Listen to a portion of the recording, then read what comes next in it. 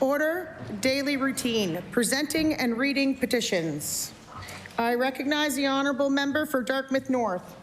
Thank you very much, Madam Speaker. I beg leave to introduce a petition. The clause reads as follows. Whereas the People's Place Library is for many the beating heart of our community, serving as a vital hub for education, information access, and social connection for people of all ages and backgrounds.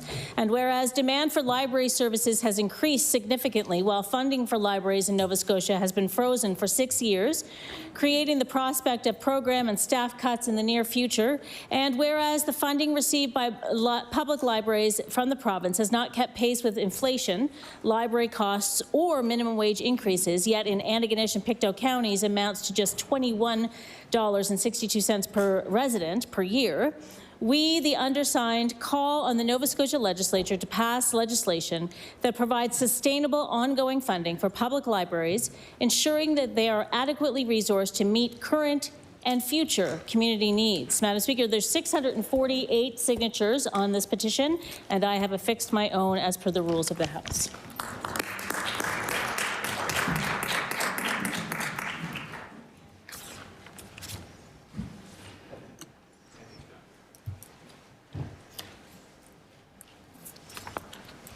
The petition is tabled. I recognize the honourable member for Lunenburg West. Thank you, Madam Speaker. I beg leave to table a petition to the Minister of Public Works, which reads as follows. Whereas Green Bay, Lunenburg County, Nova Scotia, a popular summer vacation spot for families, is now a mix of full-time residences, cottage rentals, seasonally owned cottages, and a privately owned campground for large trailers, Green Bay is a bustling community, especially from May to October. Whereas there's only one access point at the beginning of Green Bay, if this access point becomes impassable as it did after Hurricane Lee in 2023, emergency vehicles cannot reach residents in the community. Residents could become trapped should a serious fire occur, whereas the deterioration of the road has created unsafe conditions for both drivers and pedestrians, as well as others, especially due to the increasingly narrow width of the road. Therefore, we, the undersigned, call upon the Minister of Public Works to improve and reopen the section of Richardson Road connecting Drews Hill Road to the community of Green Bay to provide a second access point. Impose gated access on this section of Richardson Road so that it is only accessible by emergency vehicles if required. Widen the Green Bay Road to provide two-lane access, repair the damage to the road on either side of the bridge, reduce the speed limit from 50 kilometers per hour to 30 kilometers per hour, and build a number of pullover areas on Richardson Road with a culvert over ditches to allow vehicles to pull off the road and allow vehicles to pass by safely. Madam Speaker, there are approximately 240 signatures of Nova Scotians on this petition, and I have affixed my name in accordance with the rules.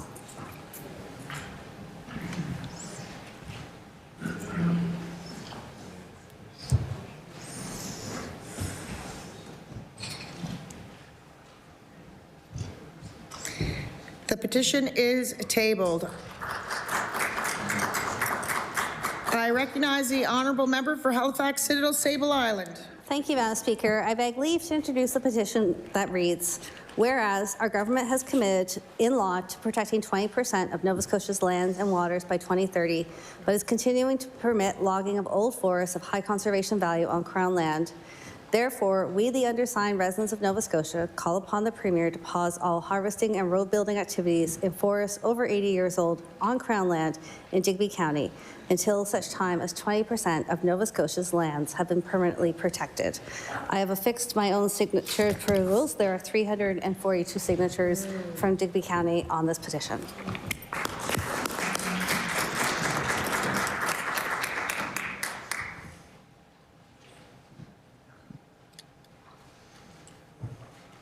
The petition is tabled. I recognize the Honourable Deputy Premier.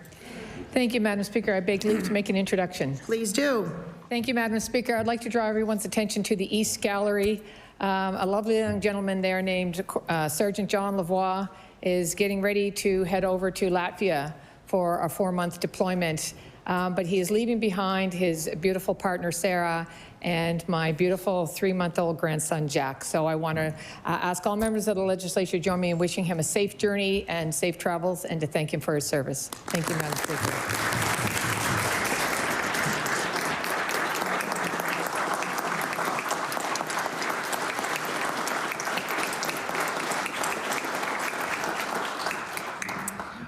welcome to the House. We hope you enjoy your time here, and we wish you all the best in your tour, and that is a very beautiful baby you have there. Next, anyone else? No? Presenting reports of committees. I recognize the Honourable Premier. Thank you, Madam Speaker. I beg leave. Tabling reports regulation. Okay, looks good. Seeing none, I will move on to tabling reports, regulations, and other papers. I recognize the Honourable Premier. Thank you. Thank you, Madam Speaker. I beg leave to table a report entitled The Final Report of the 2025 Nova Scotia Electoral Boundaries Commission. Thank you, Madam Speaker. The report is tabled. I recognize the Honourable Minister of Finance and Treasury Board. Madam Speaker, I beg leave to table, pursuant to Section 27(5) of the Finance Act, the Order in Council 2026-62, dated February 23rd, 2026, detailing the additional appropriations included in the final forecast for the fiscal year 25-26.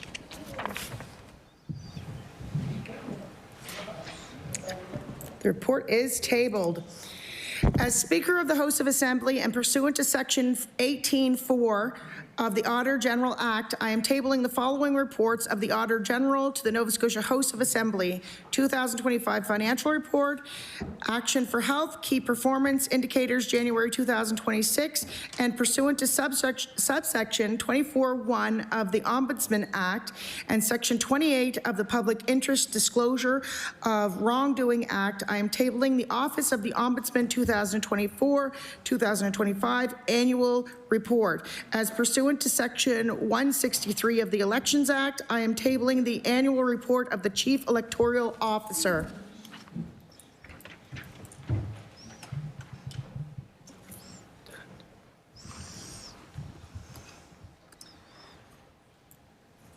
The report is tabled. I recognize the Attorney General and Minister of Justice. Madam Speaker, I am tabling several amendments to the Nova Scotia procedure rules.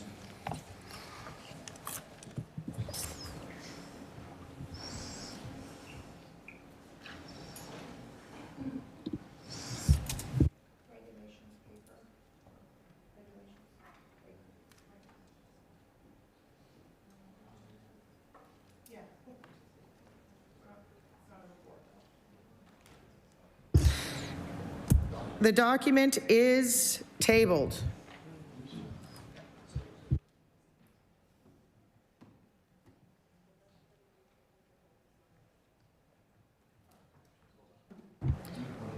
Statements by ministers.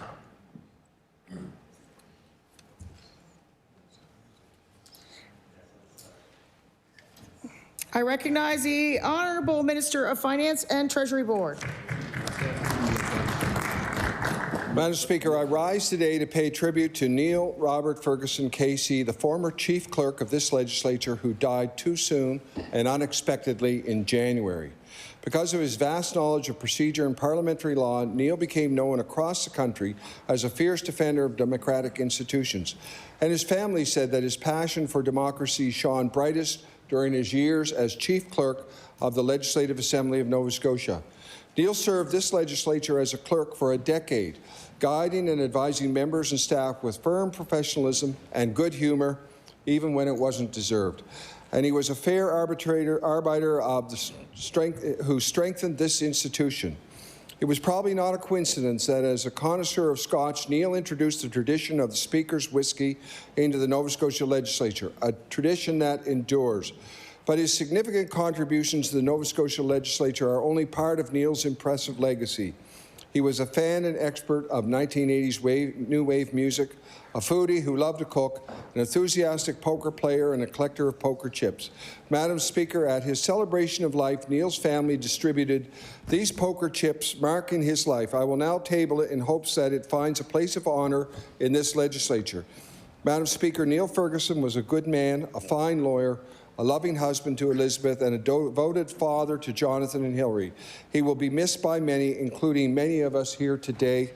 I request that we honor Neil's life with a moment of silence. Thank you. Please rise.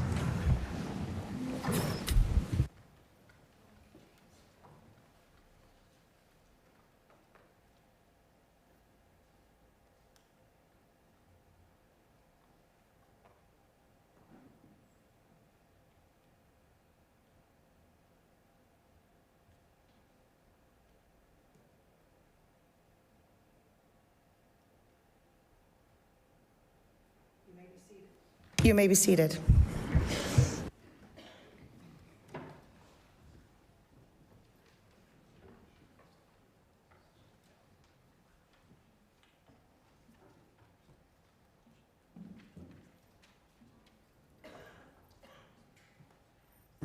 I recognize the honourable leader for the official opposition.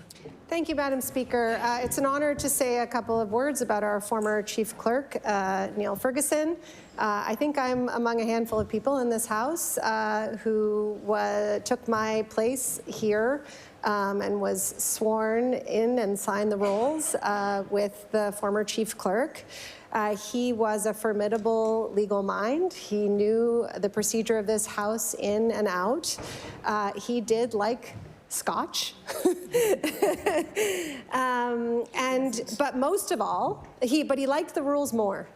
And you could talk to Neil for hours, as I did as House Leader, about the rules and about the ways in which the rules of this House keep democracy functioning, keep us going, hold us to account for Nova Scotians, and how lucky we were to be a part of this tradition that has been going on for hundreds of years. And so it was certainly with some surprise and sadness that we heard the news of his passing. He had a huge legacy on our province. He leaves behind a tight group of friends and a cohort of parliamentarians, including myself, who are in his debt for showing us the ropes. Thank you, Madam Speaker.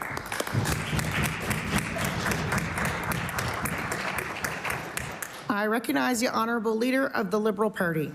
Thank you, Madam Speaker. And as I spoke yesterday, Neil will be missed by many.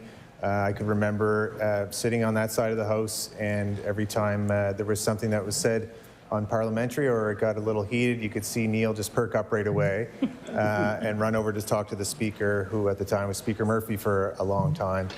So fond memories of Neil and just how much he valued this institution and how much he was respected. Mentor to many, including our Chief Clerk now, and when we had the ceremony here, there was past clerks that attended and people from all parties and staff at the legislature that really respected the man, and he really deserves to be recognized wholeheartedly. So I just want to add my voice to that once again. Thank you, Madam.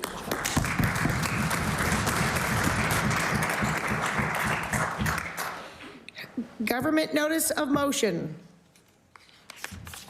I recognize the Honourable Minister of Environment and Climate Change. Thank you, Madam Speaker. Permission to make an introduction. Please do.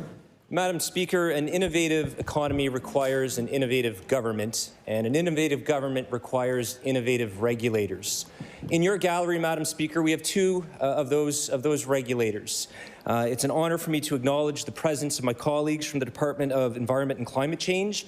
These are members of the LIFT team, the Large Industrial Files team. They play a vital role in regulatory oversight of resource development projects. Joining us today are Acting Executive Director Paul Keats and the LIFT mining engineer Christine Hines. I'd ask my colleagues to please stand and receive the warm welcome of the House of Assembly.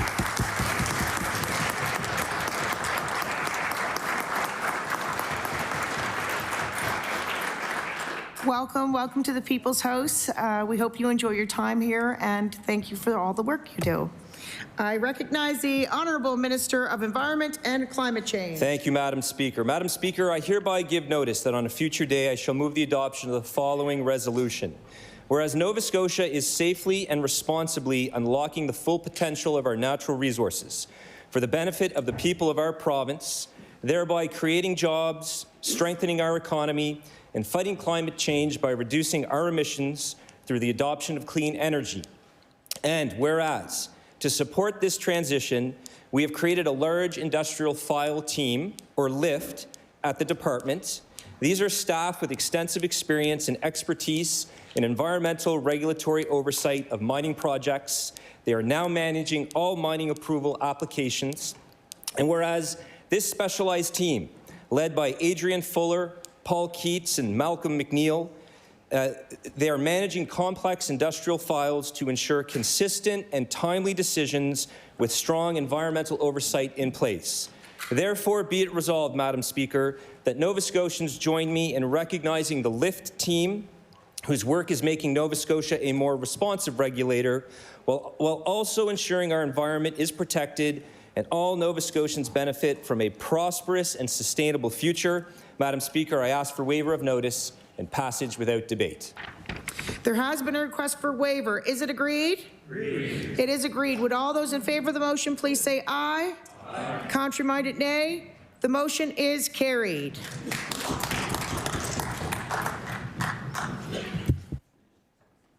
I recognize the Honourable Minister of Natural Resources. Thank you, Madam Speaker. I hereby give notice that on a future day I should move the adoption of the following resolution. Whereas during the Long Lake wildfire, forestry professionals were heavily involved in cutting trees to create fire breaks that help stop the fire from spreading. And now inside the wildfire area, many trees are dead or dying because they have burned roots. And whereas a lot of this wood has market value, and there's also a safety risk of trees falling on people or wildlife, or the material becoming fuel for wildlife in the future. And whereas we supported West 4 to start a salvage operation in the fall to remove good fiber and bring it to sawmills, which removes safety risks, makes sure this material doesn't go to waste, and keeps money in our rural economy. Therefore, be it resolved that all members of this House recognize the tremendous contribution of our forestry professionals in helping fight wildfires and their work to turn a devastating situation into jobs and economic activity in our rural communities. Madam Speaker, I request waiver of notice and passage without debate. There has been a request for a waiver. Is it agreed? Agreed. It is agreed. Would all those in favor of the motion please say aye? Aye. Contrary-minded, nay. The motion is carried.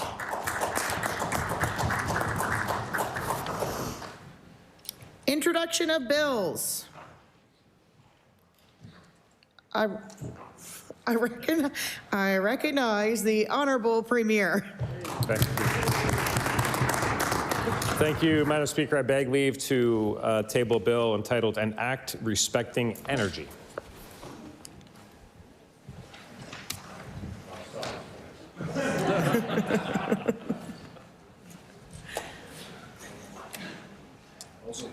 This one here. Yeah, that's the one. The Honourable Premier begs leave to introduce a bill entitled An Act Respecting Energy.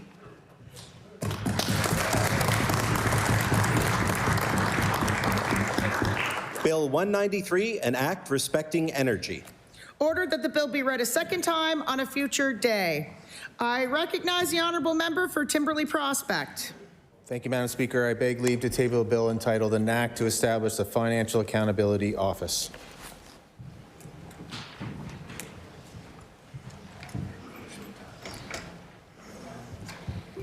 The Honourable Member for Timberley Prospect begs leave to introduce a bill entitled An Act to Establish a Financial Accountability Office.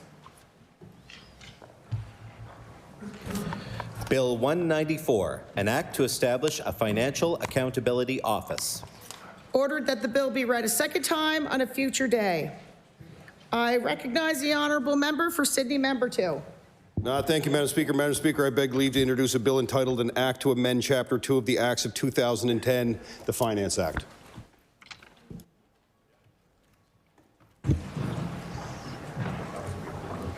The Honourable Member for Sydney Member 2 begs leave to introduce a bill entitled An Act to Amend Chapter 2 of the Acts of 2010, the Finance Act. Bill 195, an act to amend Chapter 2 of the Acts of 2010, the Finance Act. Order that the bill be read a second time on a future day.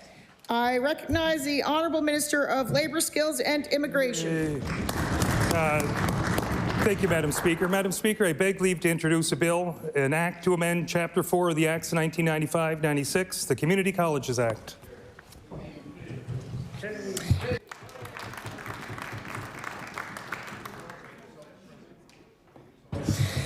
The Honourable Minister for Labour, Skills and Immigration begs leave to introduce a bill entitled An Act to Amend Chapter 4 of the Acts of 1995-96, the Community Colleges Act. Bill 196, an act to amend Chapter 4 of the Acts of 1995-96, the Community Colleges Act. Ordered that the bill be read a second time on a future day.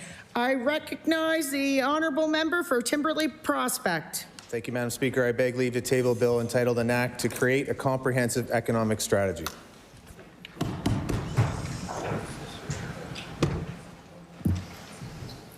The Honourable Member for Timberley Prospect begs leave to introduce a bill entitled An Act to Create a Comprehensive Economic Strategy. Bill 197, an act to create a comprehensive economic strategy. Ordered that the bill be read a second time on a future day. Any more bills? No? Notices of motion.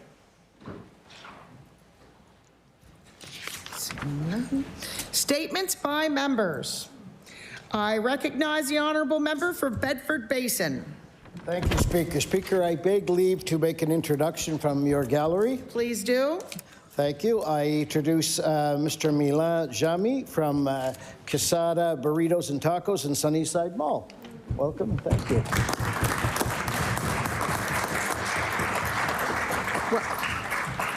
Welcome to the house. We hope you enjoy your time here, and I have had your burritos. They are delicious. I don't know if I'm allowed to say that, but I'm doing it anyways. I recognize the Honourable Member for Bedford Basin. Thank you, Speaker. I rise today to congratulate Milan Jami on the opening of Quesada Burritos and Tacos in Sunnyside Mall. The location is directly across from our constituency office, so we have been a frequent visitor. You should have come in and said hello. Quesadilla Burritos and Tacos is a 100% Canadian-grown Mexican fast food chain. Since its founding in 2004 by Steve Gill, the brand has expanded to more than 170 locations across Canada. In 2023, it was taken over by Foodtastic, a franchisor with more than 900 restaurants in Canada. All the restaurants serve burritos, tacos, and more with house-made fresh salsa and guacamole every day. Quesada also has signature hot sauces made with all natural ingredients and without sugar and salt. I ask that members of the House join me in congratulating him on the opening of Quesada Burritos and Tacos in Sunnyside Mall. Thank you, Speaker.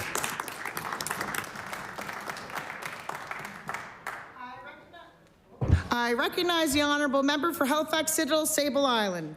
Madam Speaker, I rise today to acknowledge the important work of the Save Our Old Forests Association, or SOOF, a grassroots nonprofit who has done incredible community organizing. This organization is dedicated to protecting one of Nova Scotia's most vital yet increasingly threatened natural resources, old forests. Old forests shelter diverse species, sequester carbon, improve water quality, slow flooding, and are places of cultural and spiritual importance. Through public engagement, community events, and citizen science initiatives that document ecological diversity, SOOF works to raise awareness about the ecological and social value of old forests and to encourage thoughtful, science-based decision-making. These forests are an important part of our beautiful province and deserve to be protected for generations to come. Please join me in recognizing the Save Our Old Forests Association for its passionate advocacy and meaningful contributions towards conserving Nova Scotia's natural history for future generations. I recognize the Honourable Member for Timberley Prospect. Thank you, Madam Speaker. I want to send my heartfelt congratulations to Master Sailor Asun Kao on his retirement following 11 years of outstanding service with the Royal Canadian Navy as an electrician aboard Her Majesty's Canadian submarines. Throughout his career, Master Sailor Asincow has played a vital role in maintaining the operational integrity of our subs. As a skilled electrician, he has ensured that complex electrical systems remain reliable and secure, enabling our vessels to perform at the highest standard both at home and abroad. Master Sailor Akincow's steadfast professionalism and unwavering commitment to duty have set a shining example for peers and junior sailors alike. His attention to detail, technical expertise, and readiness to respond to challenges have greatly contributed to the safety and success of every mission. I ask the House to join me in wishing our sincere appreciation for his dedication and service and for upholding the proud traditions of our maritime forces and in serving Canada with distinction. May fair winds and following seas accompany you in all your future endeavours. Enjoy your well-deserved retirement. Thank you, Madam Speaker.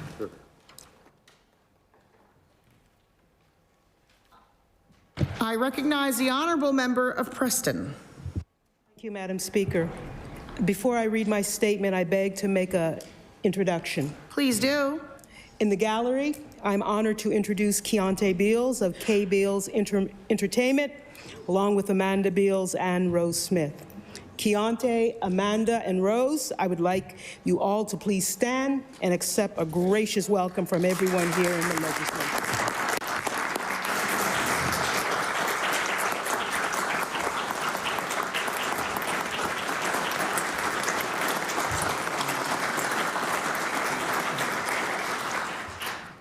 Welcome to the People's House. We hope you enjoy your time here.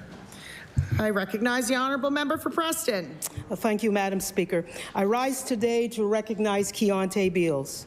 Keontae Beals is a legacy leadership motivational speaker, multi-award-winning singer, best-selling author, and entrepreneur from North Preston. He is the founder of K. Beals Entertainment Incorporated and the creator of the I Am Experience, a live music and storytelling program designed to help young people build self-love, self-worth, and confidence. In corporate settings, Keontae brings powerful storytelling, leadership insight, and a message of passing the torch to workplaces and conferences.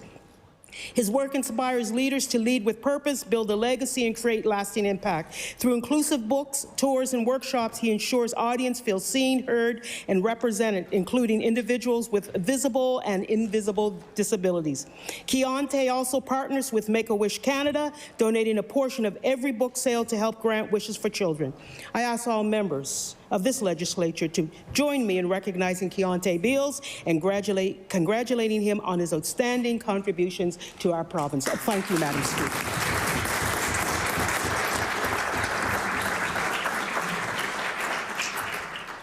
I recognize the honourable member for Sackville-Cobequid. Thank you, Speaker. I beg leave to make some introductions. Please do.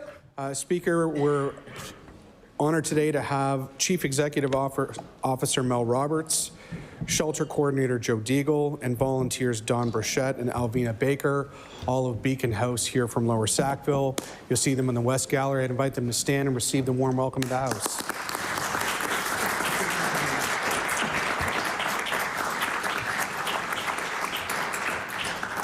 Welcome to the House. We hope you enjoy your time here.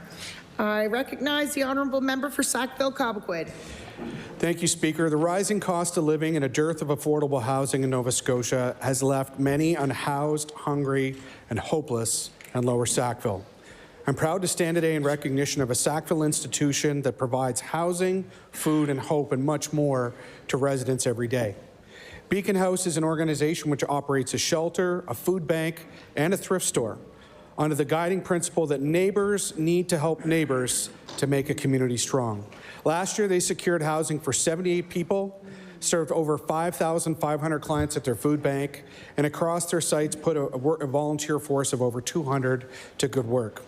Speaker, where policy fails, community shines, and I'm ever grateful that our community includes such tireless and thoughtful folks as those at Beacon House. I ask that all present join me in thanking Beacon House for their selfless work, which allows our community to move beyond survival and thrive. Thank you so much.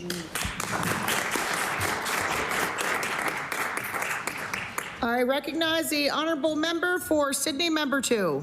Thank you, Madam Speaker. Madam Speaker, I rise in my place, and we've all celebrated here in the House the wonderful participants, the athletes, men and women who participated in the Winter Olympics. There are a number of athletes, as we know, and there's also a number of support staff and some referees, and I want to recognize them, of course. For hockey, Sidney Crosby, Nathan McKinnon, Brad Marchand, Blair Turnbull, and Liam Moffat for snowboarding. Coaches Corey Chevrian, Troy Ryan. Support staff Danielle McNally and Dylan Daphne. And hockey referees Gord Dwyer, Matt McPherson, and Sean Aneri. It's always exciting when the Olympics happen. We're so proud of Nova Scotians who either participate or show up for the athletes, and I rise in my place to congratulate everyone on a wonderful Olympics. We're also proud of you, and you represent our province with love and hope. Thank you, Madam Speaker. I recognize the honourable member for Bedford South. Madam Speaker, I beg leave to make an introduction. Please do. Please let me introduce to this legislature Becky Mason, who's up in the gallery. Would you mind standing? And Becky runs and operates the Nova Scotia Resettlement Society. Welcome. I know that lovely face, Becky. Welcome to the House. We hope you enjoy your time here. I recognize the honourable member for Bedford South. Madam Speaker, I rise today to recognize Becky Mason and the team at the Nova Scotia Resettlement Society for their compassionate, tireless work supporting newcomers who have been displaced by war and conflict, folks from Ukraine and many other countries. Many of these families arriving in Nova Scotia have fled unimaginable circumstances, often arriving with a little more than hope for safety and a fresh new start. The Nova Scotia Resettlement Society plays a critical role in helping them rebuild their lives by providing free furniture, household items, and integration support. From ensuring families have beds to sleep in, tables to gather around, to helping them navigate schools, healthcare, employment, community life, their work restores dignity and stability during this incredibly vulnerable time. Under Becky Mason's leadership, the organization works alongside volunteers, donors, and community partners to ensure newcomers are not only welcomed, but are supporting in being active, thriving people in our community of Nova Scotia. Madam Speaker, I ask all members of this House to help me welcome and thanking Becky and the Nova Scotia Resettlement Society for their generosity, leadership, and unwavering commitment to helping newcomers build a safe and hopeful future right here in Nova Scotia. Thank you, Madam Speaker.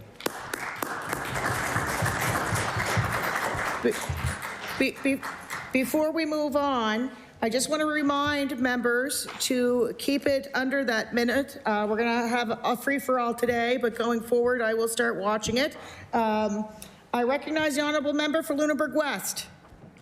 Thank you, Madam Speaker. I rise today to recognize two remarkable educators from Newcomville Elementary, literacy support teacher and school counselor Jill Vandertorn and teaching assistant Heather Massey for their creative and generous Hats from the Heart.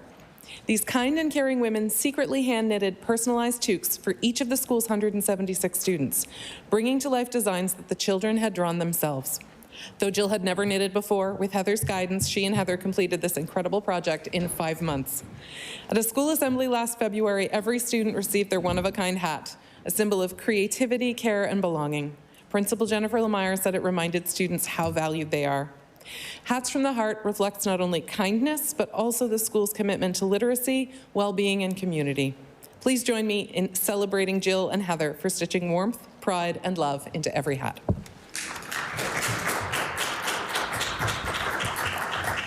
I recognize the honourable member for Dartmouth South.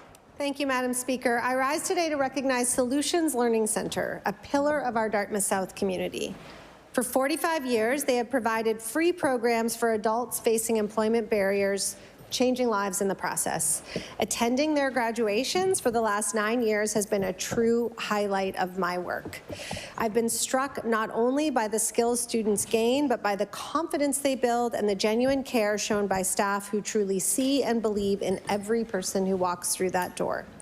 I've witnessed students grow, graduate, and move on to meaningful employment. Their success has strengthened families, our local workforce, and the community as a whole. Today, this recognition is bittersweet. Due to the loss of funding, Solutions Learning Center can no longer offer this life-changing programming. This is a significant loss for Dartmouth South and for our province. I thank the dedicated staff and volunteers for their decades of commitment and for the lasting legacy they leave behind and the lives they transformed. Solutions Learning leaves behind a powerful legacy, one measured in confidence restored, barriers overcome, and lives transformed. Thank you, Madam Speaker. I recognize the honourable member for Timberley Prospect. Thank you, Madam Speaker. I rise to recognize Violet Whiting, a grade 11 student at Halifax West High School, for her outstanding research into healthcare access across Nova Scotia. Violet's work sheds light on the stark disparities within our publicly funded healthcare system, illustrating that while universal access is the goal, many Nova Scotians still face significant barriers to care. Her findings reveal that geographic location plays a pivotal role. Urban residents in Halifax benefit from more accessible services, while those in rural areas contend with longer travel times and fewer facilities. The province's shortage of family doctors with a long list of people needing a physician further compounds the issue, causing increased reliance on emergency rooms. Her research not only presents the challenges we face today, but also inspires meaningful discussion on how we can strengthen healthcare in our province. Violet's initiative exemplifies the critical thinking and civic engagement we hope to foster in all young Nova Scotians. I ask the House of Assembly to join me in commending Violet for her dedication to highlighting critical issues and for her commitment to advocating for a fair, more accessible healthcare system in Nova Scotia. Thank you, Madam Speaker.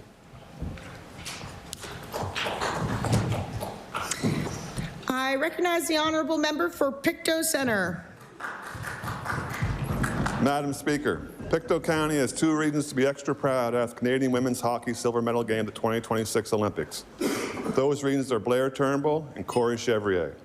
Stellarton's Blair, the captain of the Toronto Scepters in the Professional Women's Hockey League, scored 1 goal and had 1 assist for Team Canada, which helped lead them to the final game. This silver adds to Blair's Olympic medal count, which includes a gold in 2022 and a silver in 2018. She's also captured 6 medals at the IIHF Women's World Championships. Joining Blair on Team Canada was assistant coach Corey Chevrier from New Glasgow. She's the head coach in Montreal Victoire, where she was named PWHL Coach of the Year in 2025. Corey, a former award-winning hockey player herself, was named the coaching staff of the Canadian women's national team in January of 2021. A silver medal in Milan is not the ending Blair, Corey, and their teammates were hoping for, but watching Team Canada compete on the world stage with heart, grit, and determination made all of Pictou County proud. Thank you, Madam Speaker. I recognize the honourable member for Dartmouth North. Madam Speaker, last fall, Music Nova Scotia presented Nova Scotia Music Week from October 23rd to 26th in Yarmouth. The 4-day festival included performances by artists from across the province and hosted a number of international and domestic delegates taking part in multiple conference sessions. The celebrations were capped off with the presentation of several music and industry awards, including Musician of the Year, which was taken home to Dartmouth North by Siobhan Martin. Siobhan has been an integral part of the Halifax music scene for years, performing with groups such as The Brood, Owen Meany's Batting Stance, The Wharf Rats, The Retrospect, and a multitude of solo artists.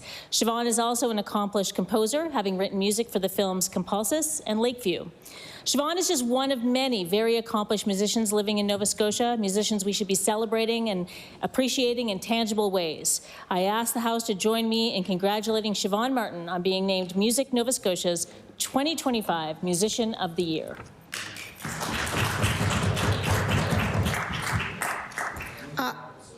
I recognize the honourable member for Sydney, member 2. Thank you, Madam Speaker. Madam Speaker, I rise in my place because an 11-year-old girl decided that she wanted to pick up a hockey stick and try hockey this year, and it's absolutely changed her life. And I rise in my place to recognize the Blizzards organization at home.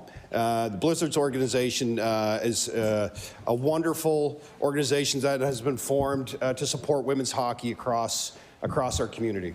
The home rink is at CBU, as the government would know. It's a beautiful facility, but it's been such a positive experience for Emily and all the girls on her team. So I rise to my place to congratulate Emily on trying something new and falling in love with something, but most importantly, the Blizzards organization that has become such a positive force for good for women who want to play hockey in our community. Thank you, Madam Speaker.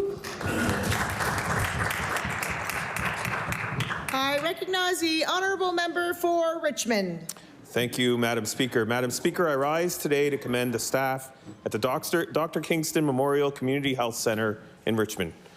This health centre is a vital organization in our community. It is a collaborative centre, collaborative clinic, and it regularly hosts workshops that help area residents with everything from tax-related issues to car repair know-how, empowering attendees with the necessary knowledge to deal with a variety of issues. They are also affiliated with Richmond River Roots program and the Adult Drop-In program. As well, they regularly co-host events with local organizations. One of their most popular programs is the Memory Cafe, assisting patients with dementia and their caregivers, providing a safe space to socialize and learn more about the disease. Please join me in thanking the dedicated staff at the Dr. Kingston Memorial Community Health Centre for their dedication to the residents of Richmond County. Thank you, Madam Speaker. I recognize the honourable member for Cape Breton Centre, Whitney Peer. Speaker, the month of February marks African Heritage Month. The CBRM community really knows how to celebrate African heritage. Just 10 short years ago, the proclamation was traditionally held in the CBRM's council chambers. But over the past number of years, the community has outgrown that space. Now it seems we are outgrowing the main concourse at Centre 200. The fact that more and more community members are taking part in this celebration every year is an amazing expression of community. On Friday, January 30th, I was joined by the member of Halifax Needham at the CBRM as the CBRM proclaimed African Heritage Month. We were entertained by youth drummers, grounded by the libation, and fed by Miss Debbie Green and all her volunteers. On Saturday, I was joined by my rambunctious NSNDP caucus as we celebrate African heritage after the African Heritage Gala, where Charles Shepherd received the Tom Miller Award. A huge thank you to all the organizers who keep hitting it out of the park time and time again. Happy African Heritage Month, everybody. I recognize the honourable member for Annapolis. Thank you, Madam Speaker. Madam Speaker, I rise today to recognize the work and commitment of Dr. Dave McCaddy. Dave saw a need for an animal hospital in the Middleton area, so he founded the Middleton Animal Hospital in 1989. He still runs it alongside his daughter, Nicole, who is also a veterinarian. Dave's focus is primarily on helping farm animals, as he is only one of a few farm vets in the Annapolis Valley. Dave and his family's work is invaluable to our large farming community. Dave's wife, Teresa Spielman, also founded the Greenwood Animal Hospital. I ask the members of this legislature to please join me in thanking Dr. Dave for his dedication and service to the health of pets and farm animals in the Annapolis Valley. We appreciate you, Doctor. Thank you, Madam Speaker. I recognize the honourable member for Lunenburg West. Thank you, Madam Speaker. I rise today to recognize the life and legacy of James Nelson Charles Dickens. James was a remarkable leader, coach, teammate, and friend who had profound influence on football in Nova Scotia. As president and head coach of the Seahawks Football Club and through his work with the Parkview Panthers and the Halifax Women's Explosion, James built programs, strengthened teams, and shaped countless young athletes. His commitment extended further through his service as the inaugural commissioner of the Coastal East 6v6 Football League and his proud support of the Nova Scotia Buccaneers. For James, football was never just sport, it was family. Even after receiving a diagnosis of cancer and while undergoing treatment over years, he continued to show up every day for his football kids, and he never let them down. Beyond sport, James's life was defined by service, leadership, and deep commitment to community and his family. James was a 22-year military veteran, an 18-year volunteer firefighter, a medical first responder, and so importantly, a loving husband of Samantha and father to Michaela, Christian, and Mackenzie. Madam Speaker, I ask members to join me today in honoring James Dickens' life with gratitude and thanks. I recognize the honourable member for Halifax Needham. Madam Speaker, our community mourns the loss of Mr. Eddie Carvery, elder, historian, activist, family, and friend. Mr. Carvery witnessed the destruction of his community with his own eyes, and it shook his soul. It was so traumatizing to see his community destroyed. So he came out to the grounds in the summer of 1970, and he said, somebody has to do something. Eddie lived in a trailer on the grounds of the Africville Park for more than 50 years in protest of the destruction of his community. Whenever I visited, I would look for Mr. Carvery because he was the anchor of memory, a reminder that Africville has not gone away. He would tell me things about the history that I never learned in books. He was the bright light that I felt when the history of Africville is spoken. Mr. Carvery truly embodied the spirit of Africville, and he reminded me that Africville lives within each and every one of us, and that it will never die or fade away. Mr. Carvery was on a mission. Nothing could deter him from the path that he was on, and yes, there was lots of suffering, but he somehow found a way to keep pushing forward, and that was through the love of his community. Madam Speaker, I want to honor his memory today, and I want him to know and his family to know that his memory will live on, and we will keep his legacy alive. The fight will continue. Rest in power, Mr. Carvery.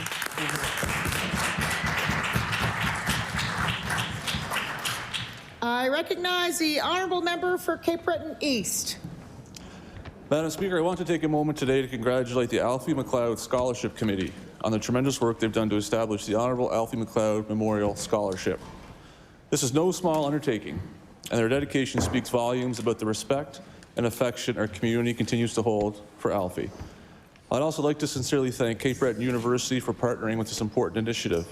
By supporting students connected to the Cape Breton Medical Campus, this scholarship will help strengthen healthcare in rural Nova Scotia, something Alfie cared deeply about. Alfie was a tireless advocate, a proud Cape Bretoner, and above all, a true community man.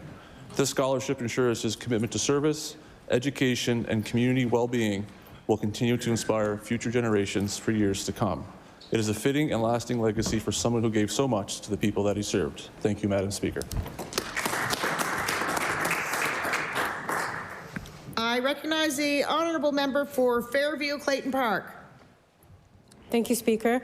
I rise today to say hello to my beautiful family watching from home. My husband, Mu'min, who is working from home to stay with our smart and energetic baby boy, Yusuf. Watching his personality blossom over the years has been such a privilege. Yusuf was tuning in yesterday and didn't like that I didn't say hi back to him. So here I am saying, hi, baby, I love you, and I'll hopefully see you tonight. Thank you.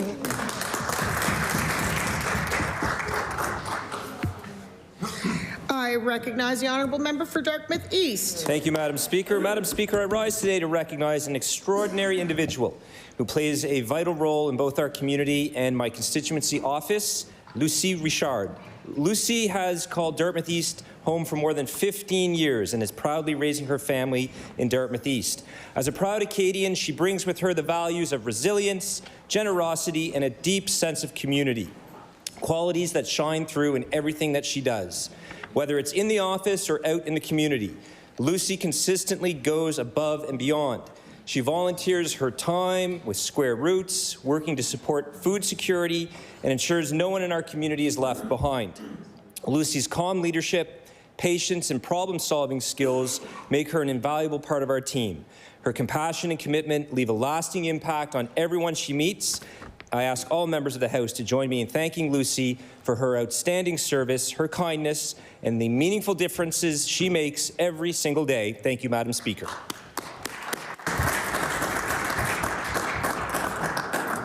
I recognize the honourable member for Halifax Armdale. Madam Speaker, I rise today to recognize Betty Sampson, who turns 100 years old today. This time last year, on her 99th birthday, Betty fell and broke her hip and was admitted to hospital. Speaking to her determination, she surpassed everyone's expectations, healed from hip surgery, and returned home to still living independently in Bears Road. Betty raised 10 children with her beloved husband in Halifax West End, Halifax Armdale. A devoted mother, grandmother, and great-grandmother, Betty's receiving best wishes as she marks this milestone from near and far. I asked all members of this House to join me in wishing Betty a very happy 100th birthday. I'd also like to bring to the House's attention that as of today, there are 6 women over the age of 100 in Halifax-Armdale.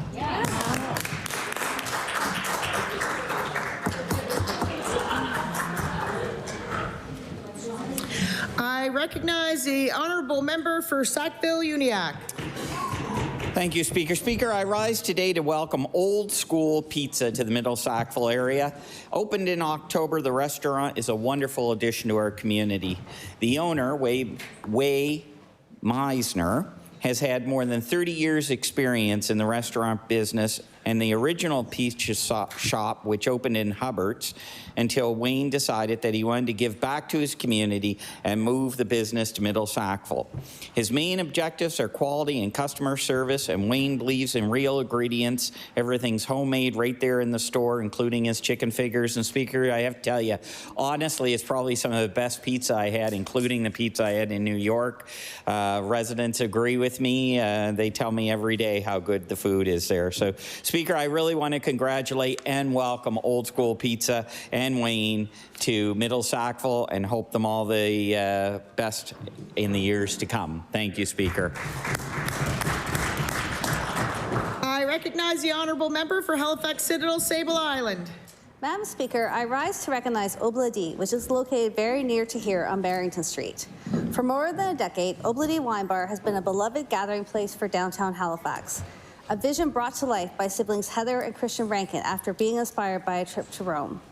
Since opening its doors in 2010, Obladi has become known for its hand-selected, ever-changing wine list, locally inspired food menu, and community-focused events like wine tastings, dinners, and live music nights.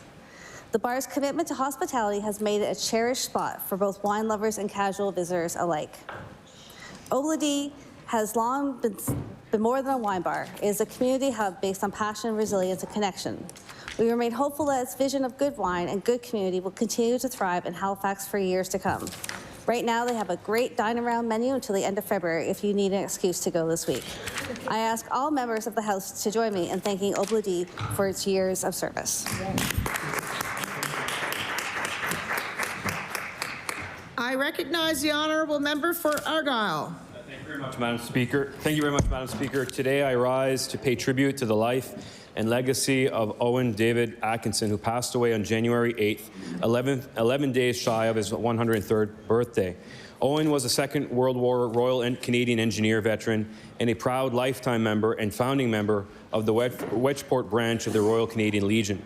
Owen was no stranger to hard work. After losing his mother at 11 years old, he was taken out of school the following year to fish with his father to help support the family. After the war, having paid 25 cents for a lobster license and owning nothing more than a skiff, Owen went on to be a successful and well-respected lobster fisherman despite of his humble beginnings. Madam Speaker, on behalf of the House of Assembly, I wish to extend my sincere condolences to Owen's family and friends. May you rest in peace, Owen. Thank you very much, Madam Speaker.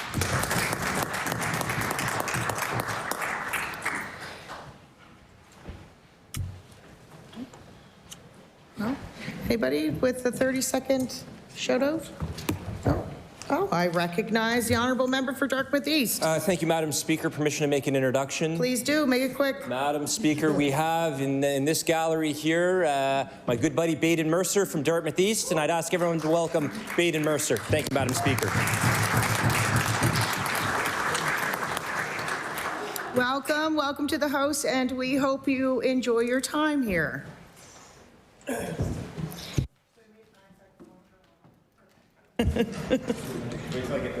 Okay. Order. The time for statements by members has elapsed. Orders of the day. Oral questions put by members to ministers. The time is now 2 o'clock. We will finish at 2:50. I recognize the honourable leader of the official opposition. Thank you, Madam Speaker. The Premier recently dropped into the Visitor Information Centre at the Halifax International Airport. He told the staff there to keep up the good work, and he got a nice picture with them. A few days later, he slashed their jobs. Tourism is the backbone of our economy, and it is the workers who keep that sector running.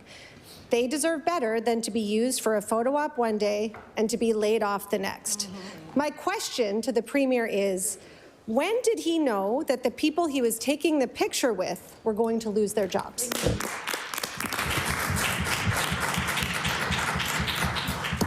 I recognize the Honourable Premier. Thank you, Madam Speaker. And we know with this budget, it's a difficult time for this budget, for sure. There's no question about that. I think we've shown over our time in government, when we took office, it was tough. Crisis in healthcare, crisis in housing, crisis in affordability, all because of underinvestment of a decade before us. But we've acted on that. When we could do more, we've done more. We've invested in Nova Scotians. But this is a tough time. Spending is still up overall on this budget across the board. But it's been a tough time. We've had to make some difficult decisions that have a direct impact on people. I feel that personally as Premier, but we have to make some decisions, Madam Speaker. I recognize the Honourable Leader for the Official Opposition. Thank you, Madam Speaker. The folks at the Visitor Information Centres and the others receiving layoff notices today due to government cuts, they manage their budgets, they paid for their families, and now they're paying for this government's mistakes. People across this province are receiving layoff notices. This government inherited a balanced budget. 5 years later, after spending more money than any government in history, Nova Scotians are not feeling the results.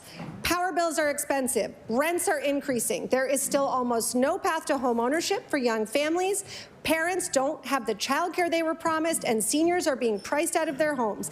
Can the Premier honestly say he's been responsible with Nova Scotians' hard-earned money? I recognize the Honourable Premier. Thank you.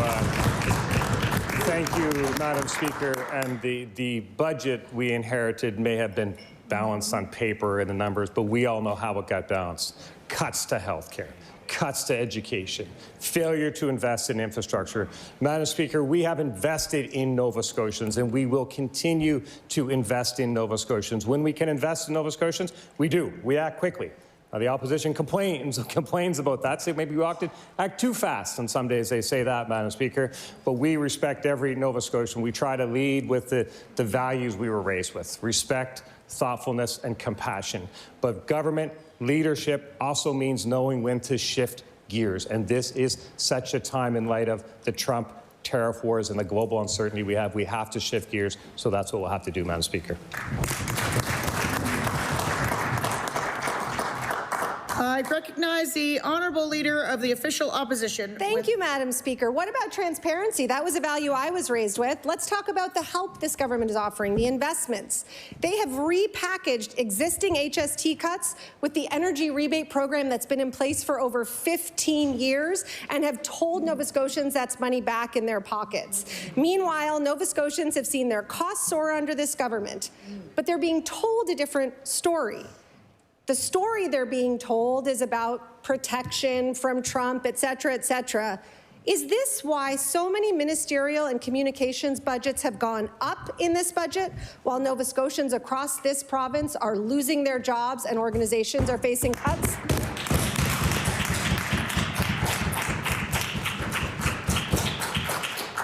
I recognize the Honourable Premier.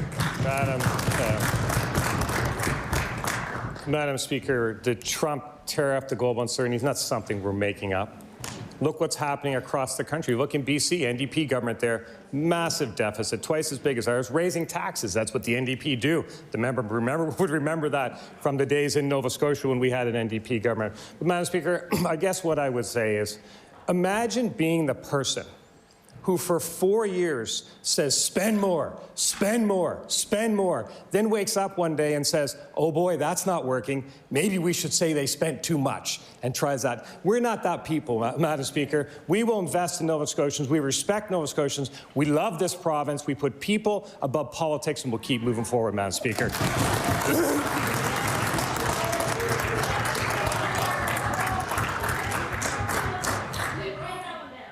Get it out now. I recognize the Honourable Leader of the Liberal Party.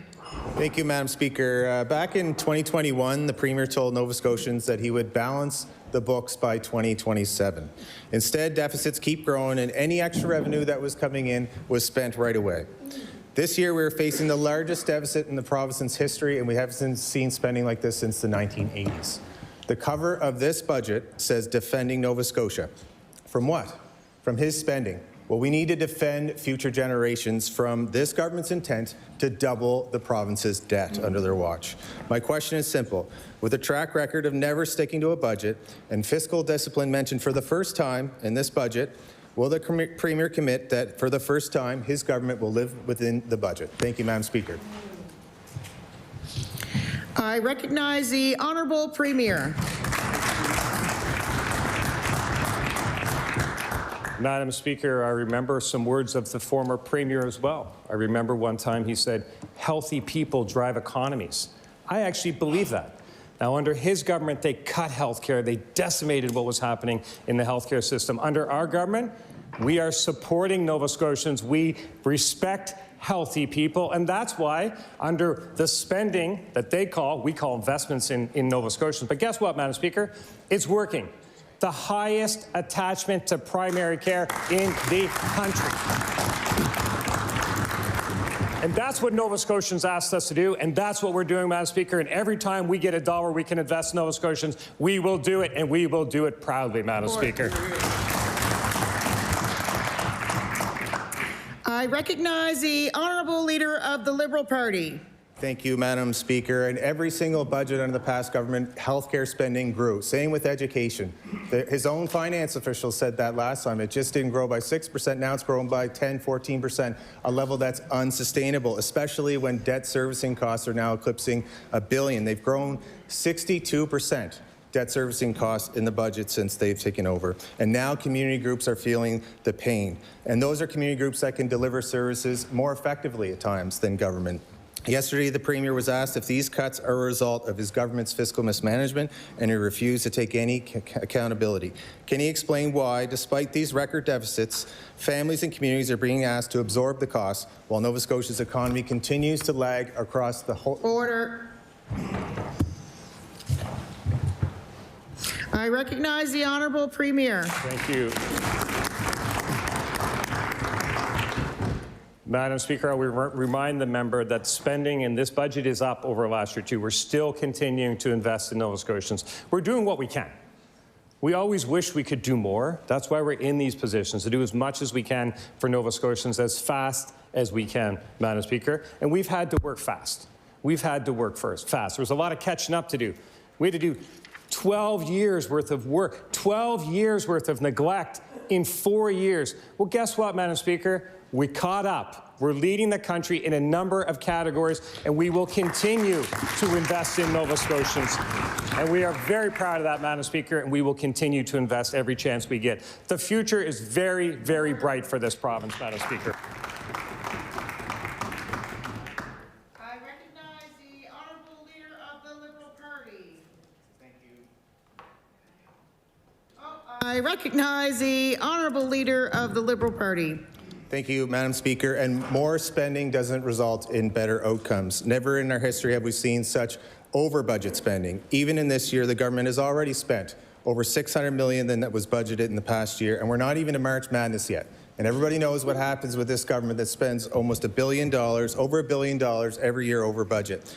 This government recently moved Nova Scotia's debt to GDP target from 30% up to 40%, and already they are downgraded before plans were revealed in this budget to blow through that guardrail.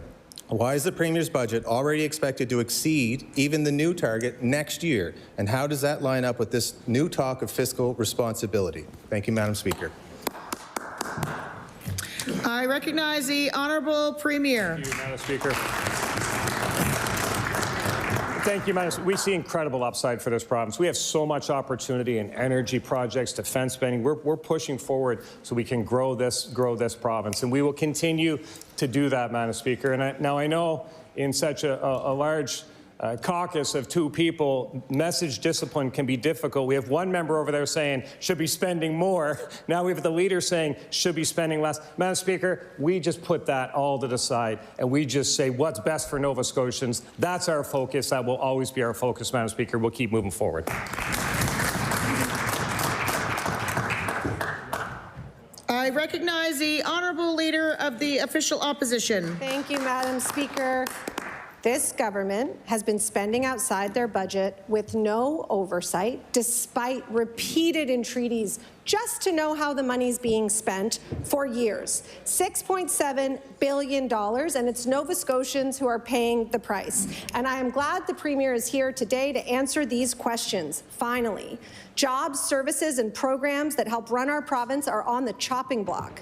Cuts to municipalities, cuts to the scientific management of our natural resources, cuts to tourism, cuts to arts and culture, cuts to libraries, and cuts to social services. If this government expects hardworking Nova Scotians to stay within their budget, especially once they've lost their jobs, why can't they stay within theirs?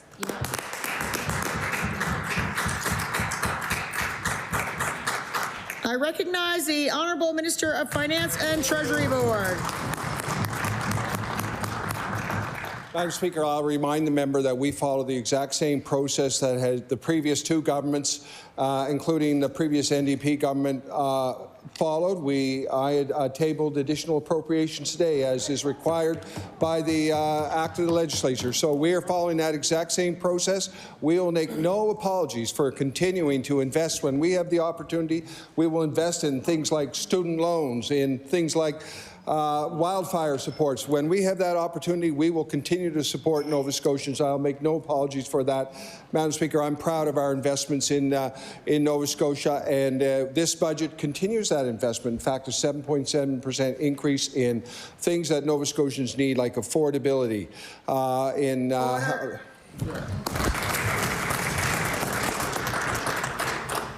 I recognize the Honourable Leader of the Official Opposition. I wish that the Premier would be clear with Nova Scotians. Yes, that is the way the legislature works. The Auditor General and every opposition party has tried to change that. The most money ever spent under appropriations before this government, COVID, $300 million, $1 billion a year. It is apples and oranges. Yeah. Power bills are up by $400 a year for the average family. This budget doesn't have any money to help Nova Scotians with their bills or reverse the cruel cuts that kicked 46,000 people off of the heating assistance rebate program.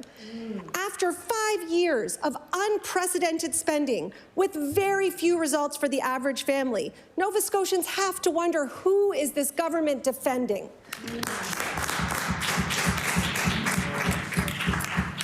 I recognize the Honourable Minister of Finance and Treasury Board. Madam Speaker, our students in schools are getting school lunches today. Don't tell me that there's no results for average Nova Scotians. Every family benefits from that with a child in school. So I would ask the member, why did her party vote against? Order. Sorry, I used my mom voice. Please respect any individual who is speaking. I would expect the same for everybody in this room. I recognize the Honourable Minister of Finance and Treasury Board. I will ask the member which appropriation did they not agree with when we met the needs of Nova Scotians. We're investing in school lunch programs. We're investing in health care. Madam Speaker, we are working hard to meet the needs of Nova Scotians. We're continuing to do that. Yep.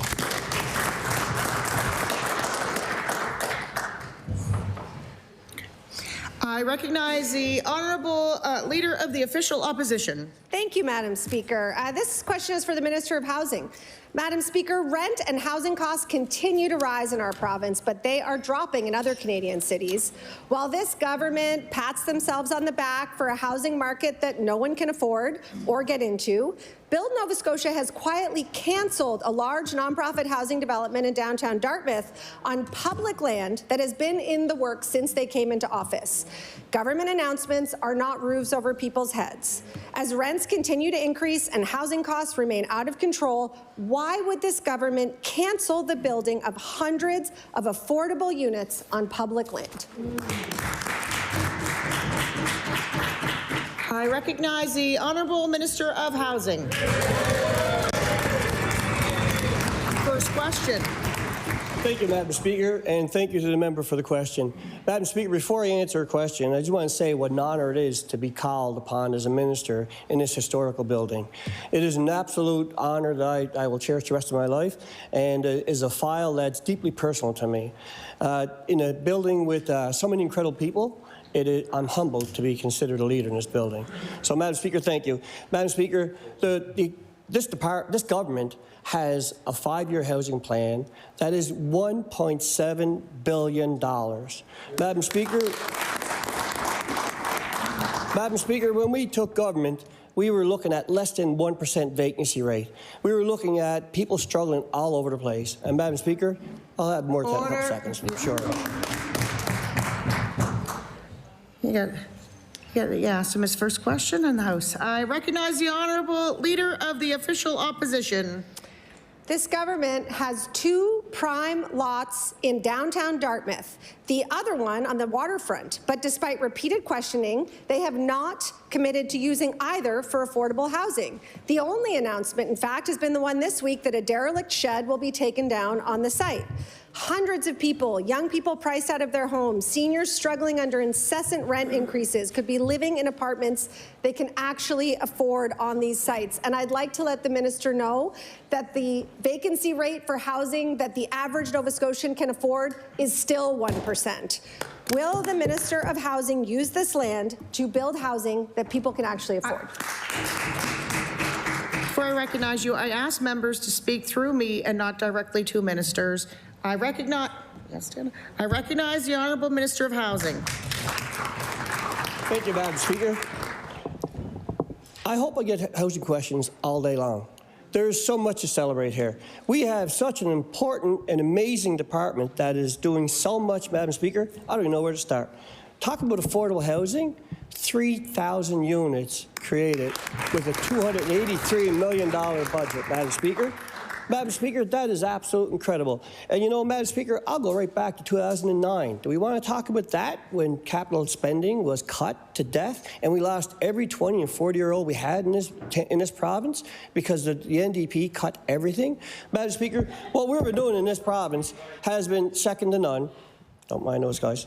Madam Speaker, second to none. What we do with housing, land for housing and everything else. Thank you, Madam Speaker. I recognize the Honourable Member for Halifax Citadel, Sable Island. Madam, this government inherited one of the best financial positions of any government in our history. After years of mismanagement, Nova Scotians face this budget, a budget of cuts, and people are losing their jobs. This 30% cut will affect all Nova Scotians from tip to tip in all communities. Nova Scotians will have a hard time getting government services, and I hope the Premier will take the opportunity perhaps to speak to this when I get to my question. Nova Scotians will have a hard time getting government services, and community-based organizations will struggle to respond and survive.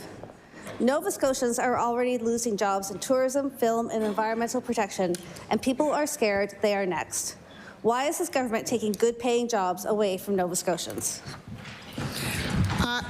I recognize the Honourable Minister of Finance and Treasury Board. Madam Speaker, let's be honest. We find this has been a very difficult process for us in a decision-making process. The reality is the goal is to have these cuts over time, mainly through attrition. We hope that we can achieve that. That is the goal in retirement. So we are also focused on management and admin. We are very focused on maintaining core frontline services. That's the reality, Madam Speaker, and we are sympathetic to anyone. We're very aware of our responsibility to every Nova Scotian. We take that seriously.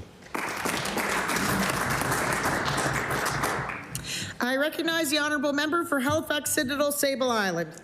At the same time that this government is cutting jobs and frontline services to save money, ministers' offices are getting major funding boosts. Budgets for these offices are increasing. The Premier's own Department of Energy ministerial budget is more than doubling. Why are Nova Scotians being asked to make do with less while the government is giving its ministers more?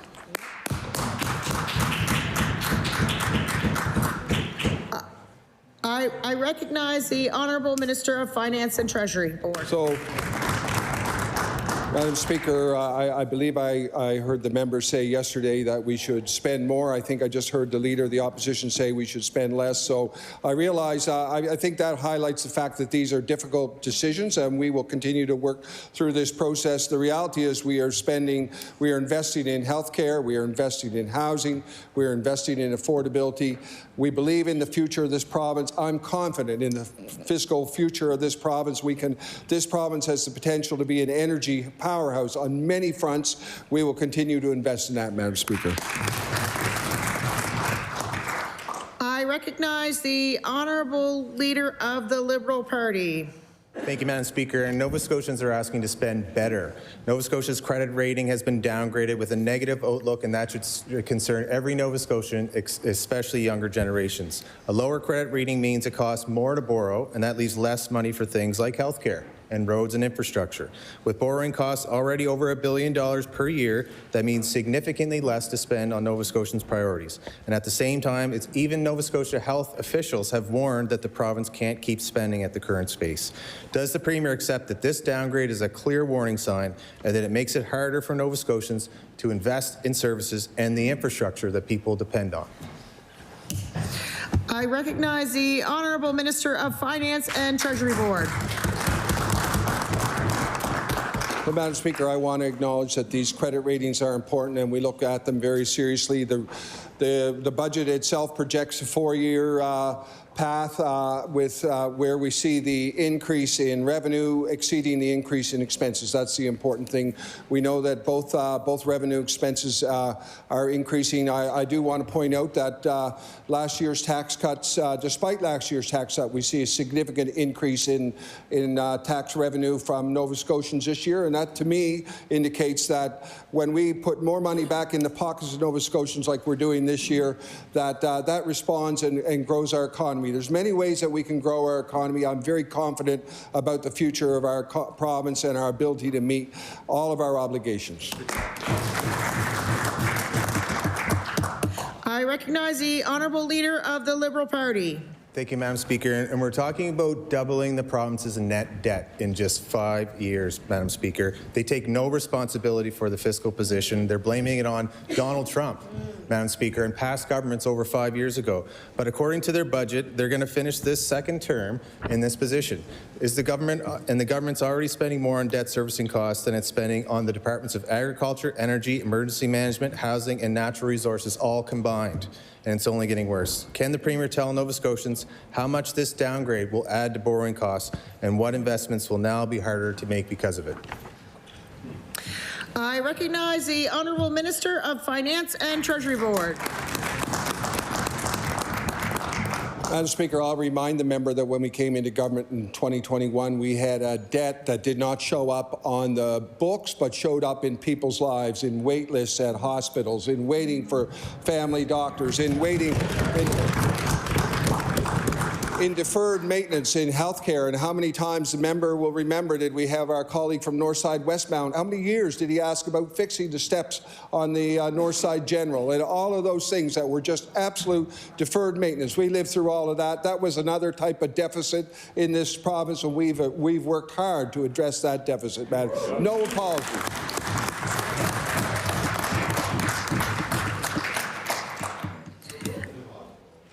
I recognize the Honourable Member for Dartmouth North. Madam Speaker, the budget this government presented yesterday threatens the livelihoods of Nova Scotians who work in arts and culture jobs. These people are not asking for much. They just want to build a life in our province and share their art which strengthens communities and is why people love to live here.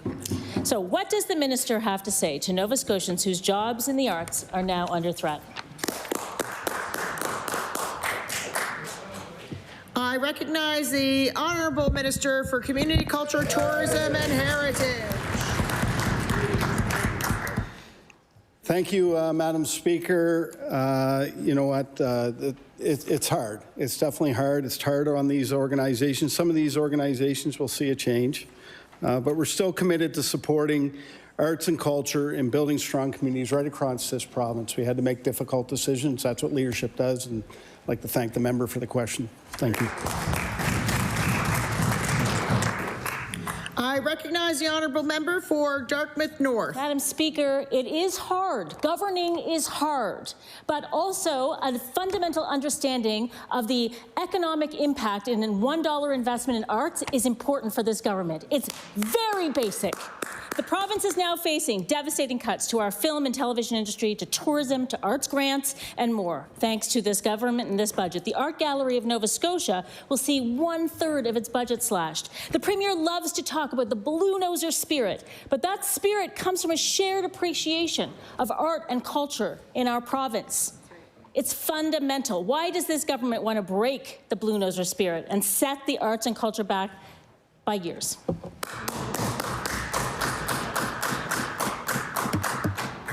I recognize the Honourable Minister of Community, Culture, Tourism and Heritage. Thank you, Madam Speaker. You know what? We need to focus on our resources. They make the biggest difference. And to be truly honest, you know what? The last year we supported 117 film productions, driving over $240 million into local communities. So I want to correct the member on that. Last year, tourism generated $3.7 billion in our province, up 8% year over year. The national average was 3%. We are investing. We'll continue to invest. We'll continue to work with the arts and culture organizations and community to build a better Nova Scotia. Thank you, Mayor. I recognize the Honourable Member for Sackville-Cobequid. This government, year after year, has promised Nova Scotian families that it will deliver $10 a day childcare. But the minister now admits that this government will miss the deadline to make it happen. That means many parents continue to pay more than 3 times what they should just so they can go to work. How can this government break this promise to Nova Scotians when costs continue to rise out of control? I recognize the Honourable Minister of Education and Early Childhood Development. Thank you, Madam Speaker. I want to thank you for the question. Madam Speaker, the truth is that we're leading this country. Madam Speaker, we've cut childcare fees in half. The average childcare fee right now is just around $12. We're going to hit our 9,500 spots, and we did something that no other province or territory in this country did. We added pension and benefits and huge raises to the industry. I recognize the Honourable Member for Sackville-Cobequid. Speaker, we are not leading the province in the creation of affordable $10 a day childcare. The fact is, Prince Edward Island, Newfoundland and Labrador, Manitoba, Saskatchewan, and Quebec are all provinces that have delivered $10 a day care to their families. Those provinces made it happen. Why is this government giving up on Nova Scotian families when other provinces with the same time frame made childcare a true priority? I recognize the Honourable Minister of Education and Early Childhood Development. Madam Speaker, I want to thank you for the question. That's called a half story, Madam Speaker. What is not being told here is that they're not I've met with them. I've met with the ministers. I've talked with every minister across this country. What's happening, Madam Speaker, is that they're not meeting the spaces. Some are meeting $10 a day and not meeting the spaces. Some are meeting the spaces and not meeting the $10 a day. Every single province and territory in this country is in the same boat. They're going to the feds. They're saying we need more cooperation. We need more help, Madam Speaker. I heard the NDP say that we've invested in the wrong areas. They've said that we invested in the wrong areas. Is that area the $12 a day, the 50% reduction, the 900 or 9,000 spaces, or is it the pension and benefits that we've invested in our childcare sector?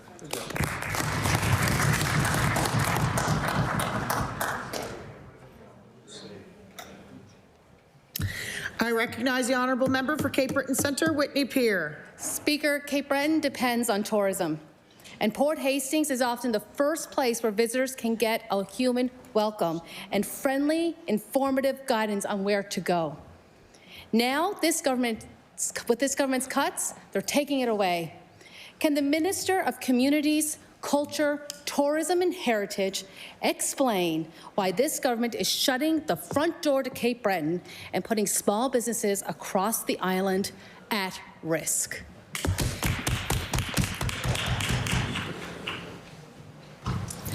I recognize the Honourable Minister of Community, Culture, Tourism and Heritage. Thank you, Madam Speaker. Thank the member for the question. I know this affects people, and we definitely don't take it lightly. I can assure you that. These are difficult decisions for employees and families, and for us as a government. These are tough decisions, and to the member, we feel them. But we'll continue to support communities right across this province with our 40 community VICs. Thank you.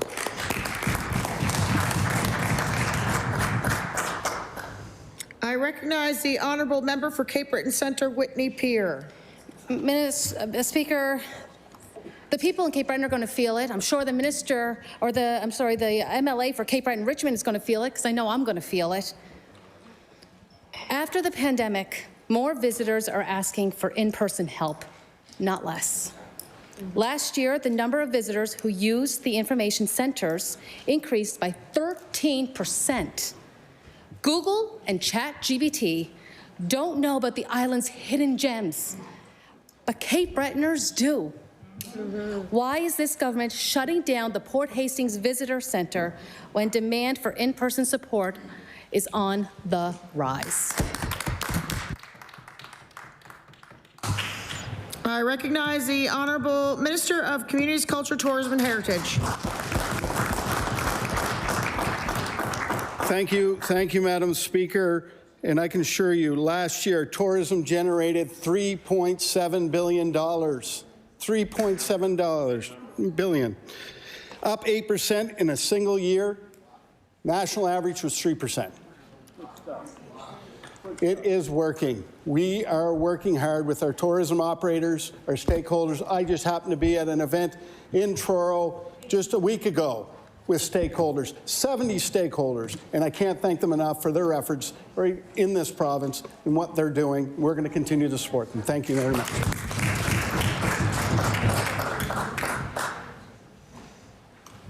I recognize the Honourable Member for Sydney, Member 2. Thank you, Madam Speaker. And Madam Speaker, my question is to the Minister of Health. As we've seen in the budget yesterday, the government again talked about in the budget the infrastructure work around Halifax and around the Cape Breton hospital redevelopment. As everyone knows, this has been going on through multiple governments. A lot of good people on the ground, doctors and professionals, have been designing the infrastructure at the Cape Breton Regional. We see under construction at the north side as well under construction. You've seen some work in Waterford under construction. And Glace Bay is a question mark. My first question to the Minister is the project at the Regional Hospital, the new Cancer Centre, Critical Care Unit, ER, is that on time and on schedule? I recognize the Honourable Minister of Health and Wellness.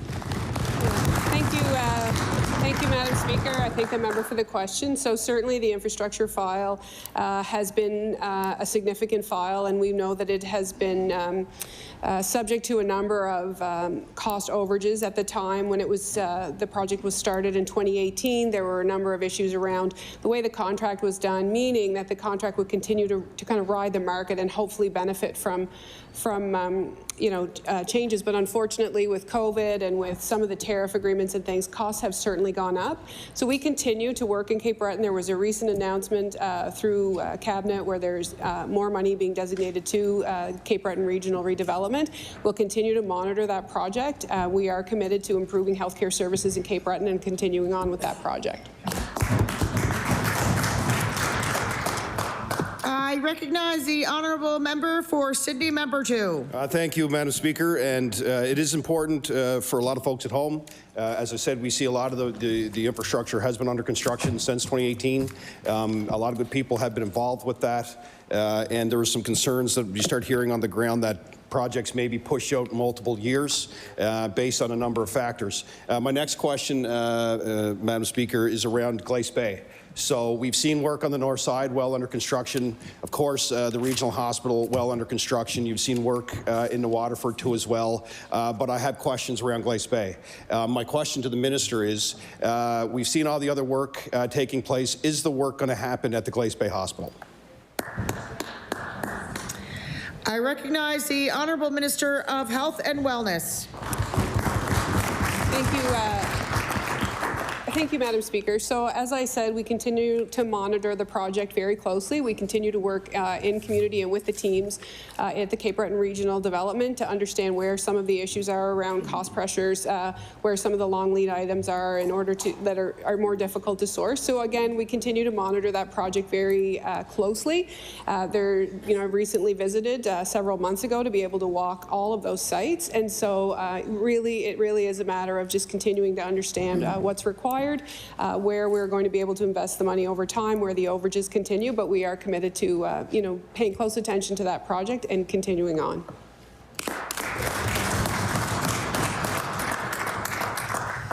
I recognize the Honourable Member for Halifax-Armdale. Thank you, Madam Speaker. When this government introduced a budget a year ago, the ER in Council was closed for the entire month of February. Fast forward this budget, the Council ER is again closed for the entire month of February. And it's not the only ER closed across the province. For a year, I've been asking, when can Nova Scotians expect emergency rooms to be open and stay open? With no answer, I'm now asking, why are these emergency departments closed, leaving Nova Scotians to frantically search for an ER when they need emergency care?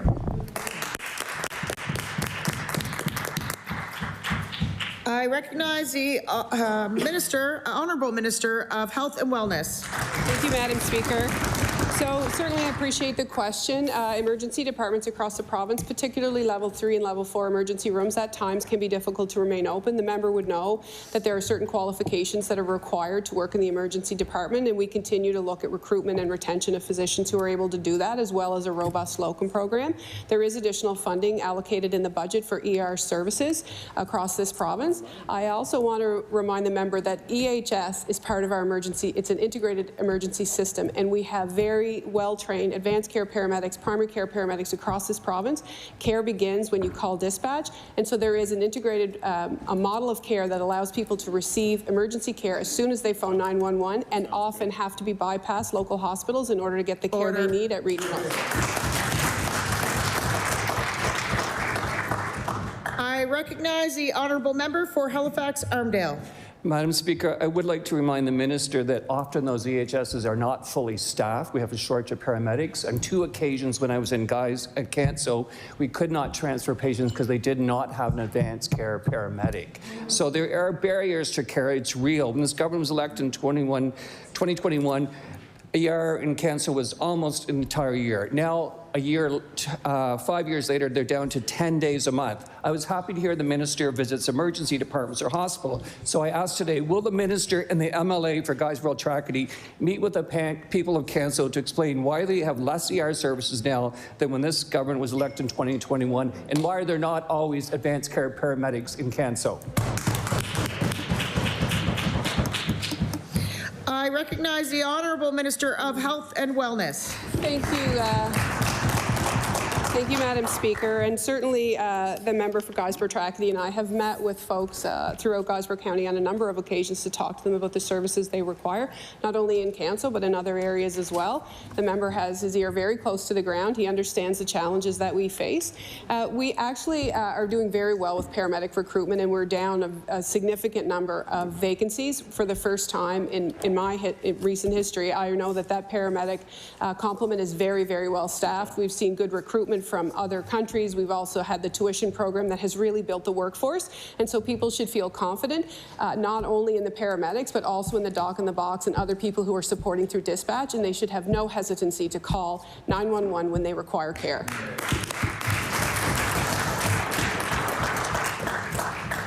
I recognize the Honourable Member for Fairview Clayton Park. Speaker, a woman in my riding is expecting a baby. This should be a happy time, but she cannot get the care that she needs.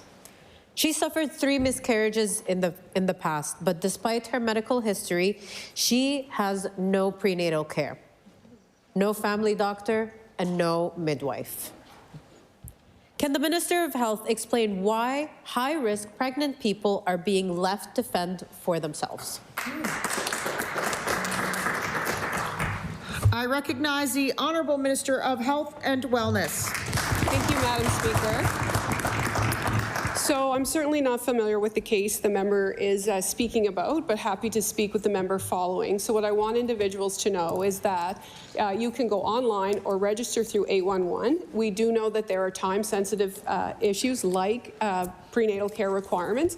When you go on and you register and you fill out the form that talks about your health status, you may not be connected to a primary care provider right away, but you actually, in the case of pregnancy, can be sent to prenatal care. So I'm not really clear about what's happened there. I'm happy to talk to the member and help her understand how she can help her constituent navigate, but there are available options to that individual, and we certainly want to attach them as soon as possible.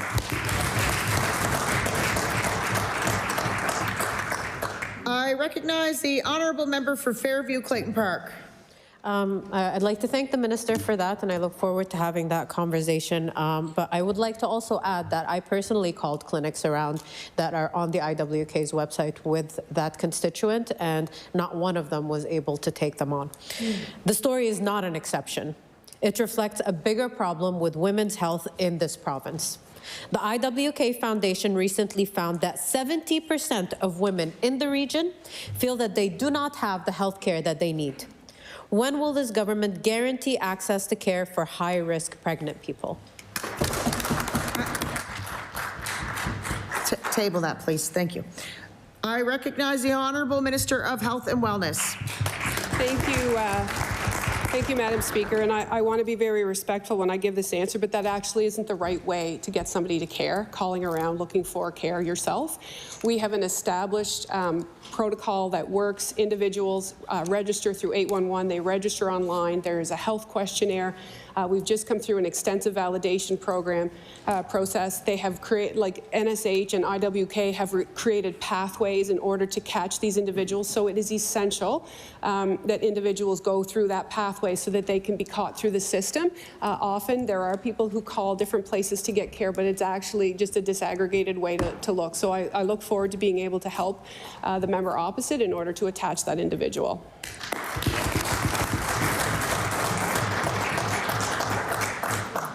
I recognize the Honourable Member for Lunenburg West. Thank you, Madam Speaker. Prosecutors carry one of the most serious responsibilities in our justice system. They decide whether or not a person is charged and prosecuted for a crime. Those decisions must be based on evidence and law, never politics. That's why Nova Scotia has an independent prosecution service. The former Minister of Justice began 2 competitions for a permanent director but did not complete them. As Minister, I initiated a new competition through an independent recruiter, and that competition closed shortly after I left office.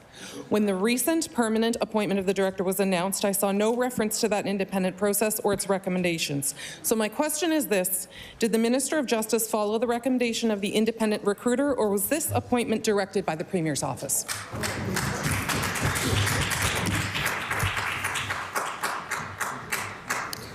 I recognize the Honourable Attorney General and Minister of Justice. Well, thank you, Madam Speaker, and I want to thank the member for her question. We've appointed a person that's got 2.5 years' experience that came up through the weeds in Nova Scotia, knows the system from top to bottom, has shown and demonstrated the ability to build a prosecutorial system that stands up for victims in this province. I am fully confident in the ability and the performance of the new Director of the Public Prosecution Service, Madam Speaker. I recognize the Honourable Member for Lunenburg West. Thank you, Madam Speaker. In October of 2025, before the competition for the Director of Public Prosecutions had closed, a letter was copied to several MLAs, including the Minister, raising concerns that the Premier met directly with the then acting, now permanent Director of Public Prosecutions. Prosecutors must be free not only from political interference, but from the appearance of it. Public confidence depends on that independence. So my question for the Minister is this: is he aware of direct communication between the Premier or anyone in the Premier's office and the Director of Public Prosecutions? And what steps has he taken to ensure any such communications do not compromise prosecutorial independence? I recognize the Honourable Attorney General and Minister of Justice. Thank you, Madam Speaker. I want to thank the member for her question. I'm aware of no such communication. I am aware, however, that the ability of the person we've appointed, a true Nova Scotian who's come up through the system, understands the system, knows the people that are in the department, knows the people he's working with in terms of the justices in this province, understands that the public defenders in this province. We have a very experienced, very well educated and true Nova Scotian in charge. I am totally convinced that we're better off in justice today with a strong Nova Scotia-born representative in that position, Madam Speaker.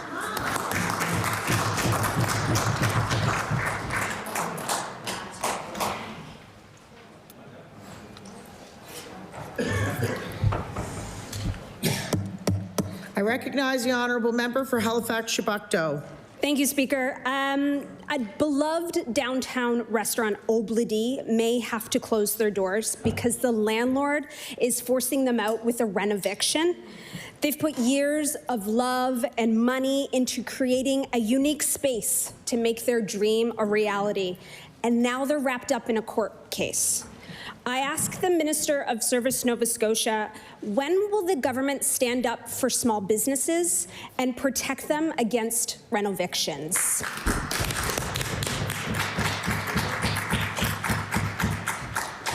I recognize the Honourable Minister of Service Nova Scotia. Thank you, Madam Speaker, and I want to thank the member opposite for the important question. Madam Speaker, yes, in the province of Nova Scotia, Service Nova Scotia as a department and our residential tenancy director doesn't have the authority over commercial leases. So knowing that a lease between a business and the building owner would be a contract, this would fall under contract law. So if there is anything that needs to be finding a resolution through a dispute, would have to go through small claims. Madam Speaker, I'm also aware that there are only 2 jurisdictions that have a commercial tenancy program, and that would be Ontario and British Columbia. But I know that, Madam Speaker, if there are other supports or resources available to the business that the member is mentioning, happy to have that conversation with her. But Madam Speaker, we know that small and medium-sized businesses are at the heart of our economic opportunities for the...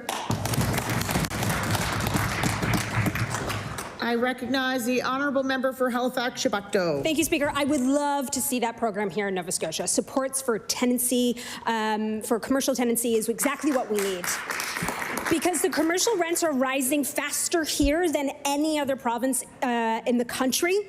And there's a residential rent cap for residents, but not for small businesses that are facing massive rent hikes. And that could mean the end of a business that they've poured their heart and soul in. And that's, quite honestly, a loss for our communities. Will this government give small businesses a lifeline and put the brakes on commercial rent hikes? I recognize the Honourable Minister of Service Nova Scotia. Thank you, Madam Speaker, and again, thank the member for the important question. And so we recognize the importance of small and medium-sized businesses throughout this entire province, Madam Speaker, and we want to be able to support them in the best possible way.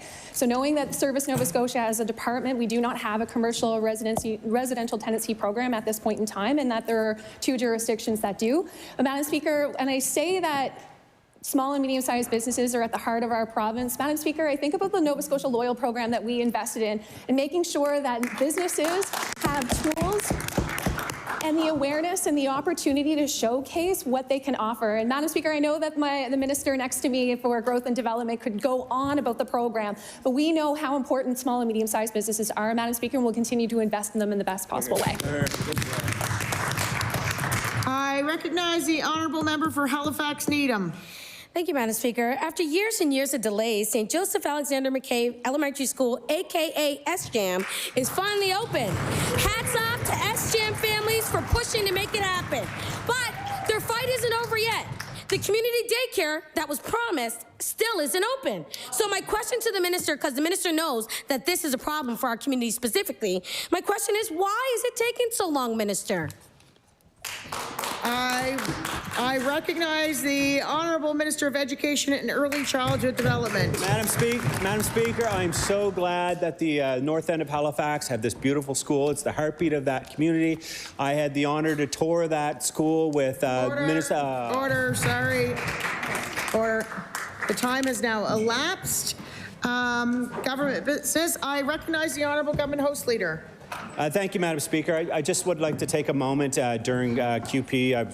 I said the term, I think it was half story, though I was informed that it didn't cross the line. I still would like to retract that statement. Madam Speaker, thank you. Thank you, thank you. Okay. Public bill, oh no, government business.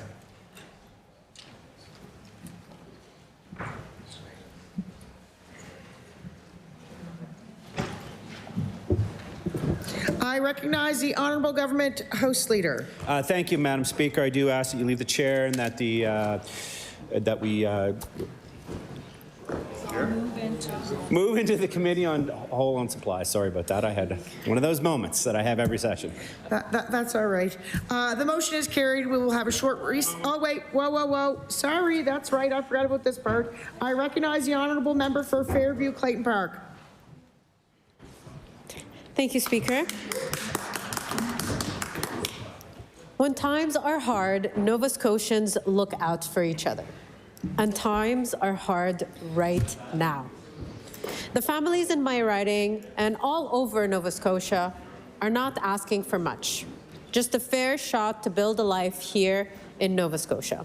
But that's getting harder and harder to do. The spending of Nova Scotian taxpayers' hard-earned money with nothing that the average person can show for it is out of hand. Power bills keep rising, and there is almost no housing that people can afford. Despite the fact that, yes, we have seen an increase in the vacancy rates around the province, the fact is it has not impacted the actual cost of housing. Housing is still unaffordable and inaccessible for many families around the province. Power bills are rising and thousands of children are living in poverty.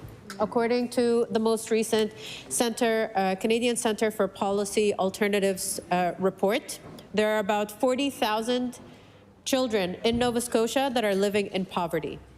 This is all happening under this government's watch. Hey.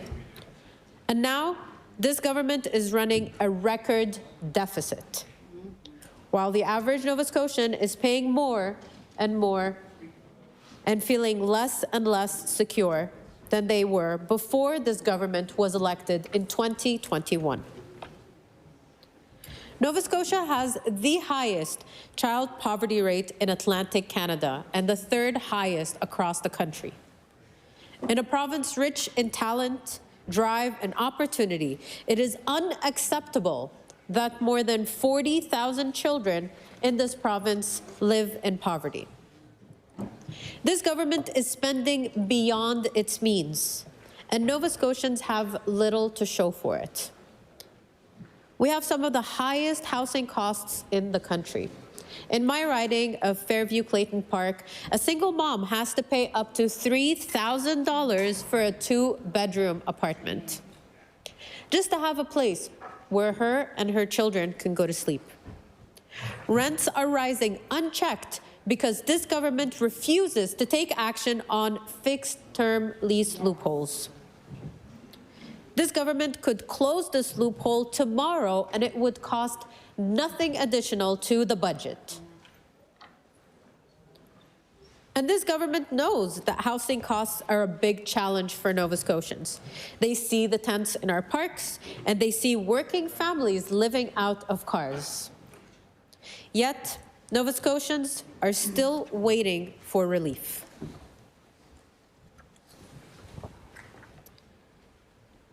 The government can go on and brag about the 1.6% indexation of benefits. That's easy. But the average household cannot deal with the food price inflation of 5%. That's not easy. This government is willingly pushing more and more Nova Scotians into poverty. The income assistance standard household rate for a single person who is renting is $950, while the average rent for a studio apartment in Halifax is over $1,600. So how is that person supposed to eat? How are they supposed to pay rent? To buy clothes for a job interview? The simple and brutal truth is they cannot. This government loves to talk about the 1% HST cut they made, but that's pennies on the dollar when you look at the rising costs facing families across the province. It does not help the senior on a fixed income when they have to choose between heating their home and buying life-saving medication. It does not help families feed and clothe their children when their rent takes up almost their entire paychecks. The budget reflects a government's choices. It reflects their priorities and what is most important to them within the following year. And this government has made their priorities very clear. And those choices and priorities are just simply not benefiting the average Nova Scotian. S&P Global just downgraded the province's credit rating for the first time in over 30 years. So it didn't happen under any other government. You know, we love to point fingers and talk about how other governments did this and other governments did that. The reality is we're in 2026, we're talking about right now, so let's focus on that. And right now, the reality is, again, the province's credit rating for the first time in 30 years has been downgraded. Why? Because they see a government spending without a plan, borrowing without a ceiling, and driving Nova Scotia into a historic deficit, a deficit that our children will have to inherit. This downgrade means Nova Scotians will pay more in interest. Money that could have gone to schools, gone to housing, gone to clinics, is going to be spent servicing this deficit. How does this spending reflect on the ground with real Nova Scotians? Well, it does not lift Nova Scotians out of poverty. It has not made it easier to rent or buy a home, and it has not helped anyone with their power bills. Nova Scotians need a real plan to tackle the rising cost of living. A real plan that makes sure they can afford their homes, afford their power bills. A plan to create real financial stability. This government's record spending means nothing if families are falling behind. And the reality is we can say investment all day long, but families continue to fall further and further behind under this government. And if this budget does not make life more affordable, it's failing the people that it's meant to serve.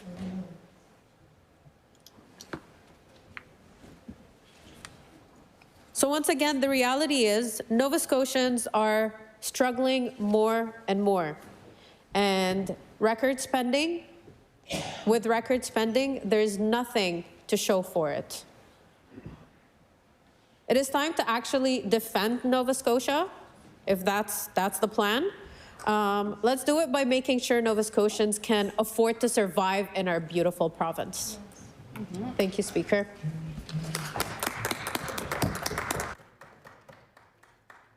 I recognize the honourable member for Halifax Needham. Thank you, Madam Speaker.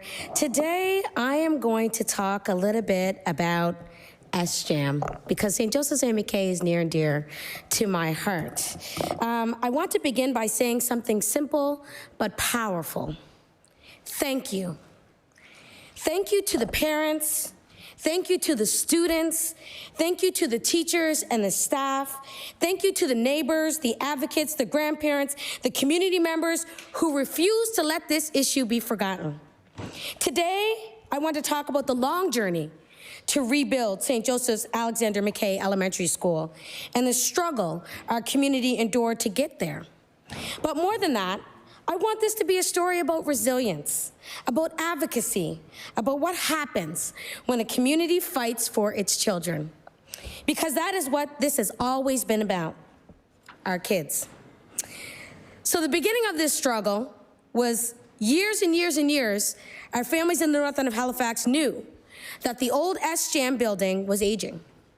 It had structural concerns, it needed repairs, it was no longer serving students the way they deserved. But nobody seemed to listen at the time, especially when I was on the school board. We brought this up multiple times. This is one of the reasons why I joined the school board. But by 2019 and 2020, the province acknowledged that a replacement school was necessary. A new building was placed into the capital plan, and there was hope. Families were told that construction would begin soon, and that students would move into a new school by 2023. Hope is a powerful thing. Hope drives people. Hope can be amazing. In 2022, the old building was demolished. Students were relocated to a temporary site in the South End, and families were told that this would be a short term just until the new school was complete. But that's when the timeline began to stretch and stretch and stretch again. And these were the start of the delays. The original target opening date was 2023, as I mentioned, and that became winter 2024, and then summer 2025, and eventually a date that no one knew, ideally, it was February 2026. You know, folks had thought it was going to be March, folks had thought it was going to be September, but the communication wasn't that great. So eventually it happened, February 2026. Every delay meant more months and then years of children learning in temporary conditions. It meant more busing, more disruption, more uncertainty. There were reasons given, like scope changes, additional floors added, added childcare spaces, labor shortages, supply chain challenges. We understand that construction projects are complex. But what made this particularly more difficult was not the delay itself. It was a lack of communication. Families often learned about setbacks after decisions had already been made. Updates came late or non-existent, and timelines shifted without warning. Parents were left wondering, when will our children finally have their school? And when communication falters, trust erodes. I want to talk about the impact on our students. So let's remember this, because that's who this truly affects. It affected kindergartners who started their first day of school in a temporary building and are now several grades older in the new school, who have never known their community or walked to and from their school because we do have a walkable school community, which is absolutely amazing. But they never got to know that. They never got to know the community members in community or even the small businesses in our community. It affected families who planned their lives around projected timelines that kept changing, and the disruptions of people's schedules and lives were just absolutely frustrating.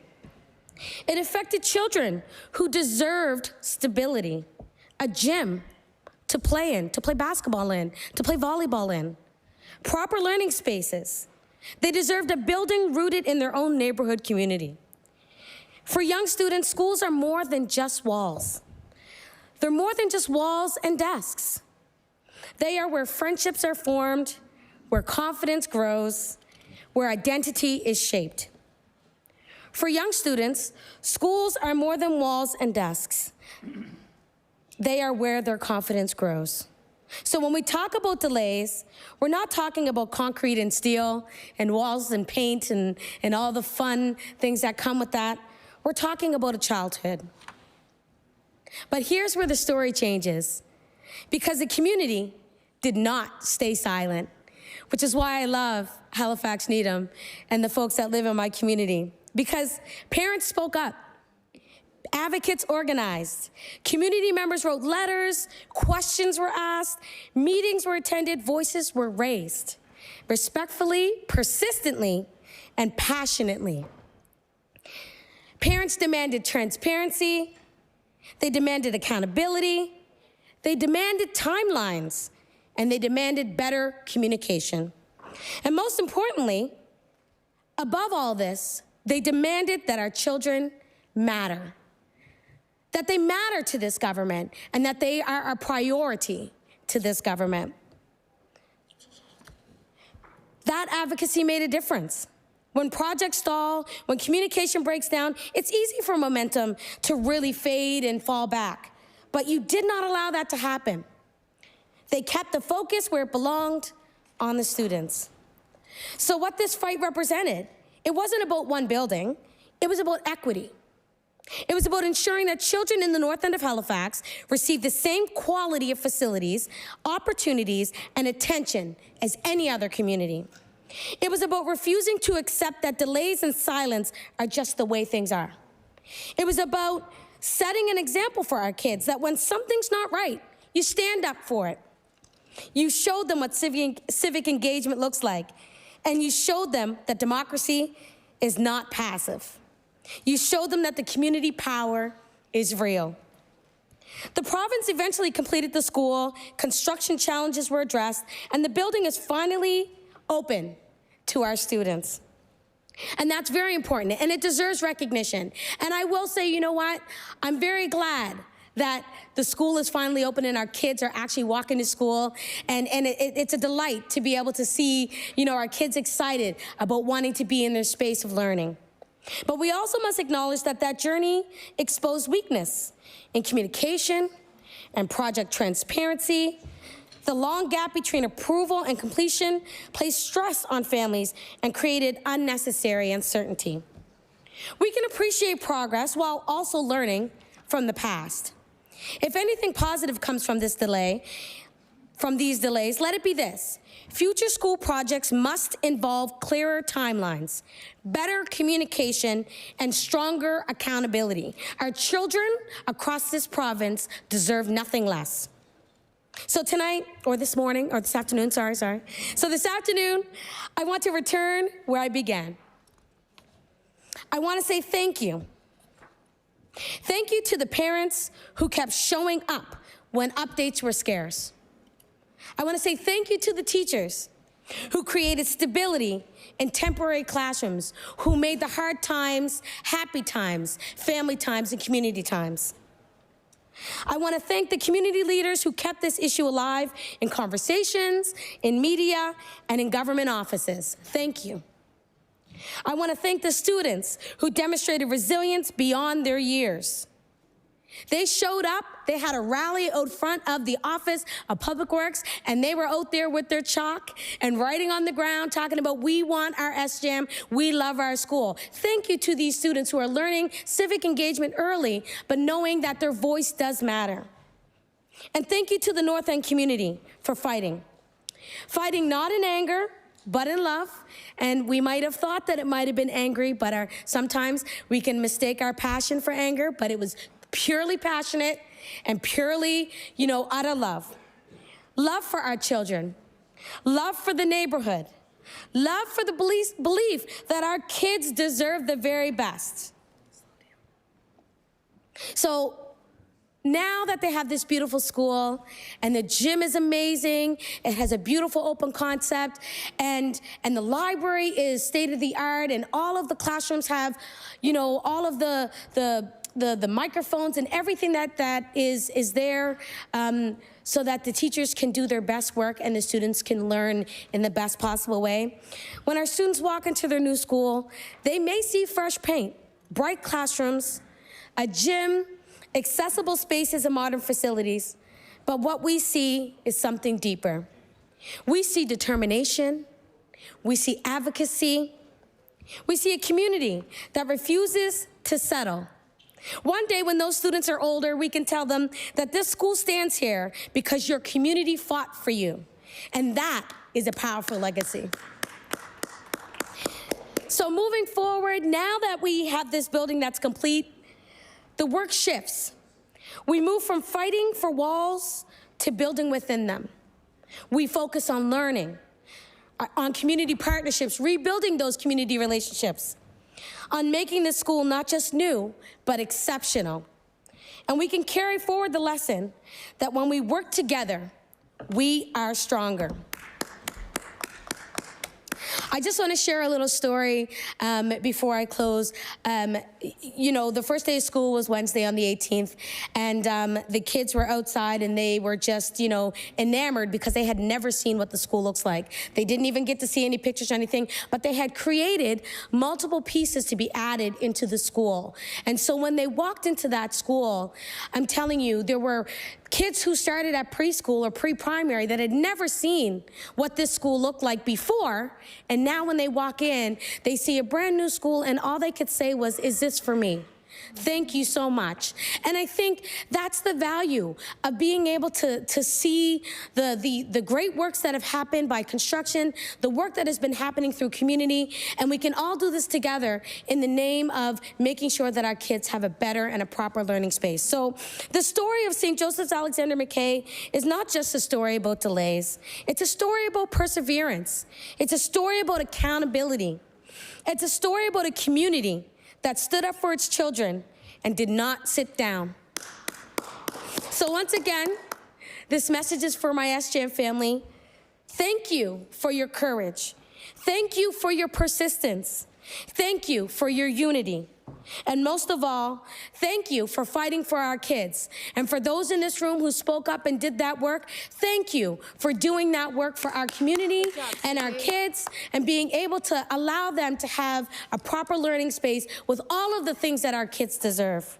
Because they are worth every meeting. They were worth every letter, every difficult conversation, and every long year of waiting. They are worth it. And together we prove that when a community fights for its children, change can happen. Thank you, Madam Speaker. I recognize the honourable member for Dartmouth North. Thank you very much, Madam Speaker. And I will also talk a little bit about story in the remarks that I have coming up here. The story that I want to tell is one of frustration, of an artist who was so disenchanted with the government at the time that she decided to leave her position as a theater maker and a change maker in that role to come into this house, to bring the voices of artists into this house. And for years, I have continued to do that. And then, for a brief moment, I didn't have to. And now here we are again, Madam Speaker. It's a story of frustration, of sometimes what feels like hopelessness, and yet what is a story of perseverance and resilience. So I'm going to start this speech by restating a couple of things I heard yesterday in the budget address. I heard these words: defending Nova Scotia today isn't just about borders or institutions, it's about economic resilience. I heard this: when deciding which grants would continue, we focused on the grants that meet the strategic priorities of the province. We are focused on growing our economy. And all of those statements were from the Minister of Finance and Treasury Board's budget address. And in these statements, Madam Speaker, there's fundamental evidence which highlights the thesis of what I want to talk about, and which I might have to keep talking about all week as information keeps coming in and now we're getting more and more information through the budget estimates process, that this government, and most especially this Premier and the members of the Treasury Board, cannot be trusted to run the province. And what does that have to do with arts, Madam Speaker? This government came into power in a very good financial position, and now we have a $1 billion deficit to show for it, and there has been no thought to the smart investments and little acknowledgement that our surpluses were temporary. If this budget, Madam Speaker, is about economic resilience, then it wouldn't be making such large and sweeping cuts to the Department of Communities, Culture, Tourism and Heritage. If this budget was focused on growing our economy, it would be supporting those interests in industries that actually do just that and grow the sectors that are already resilient and less susceptible to the unpredictabilities of the global markets that are present. And so, this leads me to the conclusion that the Premier is just not very good at his job. And speaking of jobs, the jobs in the culture sector are good jobs, money-wise, and beyond money. There are, or were, lots of them. An arts worker could work on a film or television production, just as the Premier did a couple of years ago. We'll all remember that. I hope he's still paying his actor dues, by the way. They could be a gaffer or a color correctionist or an actor or a caterer. The people that work in these jobs, like my neighbors, they're not getting super rich, but they are, or should I say they were, able to maybe buy a small house in the north end of Dartmouth. Or a person could work in the live performing arts. Someone like my friend A, who helps run a local theater venue. She's not getting super rich, but she manages to put a living together, and she was able to buy an old farmhouse in Hants County to raise her little children there. Or a person could be an author or a musician or a rug hooker, and none of these jobs will make you super rich. But they can make you enough money that you're able to dare to dream of a life in Nova Scotia. Nothing fancy, don't want to get too ahead of ourselves here, but a good life. A good life where you can afford to put food on the table, maybe have some kids, Of course, with the promise of $10 daycare, $10 a day daycare for a while, it was almost possible to manage staying here forever, living a good life. Not an easy life necessarily, but a fulfilling life. Here's some cold, hard facts about the arts sector, Madam Speaker. And let me tell you, I really hate going into this part. Here we are, talking about this again. I'll remember that it's a story of frustration. But the funny part about these facts is that they're readily available. It did not take me very long to find these facts, which also makes me question what these government members on Treasury Board and the Premier were thinking when they decided to make the cuts that they did to this department, to the CCTH department. Last year's Artworks National Study on the economic and social dividends from Canada's arts and culture sector demonstrated very clearly that the arts and culture sector is one of the most important economic drivers in Canada. According to Statistic Canada's Culture Satellite account from 2022, culture accounts for more than 15,000 jobs in Nova Scotia, employing more people than farming and fishing and forestry combined. According to a 2021 census, the arts and culture sector contributed a GDP of $2,538 per capita in Halifax and $1,783 per capita nationally.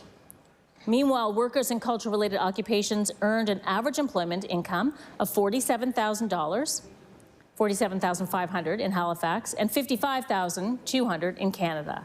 So, in spite of everything I've said about people being able to put together a life here, we were already behind in the per capita investment in arts funding.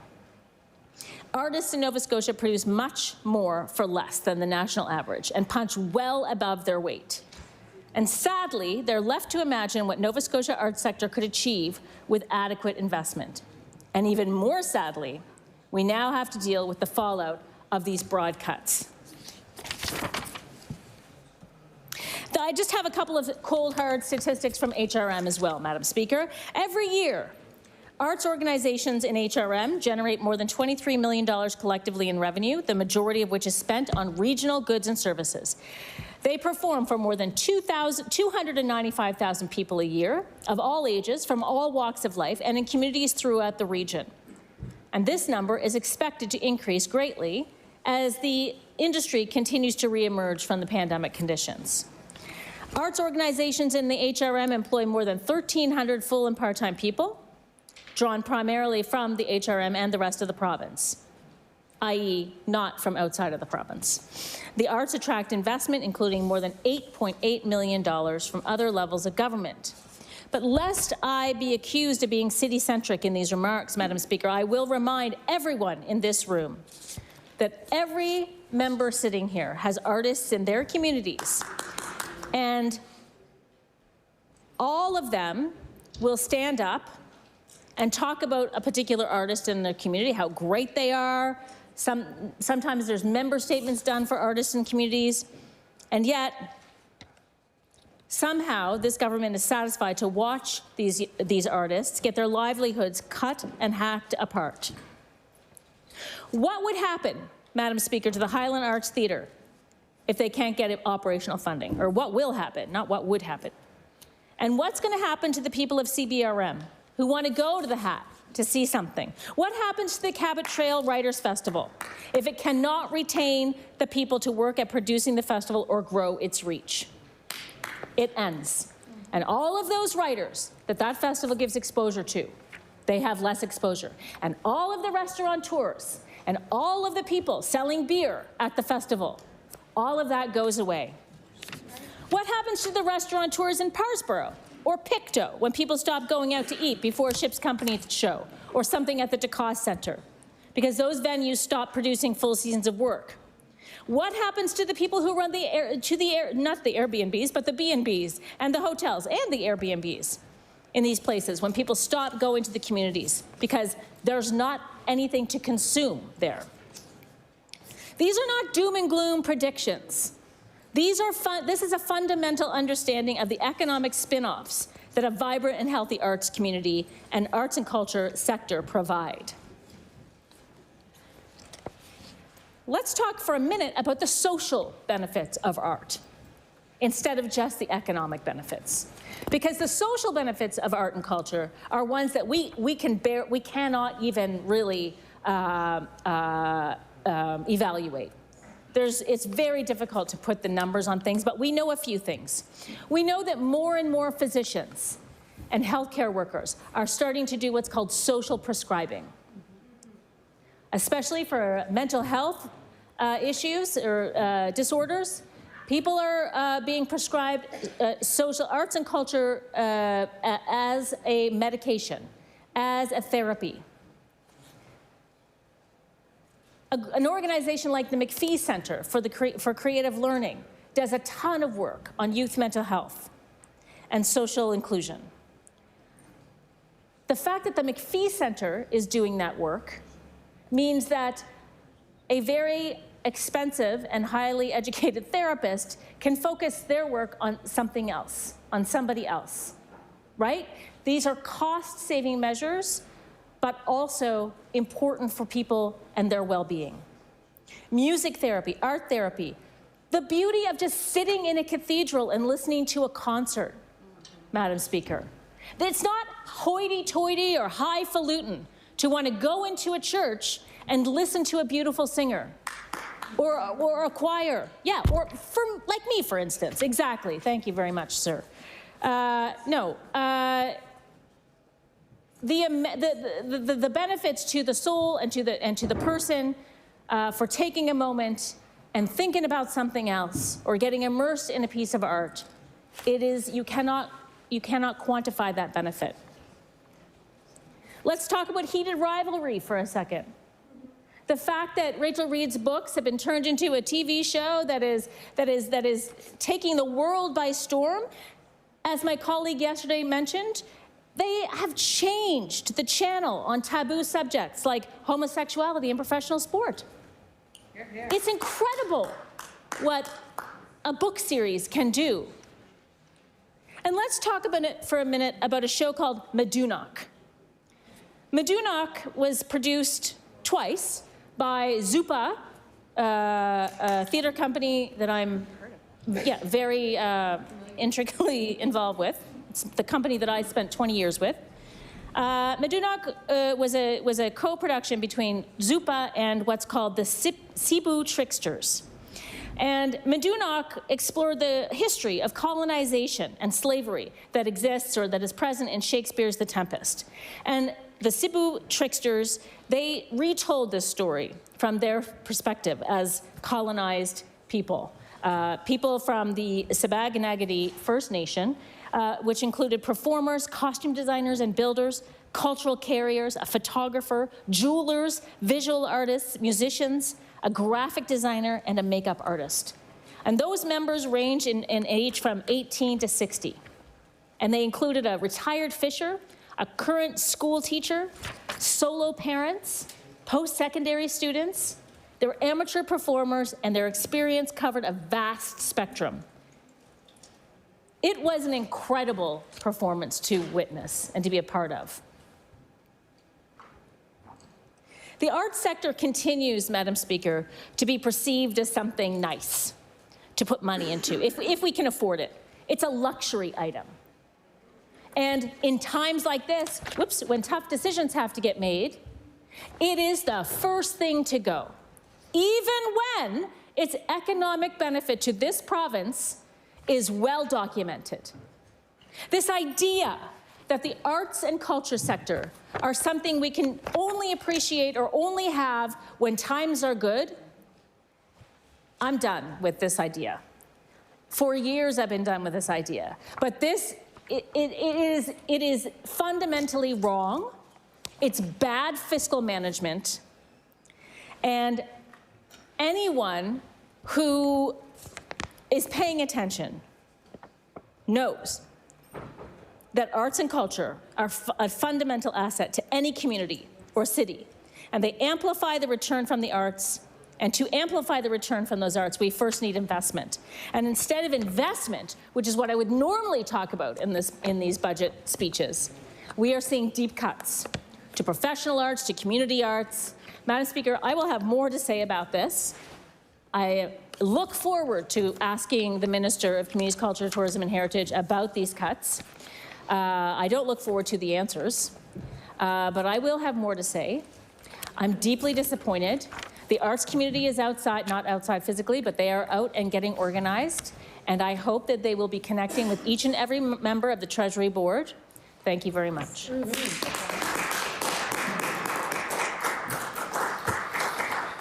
Seeing no one stand up, the motion is carried. We will have a short recess while the committee sets up.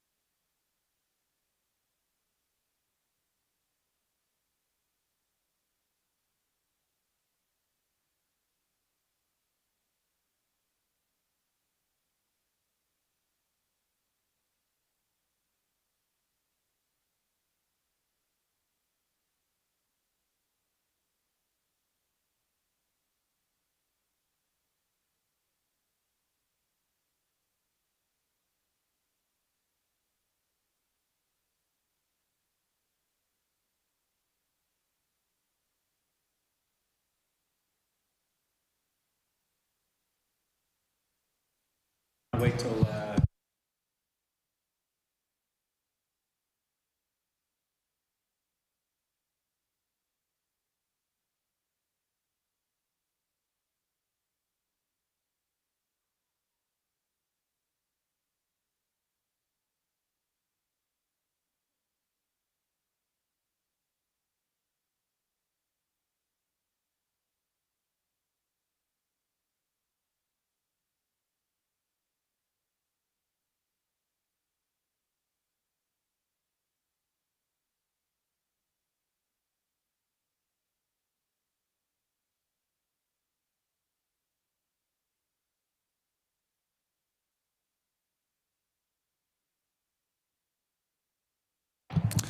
The Committee of the Whole on Supply will come to order. I recognize the Honourable Government House Leader. Thank you, Mr. Chair. Could you please call estimates for the Ministers of Growth and Development Housing, Resolution E12?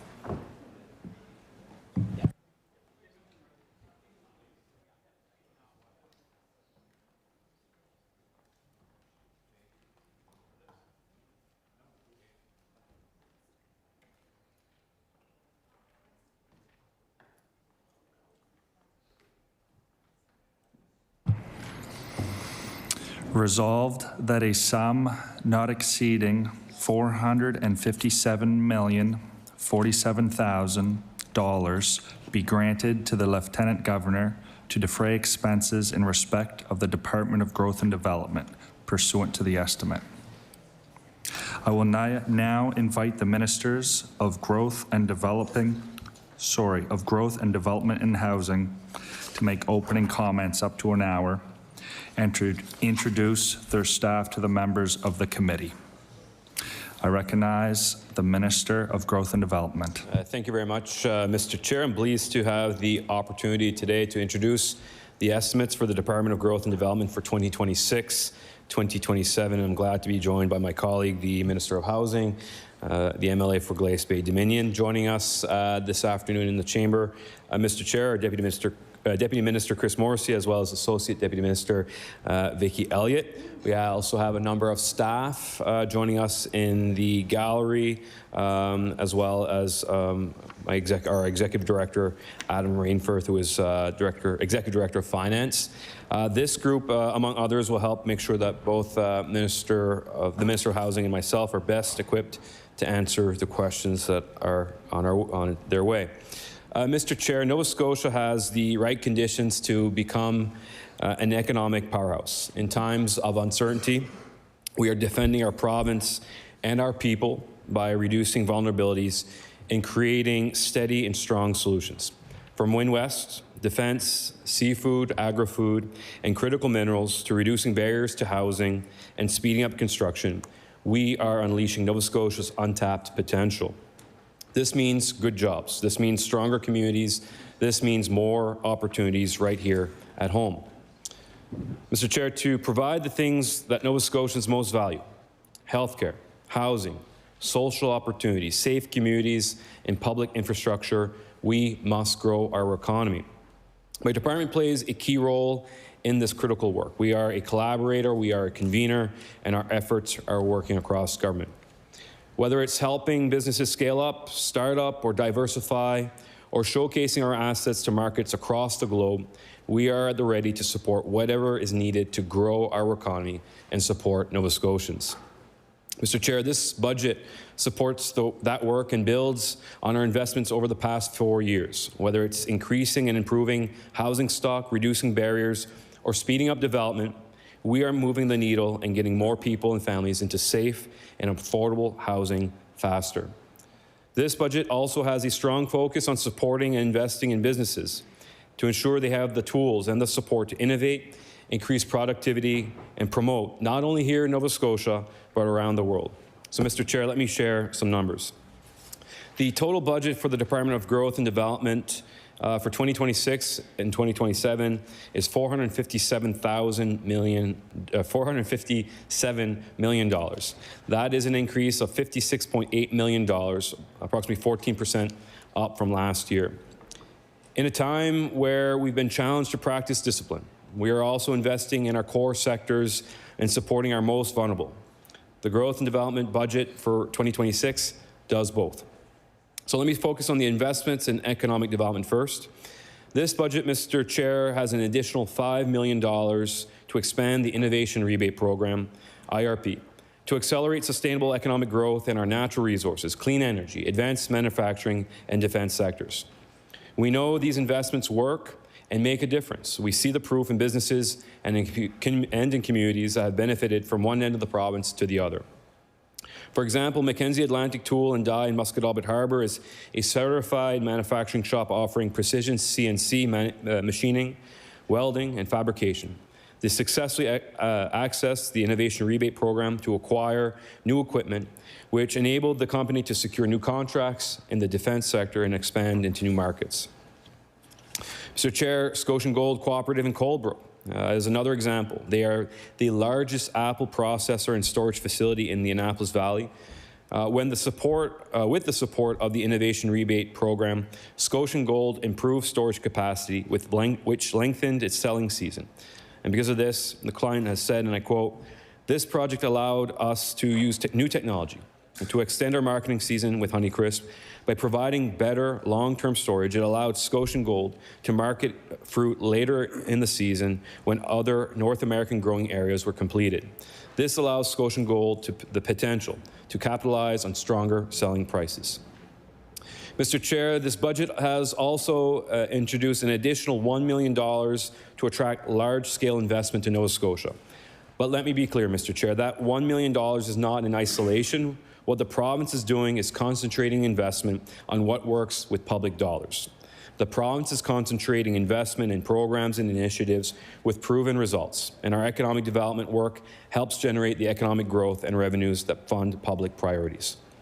We are promoting our province's natural advantages to attract companies and investment in priority sectors from around the world. To that end, Mr. Chair, in this budget, there is an additional $2.5 million to help businesses diversify their trade markets and $1.5 million for Invest Nova Scotia to drive even more GDP growth in 6 priority sectors, or the Big Six, as we call them. Over the past year, our government has focused on creating one of the most competitive business environments in Canada by reducing regulatory and trade barriers and aligning programs, accelerating approvals, and targeting investments where Nova Scotia has real economic advantage. Mr. Chair, that's where the Big Six come in. Those priority areas are defense and aerospace, seafood and agri-food, natural resources including critical minerals, forestry and biomass, clean and conventional energy such as wind west and responsible onshore and offshore oil and gas development, AI and the digital economy, and housing and construction.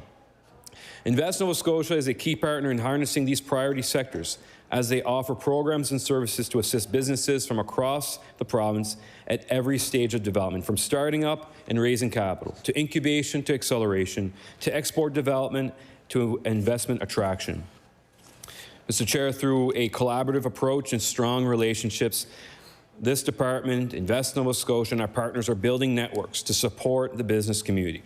Together, we are focused on creating the conditions for businesses to thrive and an economy in which all Nova Scotians can participate and benefit.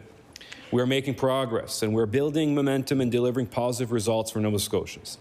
Mr. Chair, we are investing in innovation. We're investing in productivity so Nova Scotian companies can scale, adopt technology, increase exports, and compete globally, because productivity growth is the foundation of higher wages and long-term prosperity.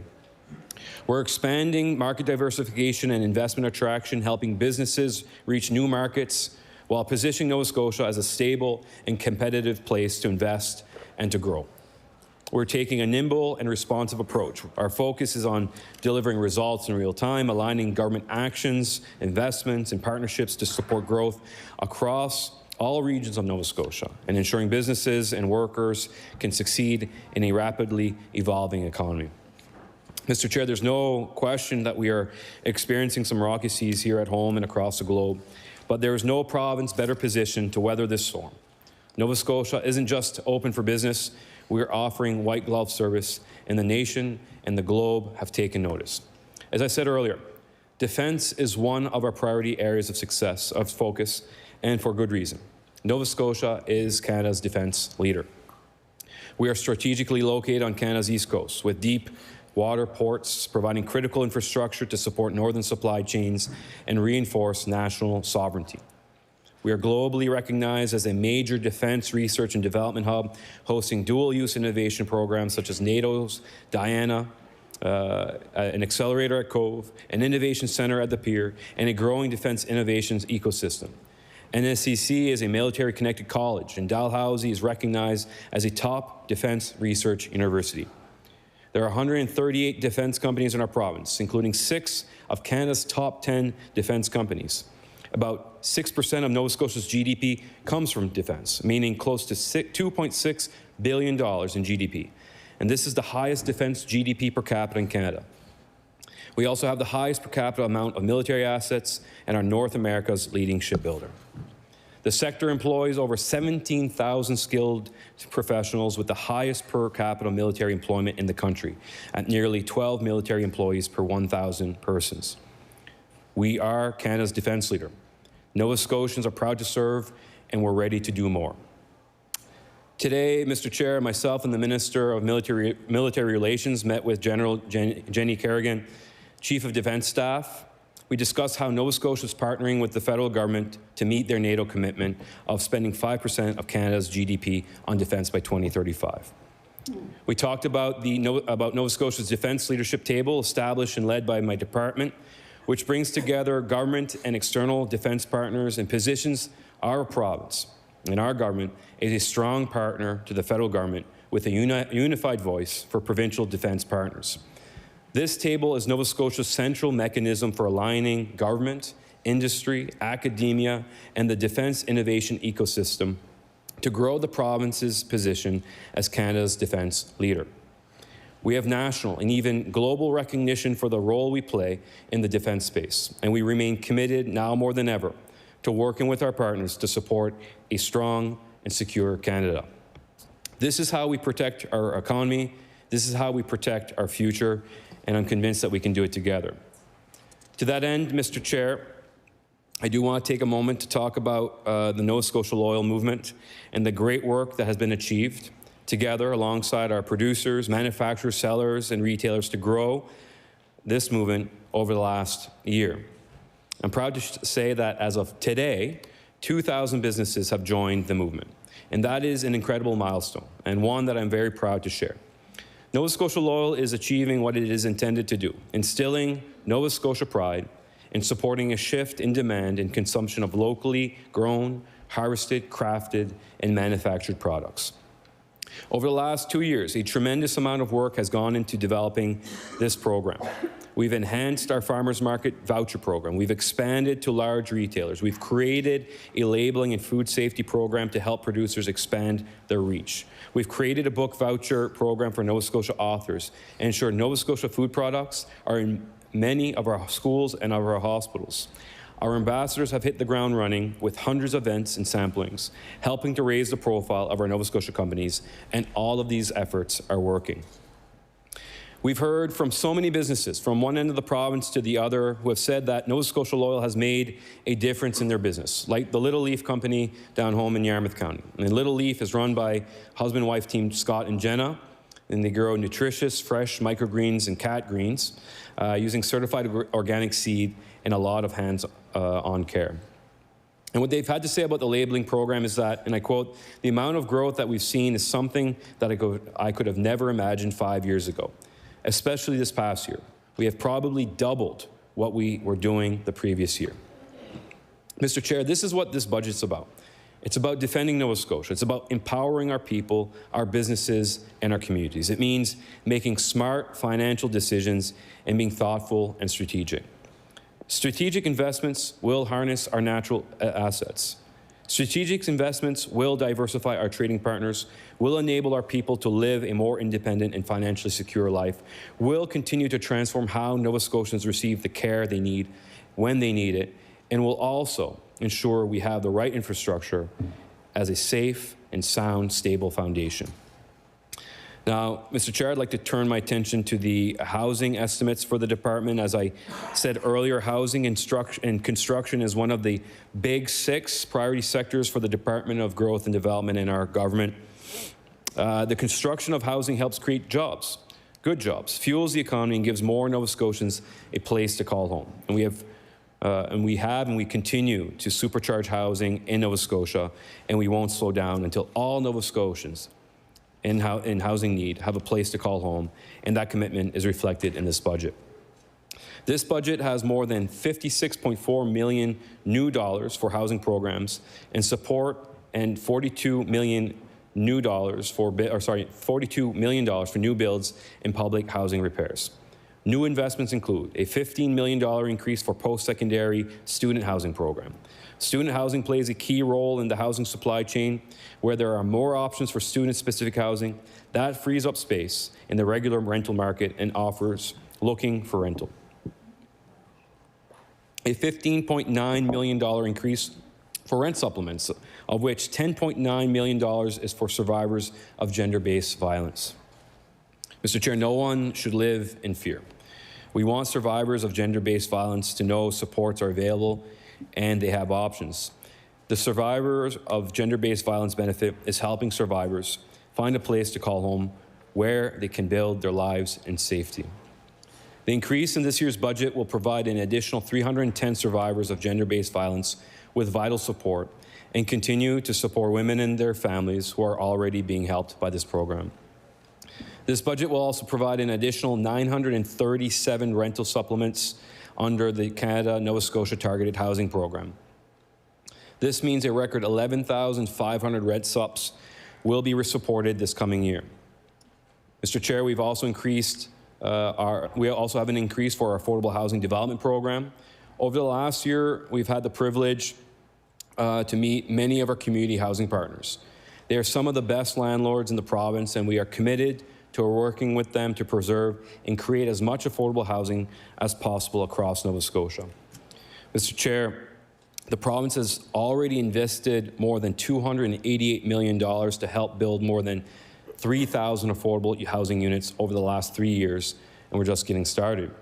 In the 2026-2027 budget, we have an additional $18.5 million increase for the Affordable Housing Development Program, for a total budget of $33.4 million. And we anticipate that at least an additional 140 affordable housing units could be supported with this budget increase. This funding is expected to support generational housing projects like Shannon Park. Now, Mr. Chair, I want to take a moment to talk about Shannon Park. The development of the Shannon Park project will have a positive impact for generations.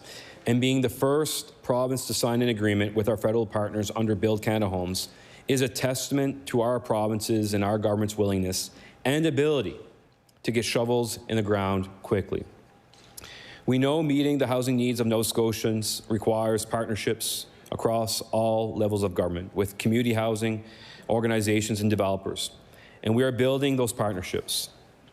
Another way we are doing this, Mr. Chair, is through an additional $18.1 million of provincial investment in the National Housing Strategy Agreement, so we can take advantage of as many federal dollars as possible. Earlier this month, Mr. Chair, we introduced the first-time home buyers program, budgeted at $373,000 for this fiscal year. The new program provides another way that we are helping Nova Scotians get the housing they need and want. Because not all housing solutions are right for everyone.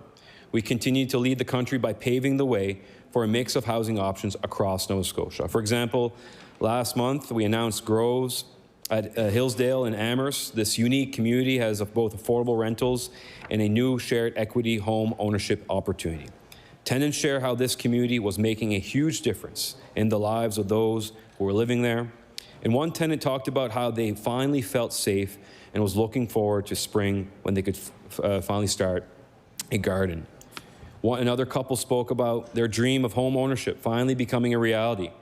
And with this opportunity, they said they would have probably been renters, or without this opportunity, they said they would have probably been renters for their entire life. Mr. Chair, I'd like to take a moment to talk about the Nova Scotia Provincial Housing Agency. And the agency provides safe, deeply affordable homes to more than 20,000 low-income Nova Scotians. And these homes take many forms, from single-family houses to townhouses and high-rise apartment buildings, to meet the diverse needs of individuals, families, and communities across the province. When our government merged the 5 former housing authorities to create the agency in December 2022, our vision was clear: to deliver a fair, consistent, province-wide approach to public housing. We wanted a system that treats people equitably no matter where they live, that puts client service at the forefront, and that manages units as effectively as possible. Mr. Chair, we're proud of the progress the agency continues to make towards that vision, and the team is working tirelessly to move people off the wait list and into homes even faster. Over the past 2 years, the agency has put in place a modern governance structure, strengthened accountability, updated technology, policies, and procedures. And this work is creating a stronger, more consistent, and responsive organization, one that is better able to support tenants, maintain housing stock, and plan for the future. Mr. Chair, we're seeing results today. The vacancy rate in public housing is 2.9%, down from 5.2% just 3 years ago. Faster turnaround times means families are spending less time waiting. Reducing wait times remains a key priority. Nova Scotians can now apply for public housing anywhere in the province, a significant step toward fairness and accessibility. The agency is also addressing overhousing by moving households into homes that better match their needs.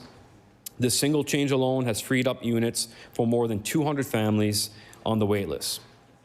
Public housing plays a vital role, not only in our housing system, but in the well-being of some of the most vulnerable people in our province.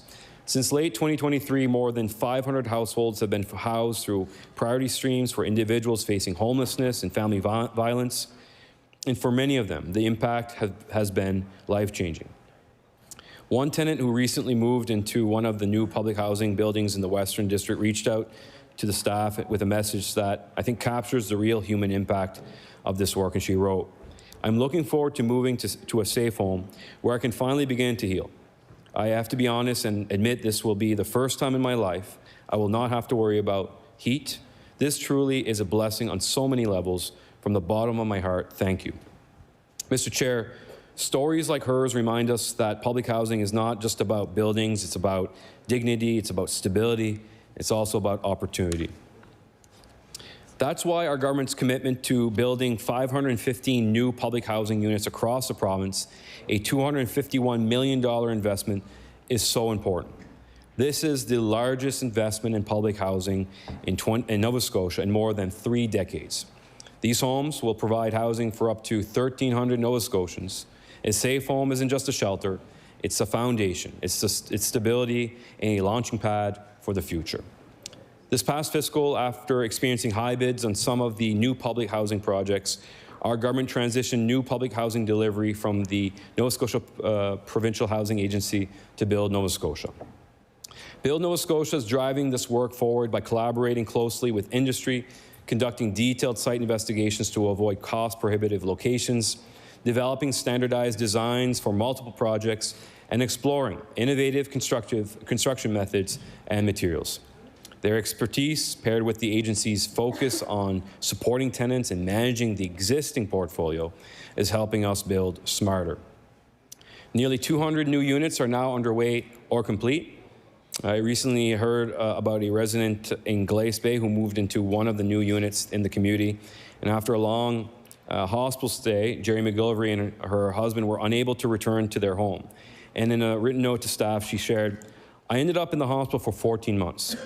I couldn't return to our home because of mobility concerns. My husband got the call that housing had a place that meets my needs. I pulled up in the ambulance and I was saying, oh my God, this isn't mine.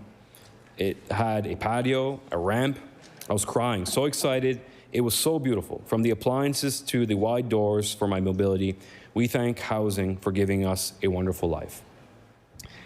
Mr. Chair, these projects are more than construction sites. They are investments in the well-being of Nova Scotians and the strength of our communities. Mr. Chair, in closing, I'd like to note that we've already met or exceeded every goal in our 5-year housing plan in the first 3 years, and we're leading the country with a proven track record. Housing starts are up 36%. We've made generational investments, reduced red tape, created or preserved thousands of affordable units, and taken strong action to speed up development. More than 68,000 additional housing units are now committed. Because of that, thousands of people and families from one end of the province to the other will have a home faster. Mr. Chair, as I mentioned, housing starts have increased 36% across the province over the last 2 years, and the vacancy rate has doubled to 2.6%. In this province, we have a strong environment for construction, a strong environment for modular construction, and we have proven success in delivering housing projects faster. Through strategic investment, support for those in need, preserving affordable housing, clearing the way to building more housing, the team at Housing is working every second to increase our housing supply so that Nova Scotians have a safe and affordable place to call home. With that, Mr. Chair, we look forward to taking your questions. Thank you very much.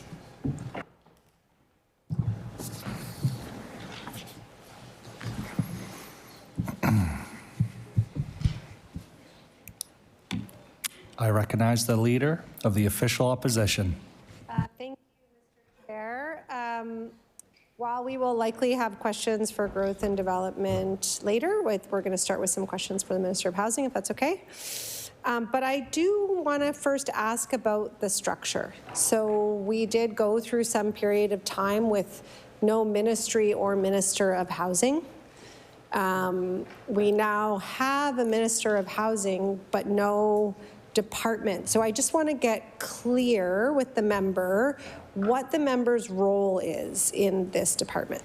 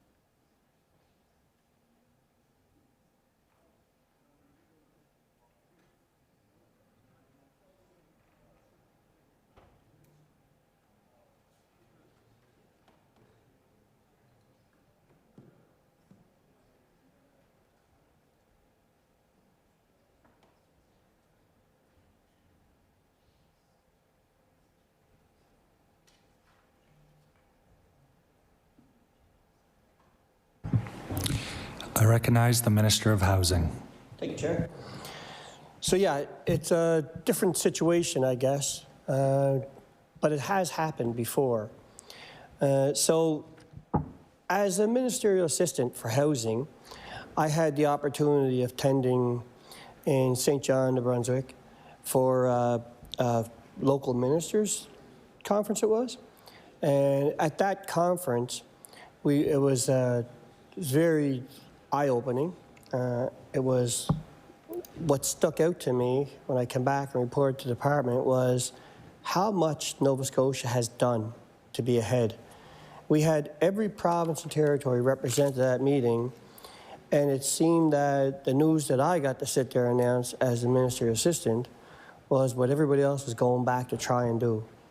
So I would say right away that as a backbencher since 2021, I wasn't aware of what was going on in the back in a lot of this situation, and I will say that this government, led by Premier Houston's goal, really did put us in a good position at the beginning. The reason I got to go to that was because the Minister for Growth and Development was, he was, I think it was in UK or something, yeah, it was another conference, so they were conflicting, the conferences were conflicting. Then I had another opportunity to go to Vancouver and I was ministerial assistant again. And I went there to represent the province, and we met with the federal minister, Mr. Robertson, who's a very good guy. I like him. I do like the guy. We had a great conversation, good weekend. And again, Nova Scotia was in a position with a lot of the legwork done that we were able to take advantage of Build Canada Homes, the first province to sign a deal. And that was extremely important. It was a great moment for me. And following that, we were back here to an announcement in Pugwash, and I got to meet with the minister the third time. So I will say inside this house and outside of this house, relationships matter. And I think that I was fortunate to be in a position where I had the opportunity to meet with the federal minister and to move Nova Scotia's interests forward. I think at the time, what happened was you've seen a new federal government who were moving on legacy projects that demanded a lot of attention and created a lot of opportunity for Nova Scotia. And I would say to you that what you see is a province that remains to be nimble and it remains active. And what you see is a dedicated minister to economic development. And now you have a minister that is focused on housing. At that time, this minister that sits to the left of me was incredibly dedicated to both files. The man is not only a senior minister to me, but a great mentor. I will say that publicly. And I think what you have now is a government that is totally responsive to the opportunities in front of us. When you hear him talking about the opportunities that exist in defense, Nova Scotia would be irresponsible to not take advantage of that. And those conditions didn't exist a short while ago. So things have changed. And when you talk about housing, Mr. Chair, we just signed a deal with Build Canada Homes for 1,430 homes in Shannon Park. 930 will be in Shannon Park, and 500 will be across the province. And that is totally, I will believe, 100% is because of the work that's been done by this government since 2021, but also because of relationships, and also because of the incredible staff that we have. We were ready to act when it was ready to go. And the very fact that we were the first province to sign a deal shows that the decision was right. So as ministerial assistant, I was extremely proud to be in that position. I feel like I had a great mentor under me, above me. I'm quite happy about that. And as you can see, I'm sitting here now, still my mentor, so that's pretty good. But what I will say is that all matters related to housing will flow through me. That's the way it is. I have all the staff for the agency and Department of Housing are with me, and I answer to those questions. And as you see, we had folks here with us, and I'm ready for the next question. Thank you. I recognize the Honourable Leader of the Official Opposition. Thank you, Mr. Chair. And welcome to the Minister for his first estimates. With respect, we have less time than any house in the country to get answers to questions for our constituents. And this process, unlike question period or anything else, like I'm really asking a question. I'm really trying to understand why we had a government that didn't have a Ministry of Housing at all, that got rid of a Ministry of Housing, and then put back a minister without a department. So you will have lots of time, Minister, to talk about the extraordinary record as you see it of this government. I would ask in this chamber for this period that we ask questions and that we just try to get some answers. It's incredibly frustrating. It's incredibly frustrating. It's frustrating for all of us. I know it is for folks on the government side too. This is democracy. We have a budget book that for the last 5 years has meant very little because we've seen spending at massively more, and I see someone making a note about how you'll ask me what choices I would make. The choice I would make would be to have transparency. But to move back to the housing file, I do really want to understand some questions about housing, some questions about housing investments, and I also want to understand the structure of the department. So I'll just start with a really simple question.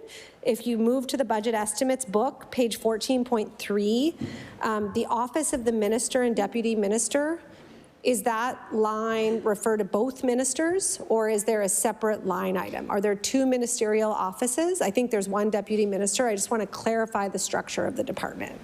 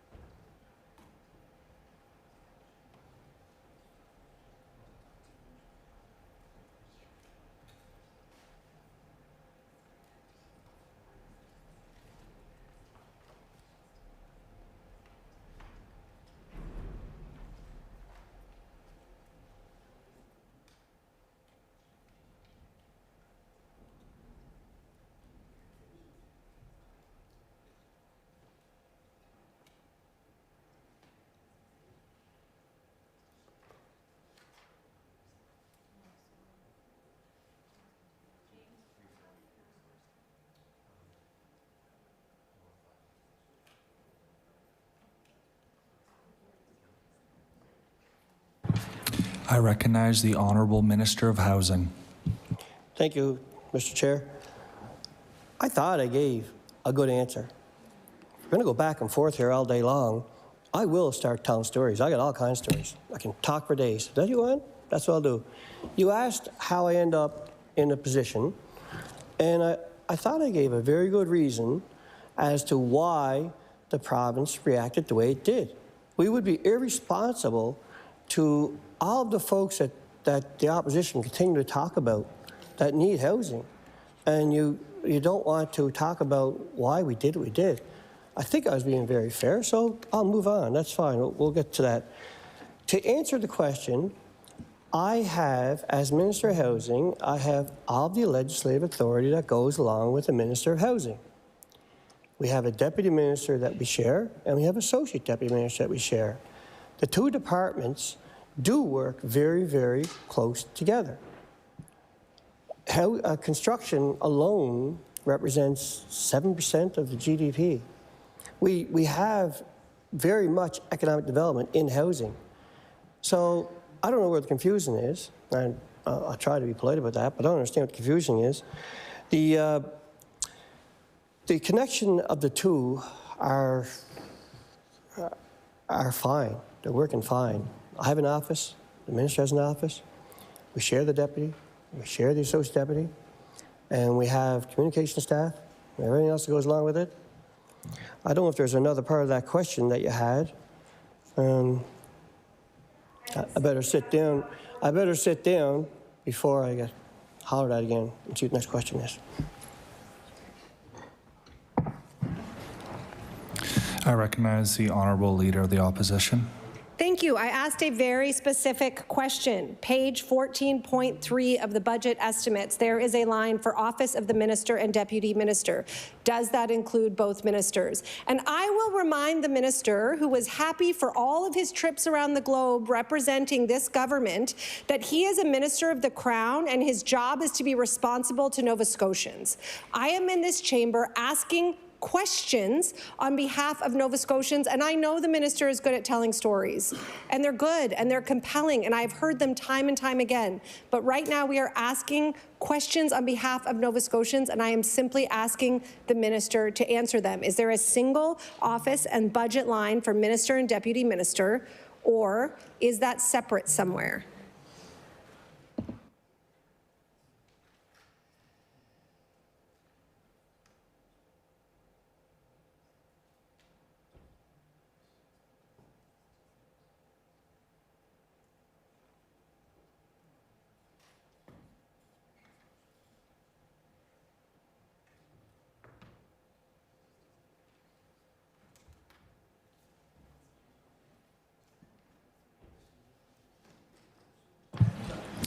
I recognize the Honourable Minister of Housing. Thank you, Chair. I will give you the straight answer. Yes, it's one line. I won't need instructions as to what my job is here today. Thank you.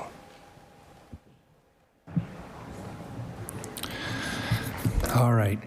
I recognize the Honourable Minister, the Honourable Leader of the Opposition. Thank you, Chair. In 2019, the average family needed to spend 26% of their income to buy a home. We all know that the CMHC stress test for home affordability is 30%. That hasn't changed, notwithstanding the fact that it has changed for rent supplements. We'll talk about that later. Now, people are spending almost half of their income to buy a home in this province, which by definition is unaffordable. Does the minister have a comment or a sense of why, since this government got elected, middle-class families, young families have been priced out of home ownership? How did that happen under this government's watch?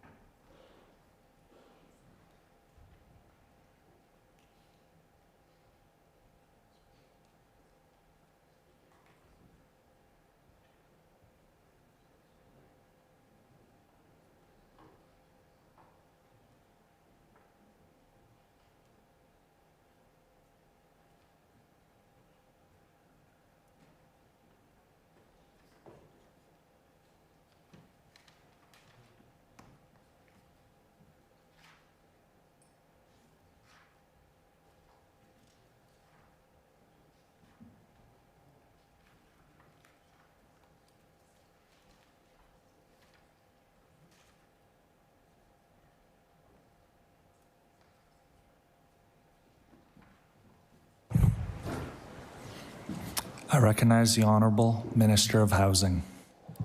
Thank you, Chair. Chair, Nova Scotia is not unique in the increased cost of living. We're talking about a global crisis. We're talking about a pandemic that hit in 2020 that drove the cost of everything up, everything. I believe at the time a 2x4 went from $3 to almost $10. So the cost of living went sky high. And to be totally honest, the time to build would have been 2009. That would have been the time to build, because you could build a home at that time for less than $100,000. But no, not today, not today. So, Chair, we have invested in cost of living crisis for families across the board. We've done exceptional. I heard in this House recently, just yesterday, that the opposition would meet with the public, speak with the public. Well, we had a housing assessment plan that was tens of thousands of people responded to, and that told us that the best way to get through the housing crisis was to increase stock. And, Chair, that is exactly what this government has been doing. I know the opposition doesn't want to hear that, because they like to pick at one negative number, and this is what it is. But I get it, they have a job to do. But you cannot deny that 36% housing increase is a big number. That's a massive number. And you cannot deny a $1.7 billion investment. We're talking about a budget that is in a deficit. As the Premier says, we will give as much as we can give. And I will add that when we can't give any more, we do find a way to give a little more because we're willing to run a deficit for it.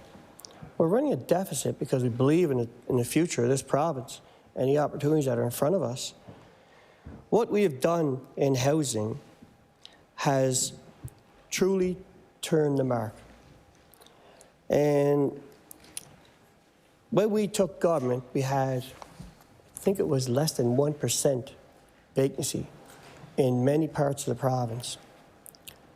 Now we have 2.6 across the province. If the member isn't paying attention, they may recall a down payment assistance program.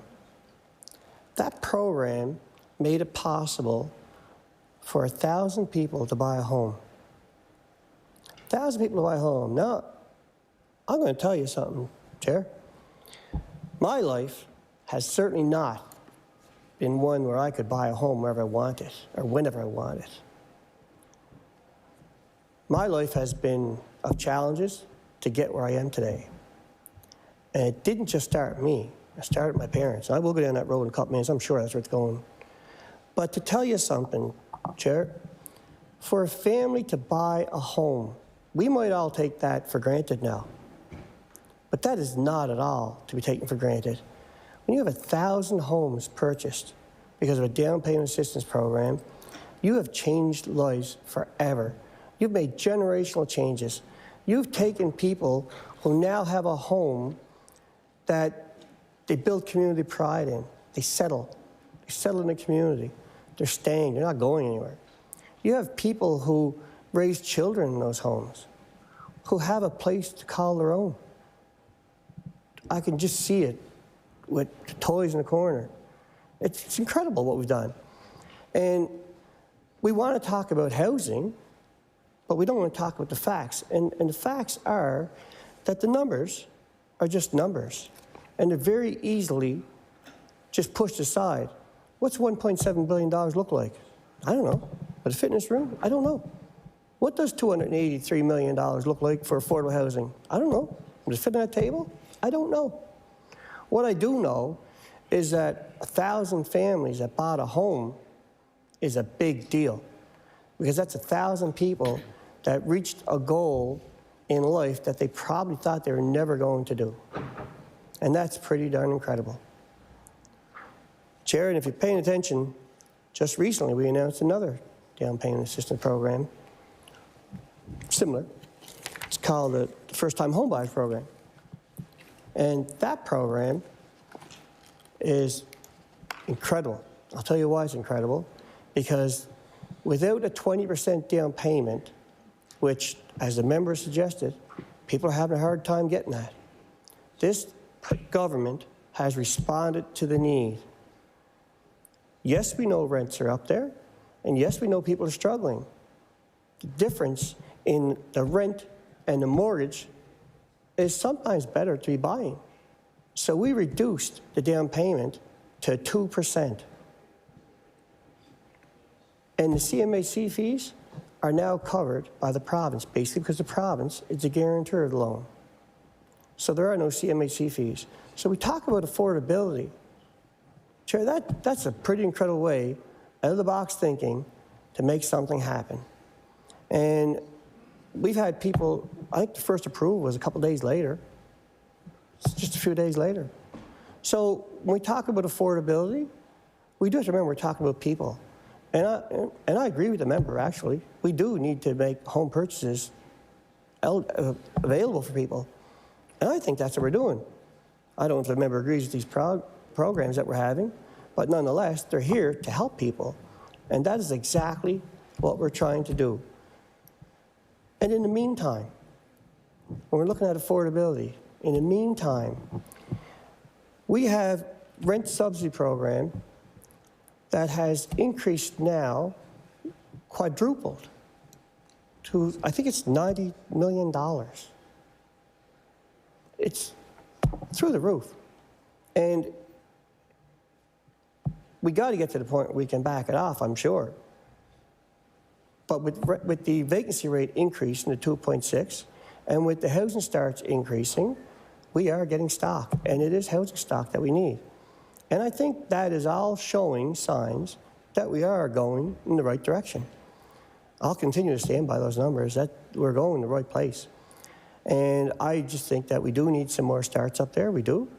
But in the meantime, we are helping families when they most need it. Because I do understand people are struggling.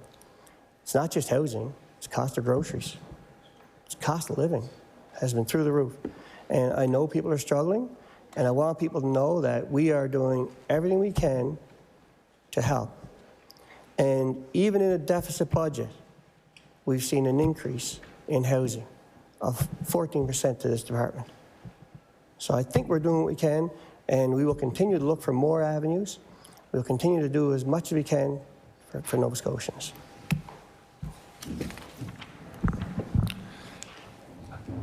I recognize the Honourable Leader of the Official Opposition. Thank you, Mr. Chair. I thank the Minister for that answer. We agree that supply is needed, and we agree with the many experts who say that affordable supply needs to be prioritized. The housing needs assessment that the minister referenced, which I hope he'll table, and that this government has had for 3 years, found that just 5% of renters could afford to buy a home. 5%. This government has stubbornly refused to do anything about renters and their affordability issues. But I agree with the minister. It's not about numbers. It's not about spreadsheets. It's about homes. And what I hear increasingly from people who are renting is that home ownership is impossible for them. That with the price of rents, it is not possible for them to buy a home and to save for a home. The 2% down payment program makes it seem more possible, but in fact saddles these renters with more debt, while making the window for them to build equity much, much longer, because they don't have that down payment assistance. The down payment assistance program that the minister referenced, if my numbers are right, has gotten 500 people in its best year. Those are 500 homes. That makes a difference for those 500 people. But if 5% of renters can afford to buy a home, 500 people does not a successful program make. And so I guess my question to the minister is, given these efforts, what share of renters in Nova Scotia today can realistically afford to buy a home?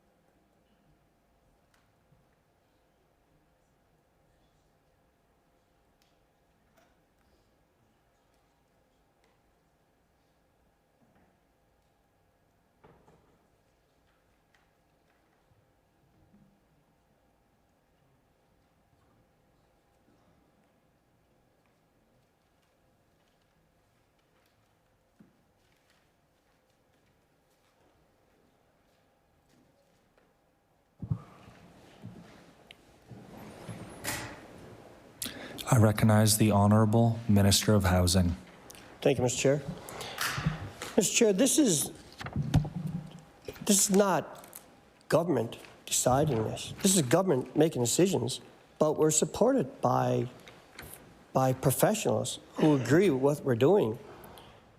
The member referenced having a hard time to build up the equity in the house because they're only putting 2% down. Well, let's pick the options. You can pay rent, which is more than your mortgage, continue to do that for 10, 15 years, and barely get enough to buy a house to put a down payment on, or you can start now with 2% down, but you're buying equity. And let's not forget, you're not paying CMHC fees, and you're starting at today's cost of housing, because housing is one of those things that it continues to rise.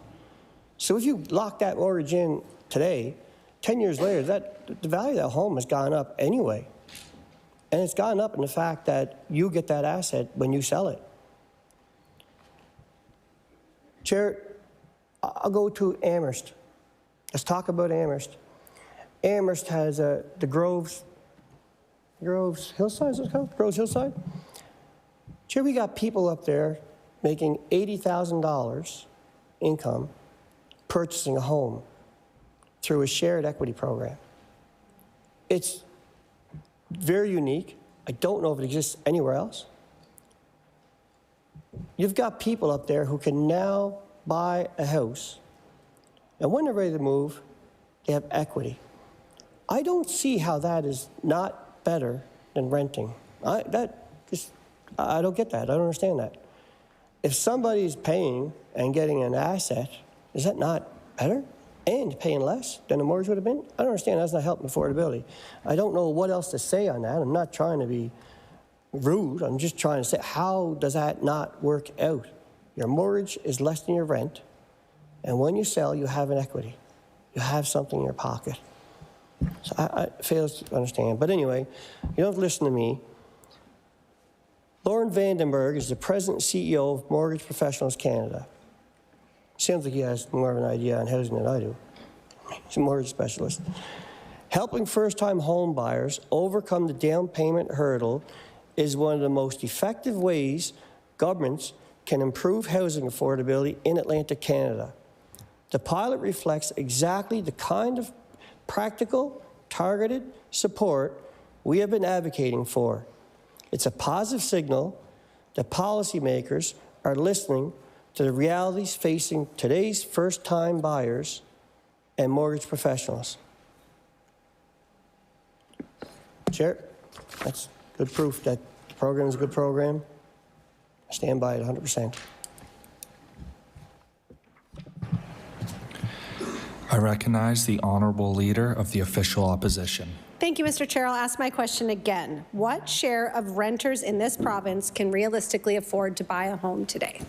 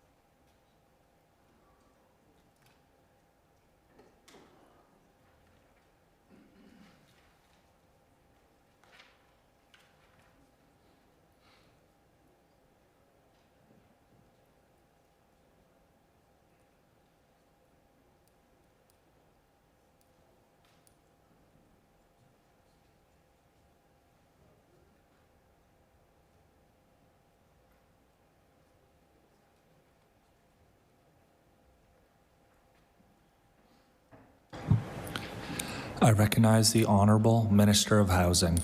Thank you, Mr. Chair. Mr. Chair, what is affordable for one family is different for another. That number is very wide. I can't give that number today. I really don't know it.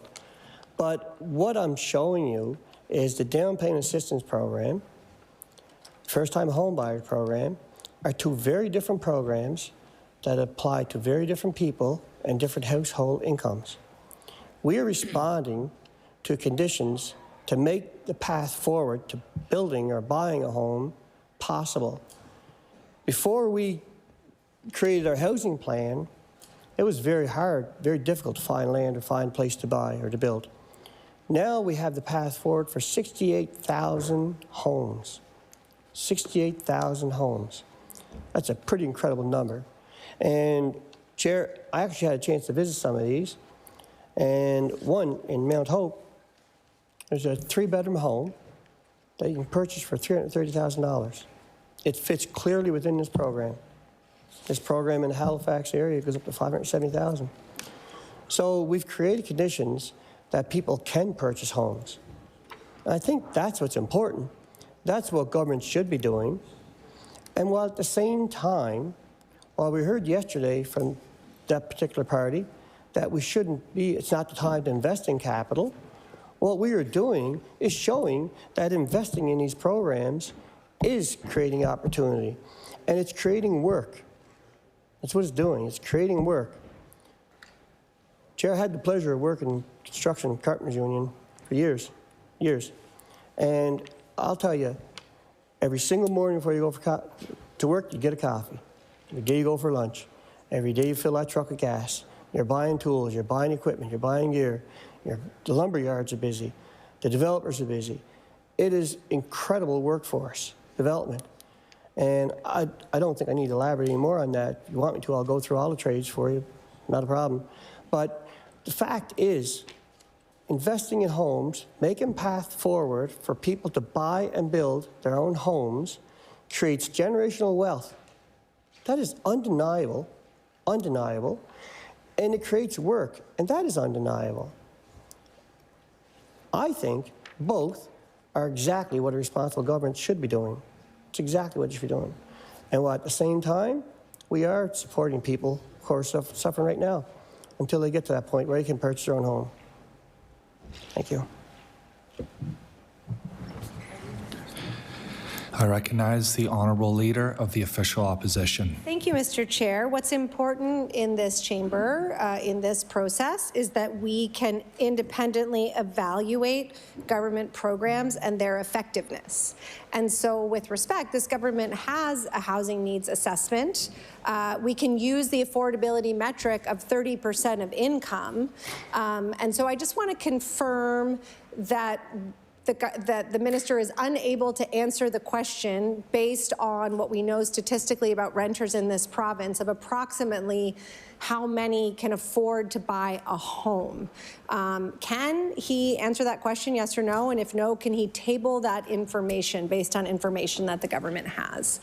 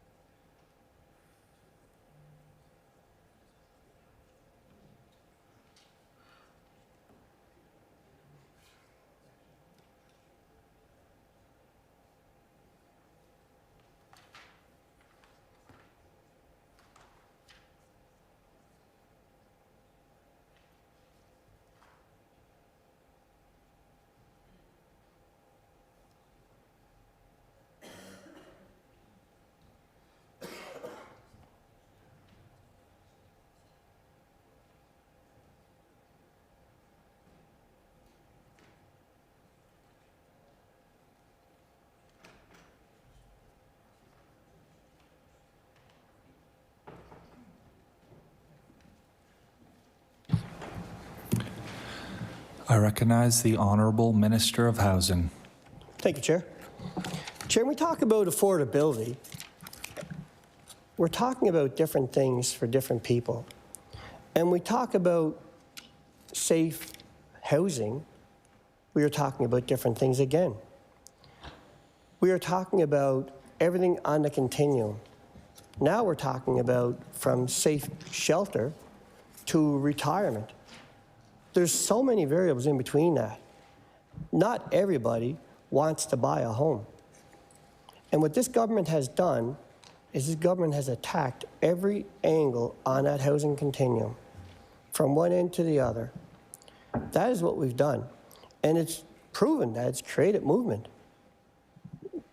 The numbers are showing that 68,000 homes coming, 2.6% vacancy rate. Even an increase in affordable units. The vacancy rate has increased to 1%. It's modest, but it doubled. So, Chair, when we talk about affordability, we're talking about different things. And not everybody wants to buy a house. But when it's avoided, it's been vague for a lot of people for a long time. And we are creating conditions where that is possible. We're making that dream possible again. Right here in Halifax, where it is such a big area and built up so well. When you look at the SPAs on the outside, we are creating places where you have low units. So if you want a backyard, you can have a backyard. That is a big deal to a lot of people, but not everybody wants that. I'll tell you, in Cape Breton, a lot of seniors want to sell their home. We have seniors that I know, I would say personally, but not personally. I deliver to their house through the Meals on Wheels program, and I remember them with a blanket up to their stairs to block the heat because they were in an affordability crisis. That's exactly what they're in, and trying to hold the heat downstairs. And those folks are house poor. What they need is different than what a 30-year-old couple need. What they need is a place to move into. And in building apartments and affordable units, we've provided that. And now we've increased the vacancy rate, and it's the right time to implement a first-time homebuyer program, which helps those folks, should they want to sell their house, and then open it up for a new family that wants to build in that home for decades. That's what this government is doing. This government's been very responsible to try and help folks create housing. And when it comes to affordability, do we need to talk about a $680 million tax savings that the average home will save $1,400? That helps people to put money away if that's what they need to do, whether they want to buy a house or just rent. It's up to them. When we talk about maintaining the HST at 14%, we are in a very difficult budget, but yet we maintained our commitment to people. That's what we did. We maintained our commitment to Nova Scotians. School lunch program, it's $100 million, but we kept it. We kept it in place because it matters to people. And we know we still have work to do, and we are working hard to do it. But we do have stuff there to help people right now, as it is, right today. So, Chair, I would say that those who want to buy a house now have an opportunity to buy a house. There is a path forward with whether it's the down payment assistance program or whether it's the first-time home buyers program. Both for different income levels. They offer different opportunities. Or whether it's at the Groves with a shared equity model. We are providing opportunities for people that did not exist until we formed government and started looking at all opportunities that are available to people. We know very well that people are struggling, and we know very well that the solution is more housing. And we are squarely focused on more housing. In a time when global issues are challenging everybody across this country, from Nova Scotia to British Columbia, that's increased taxes and cut programs. Here in Nova Scotia, we did not increase taxes. We did not at all. And we're still offering solutions. And we're increasing rent subsidy programs for people at a time when we're having great challenges ourselves, because we're not immune to the global market. And we're not immune to the material that's shipped in for construction. We're paying all these fees. We are, and the contractors are. But it is undeniable the amount of construction that's on the go. And a 36% increase is pretty incredible. And the affordability supports that we have in place are great. I wish we could do more. I know everybody on this side of the house wish we could do more. But at this time, we are doing what we can, and we're doing a little bit more to help. Because you know what, Chair? This province is set to take off. I know we will hear all the complaints about natural resources and all the complaints about where we're going, but the opportunities that exist in this province right now are really what people need. Higher paying jobs. People need good paying jobs so they can compete in this market and they can attack the affordability crisis that we're seeing. That is what we need. That's exactly what we need. And this government has stood strong to do that in a very difficult time. So I'll leave that with you, Chair. I recognize the Honourable Leader of the Official Opposition. Thank you, Mr. Chair. So I think what I heard the minister say is that people who want to own a home have a path. I'd like to hear him say that to the people who reach out to me. I acknowledge that there are programs, but I didn't hear an answer to my question about how many renters in this province can afford to buy a home. And after we heard the minister talk about how having a mortgage is more affordable than renting, how building equity slowly is not building equity at all, now we're hearing the minister say not everybody wants to buy a home. I would disagree with that.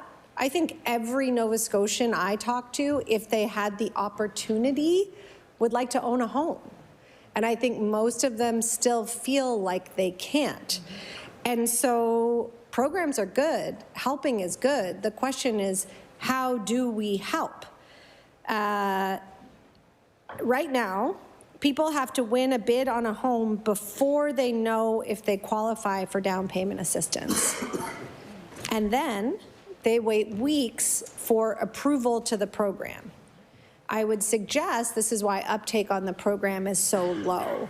And so I want to ask the minister about this. This makes the program difficult to use. And I want to ask the minister if he'll commit to fixing it so that people could get conditional approval for the assistance, just like they get conditional approval for a mortgage, before they place a bid on a home.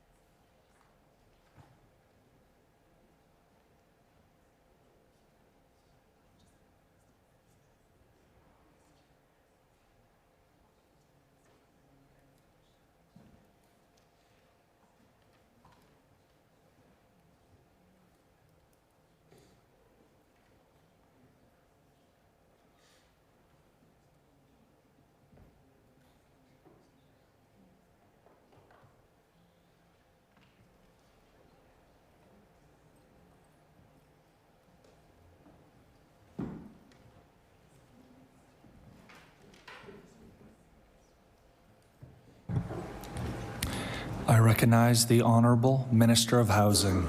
Thank you, Chair. Chair, I can't believe I just heard the member say that every Nova Scotian wants to buy a home. If every Nova Scotian wants to buy a home, why is it that in every city, in every town, all across this province, I would say all across the country, probably all across the world, has a rental market? They have a rental market because some people don't want to buy a home. They don't want the maintenance. They want the snow removal done outside. They want the grass cutting done. It makes perfect sense that some people don't. It's a stage of life, I would say, to a lot of people. It's a quality of life that people want. They want to live in a city where they can go down on the elevator and walk out and go shopping without jumping in a car. They don't want a car. So regardless, we can debate this all day long, but my proof is that there's a rental market in every city, in every province. Anyway, our job as a province is not to decide that you get to buy a home. I'm not Oprah Winfrey. You get a home, you get a home, you get a home. What do you think I am? I'm not Oprah Winfrey. I am the housing minister. My job is to create housing, and that is what I'm doing. And the housing plan shows that we are absolutely going in the right direction. And it doesn't matter what the opposition say. It doesn't matter how many times you scream about it. The numbers are there. They're not for me. The numbers are there. The numbers don't lie. It is what it is. You can complain about something else. They'll find something else, I'm sure. But, Chair, our job is to create the path forward. And we've done that with the SPAs. We've done that by cutting red tape. We've done that by creating lending options for people to buy homes earlier. And yes, buying a home early and paying a mortgage, as much as the member doesn't want to agree, does purchase equity. That's simple. I don't know how we're arguing about this. That is what it is. So if you want to buy a home, we're creating a market so you can buy a home. If you want to rent, we're creating a market so you can rent. I don't know what to say about that, Chair. That's pretty reasonable stuff there. We are focused on creating jobs. Chair, construction is the heartbeat of a healthy economy. And go back and look at 2009 when they cut everything. And all of our middle class, our middle-aged people left. 20 to 40-year-olds left. They left because there was no option in Nova Scotia. There was no work here for them because there was no jobs. And there was no jobs because the construction industry was gutted. And that's what happened. And this government, thank God, is smart enough to not repeat that mistake. We are not repeating that mistake. We're standing strong in difficult times with a difficult budget. We are helping people who need it now while creating the conditions to move forward. I don't need to be in a debate here about this, Chair, but that is exactly what we're trying to do. And it's as simple as the writing on the wall to look at. 36% housing increase starts. That's a lot of work. That's creating a lot of work. We got skilled trades are working everywhere. I've said this before in this house. When I was teaching in high school, my students looked me right in the face and they said, "Johnny, what do I need to work out west?" They're done. They're moving. They live their time here. Now we're creating a condition where they can work. The construction industry is creating work. We need to be building. And this province is building. Starts are there. The numbers are there. I don't say other than that. Thank you, Chair. I recognize the Honourable Leader of the Official Opposition with just over 3 minutes. Thank you. Yeah, this is a really frustrating exercise. This isn't a debate. This is an opportunity to ask questions, and we're not getting answers. The numbers aren't there. We're asking for numbers. I asked about how a program works. I didn't get an answer. I asked about the number of renters who could afford to buy a home. I didn't get an answer. I'm not debating. I'm trying to understand what this government is doing. This is my opportunity to do that. This is my opportunity to ask the minister questions and to try to get clarity for Nova Scotians on what is happening in the housing market. And so I don't know what to say. I don't want to debate. That's not what we're doing here. We have lots of time for debate. We're going to do that. We're going to do that when we have bills. We do that in question period. I'm asking questions. Obviously, I have my own views. This is about choices. I'm not refuting any of the actions that your department has taken, Minister, but I want to ask about the choices that were made. So, for instance, I'll just leave my last question on the table, which is, will the minister commit to changing the program so it works better? The down payment assistance program is something that we have a lot of time for. In fact, in our last election campaign, our proposal was to double the down payment assistance program. That really does give people equity. Instead, what we saw was this 2% down payment, which, by the way, is at a higher mortgage rate than you can get on the market right now. So the idea that you're locking in a better mortgage rate does not appear to be true based on the information I have, although if that's not right, please do correct me. The minister brought up Amherst. That was another part of our campaign platform, shared equity, rent to own. We were thrilled to see that campaign. We've talked a lot to the United Way about it. It's a great project. It's a great way to get people in a genuinely affordable way. And so we've got 28 units in one corner of the province. And so what I want to know is the minister in talks with other nonprofits across the province? Is this going to be rolled out? Because if we're talking about building equity, if we're talking about people who are housing insecure getting into housing, I think this is one of the best options we've got. So I'd love to hear the plans for that program to be expanded.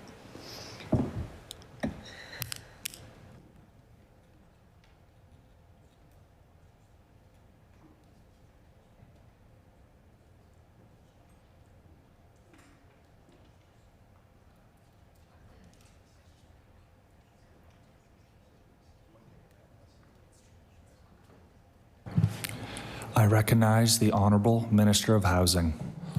I didn't want to miss the opportunity to answer your questions. I thought I'd been answering the questions. I really did. Genuinely thought I was answering the questions. So forgive me if I wasn't, but I'm not answering anything here. I'm trying to tell you. I just don't think she wants to hear the answers I'm giving her, because we are doing this. The market is there. The interest rates do fluctuate. They are 2% over prime with the credit union. It went with the credit union because only the credit union is regulated through the province. That's why it's there. What was the other question? We'll talk with any housing agency, any nonprofit that want to come up with a plan. It was United Way Maritime to come up with the shared equity model, and we were happy to take part in it. Order, please. The first hour of questioning has elapsed. Do we need a break? Is the government side okay? Good to continue? Okay. I recognize the honourable member for Sydney Member 2. Thank you, Mr. Chair. Happy to rise on my feet here for the next hour and talk about predominantly housing at this point. We'll have some questions about growth and development moving forward. I'm going to focus right now on housing. Paying a little bit of attention to some of the conversation that was happening, I will say that the minister makes a strong point about construction, and I'll say this: that the construction really started under the Liberal government when we moved to community college and built a new regional hospital and built on the north side and built into Waterford and approved schools in Glace Bay, approved schools on the north side. Looked at, we announced the construction of Carefield Manor, of McGilvery Guest Home. The list goes on and on and on. So he's right. Construction is key, and the more construction that we can have in the community, the better. So I'm going to get right into some questions, and the first one. My first question is really around the department and how much the department's budget, department's budget is allocated to annual capital investments versus operating costs. And I'll add a second question to that too, which is important right now because we have a significant deficit. Can the minister provide an overview of the job cuts that are coming in housing and the reductions that may be taking place in grants?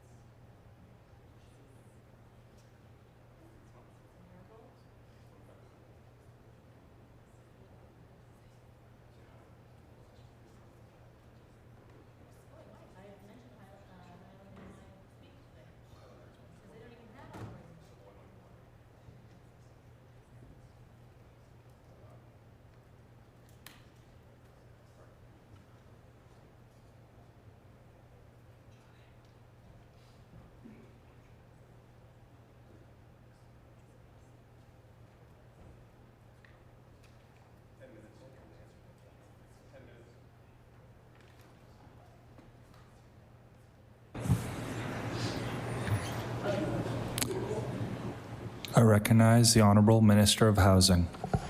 Sorry, Chair, that was a lot of numbers. My head's spinning over here. So the reduction, let's do that part first. The reduction in staff would be 5% for the department, 3% for the agency, and we do feel pretty confident we are going to do the best we can to manage that through retirements and attrition. Just to put that out there. For the agency, the TCA budget is $45.8 million, with $32.7 million for new builds, $10.3 million for major repairs, and the operating budget would be $176 million. That's for the agency. For the department, we're looking at $219,439,000. Good. I recognize the Honourable Member for Sydney, Member 2. Thank you, Mr. Chair. And we'll be following closely to see if that can be done through attrition, because this is going to be a big conversation during estimates for every department. And I know that the conversation is happening across the way now about grants and programs that may be cut. So the minister provided the overall budget for the department and housing, and mentioned the attrition piece potentially for workers. But my question is any grants specific to that? We haven't seen that list yet of the grants across the board. We're starting to get messages from all over the province right now because people are getting their letters, which is devastating, by the way, because some great organizations are probably going to go under. And everybody's community that we represent. But specifically in the Department of Housing, is there any reductions coming to any outside organizations that may be receiving support through the department, similar to what may be something in CCH or something else? My question's for you, Mr. Chair, to the minister. Are there external organizations that are going to lose money that have a partnership with the Department of Housing?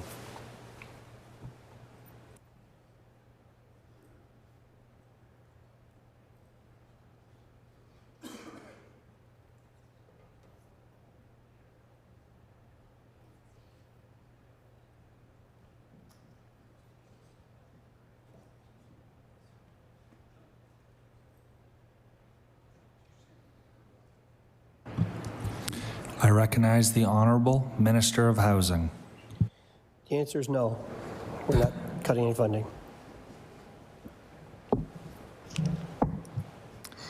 I recognize the Honourable Member for Sydney, Member 2. Thank you, Mr. Chair, and I appreciate the question. I do have a specific question now that I'm going to ask, and it's around Mountain Lee and other assisted care facilities across the province. So we've heard constituent concerns about the lack of transparency in moving individuals from existing assisted living facilities into either a long-term care facility or otherwise. We've heard specific concerns from residents at the Mountain Lee in Annapolis County, which is an assisted living facility currently run by Housing and exists as a section of the Cruskill Court building. The existing Mountain Lee is being replaced by a new seniors and long-term care facility called Mountain Lee Lodge. The current Mountain Lee has 2 full-time CCAs who are on site to provide any range of care services, from bathing to food preparation. Residents of Mountain Lee were recently told that the existing facility would no longer operate as an assisted living space, but as housing. Residents were given the option to stay, but without the option for assisted care. The government told them that they would need to hire their own care. We've heard this is happening elsewhere across the province as replacement buildings are being built. The former assisted living sites are being reclassified as affordable housing. Most concerning for residents of Mountain Lee is that they were not consulted before this decision was made. So my question, first one, can the minister speak to this situation and explain why the government thought it would be acceptable to pull vital services from under the feet of residents with no prior consultation? This is especially concerning considering the challenges associated with navigating the continuing care system.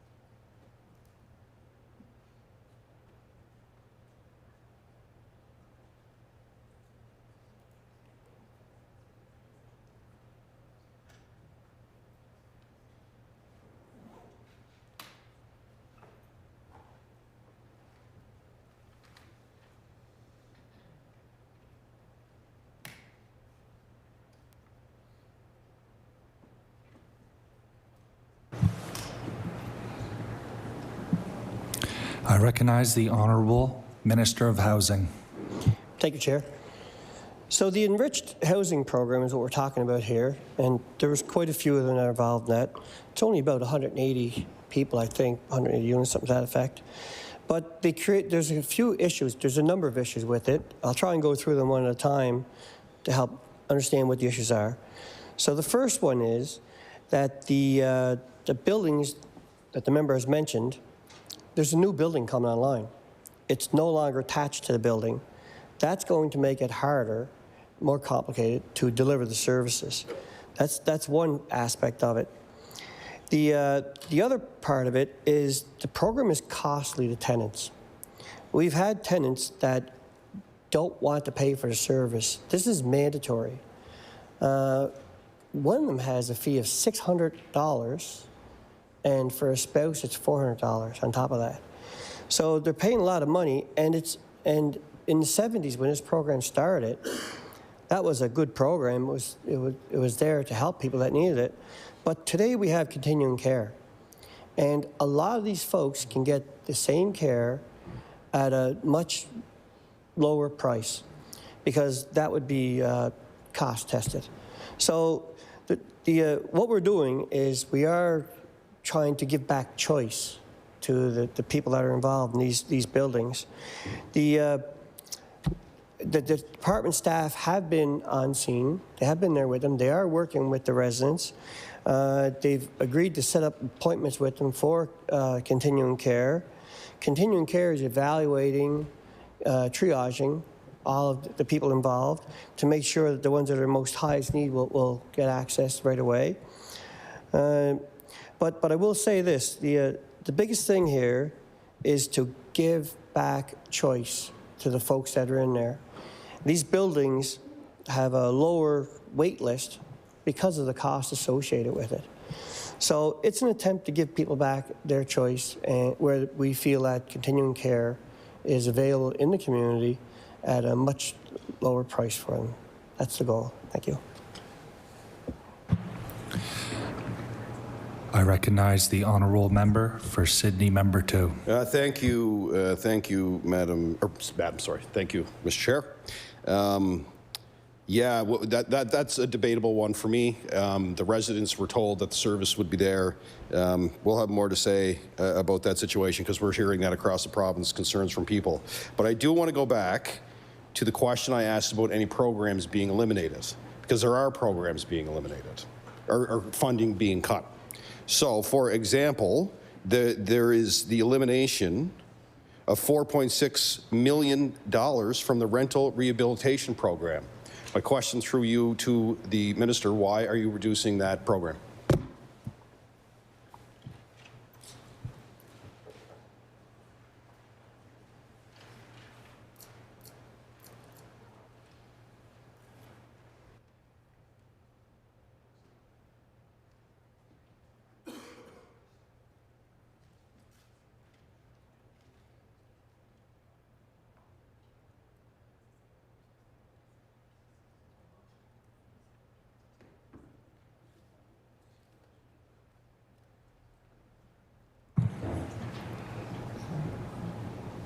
I recognize the Honourable Minister of Housing.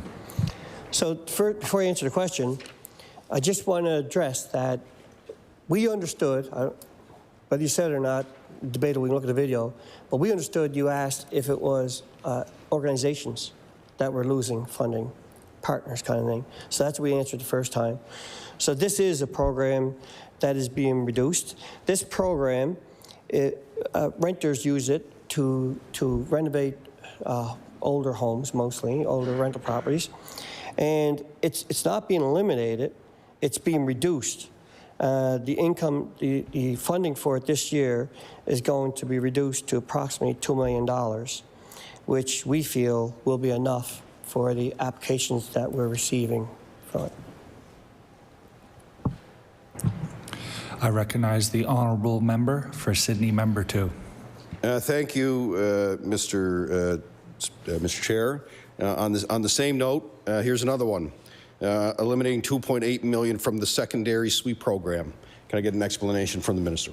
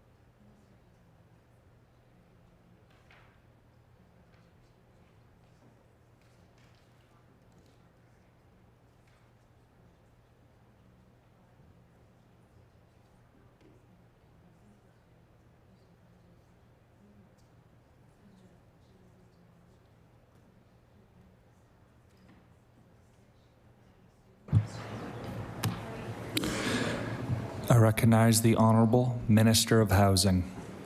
Thank you, Chair. The secondary suite program was implemented at a time when the vacancy rate was very, very low. And we had a target of 350 units, and we've exceeded that, actually, with the ones that are there that are still yet to be funded, that are already approved, ready to go. We're expected to hit over 500 units. So one legacy that will be from that program is that we were able to work with municipalities to change bylaws to allow for the program to happen. So we are hoping that people will continue taking advantage of it, use it as a funding institution or whatever you want to do. But our situation has changed in it because we have a higher vacancy rate now. We have funding in the affordable housing program, again, to go with it. So what we did was we felt that that program has served the purpose that we wanted at gentle density at the time, which was essential. And it was a very good program. It really was. We're happy with it, happy with the results. But the times are different right now. It's different right now, and we are moving forward with some other programs. I recognize the Honourable Member for Sydney, Member 2. Thank you. And I want to go back to the rental rehabilitation program, because as I said, and as the minister confirmed, you're seeing an elimination. I said it as the elimination of $4.6 million, but I actually, from what we gather, and the minister confirmed, they're getting rid of the program completely. So my question through you, Mr. Chair, to the minister, does he see the importance of the program, and is it that severe that, or I shouldn't, let me rephrase that, we're confirming that this program is going to be gone completely, something that Nova Scotians have utilized. And my question through you is to explain why the program is being eliminated completely. And you're looking at a program that Nova Scotians were utilizing to do renovations, and it's going to be gone. So I'd like an explanation of why they feel that this program money should be eliminated completely.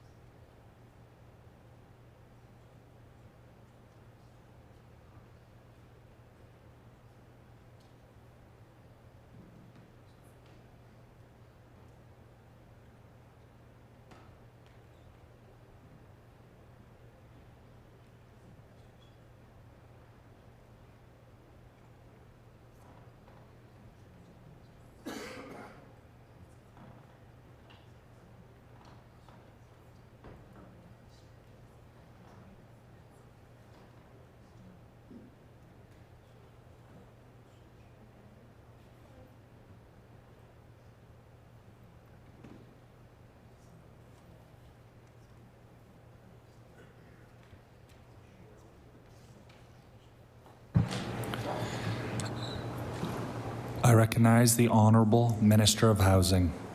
Thank you, Chair. So the program is being eliminated because it does have well, it's not being eliminated, I shouldn't say that. There's money still left in it. We are going to keep some there. But it has a low uptake. And it has a low uptake because it demands affordability for long term. And the partners we're working with in that case are private landlords. The other programs we're working with, where we did put our money, is we're working with our community housing partners. So we put more money in there because they are offering affordable rent for perpetuity. So for cost value, it just made more sense right now to put it where it's going to be used longer term. I recognize the honourable member for Sydney, member 2. Thank you, Mr. Chair.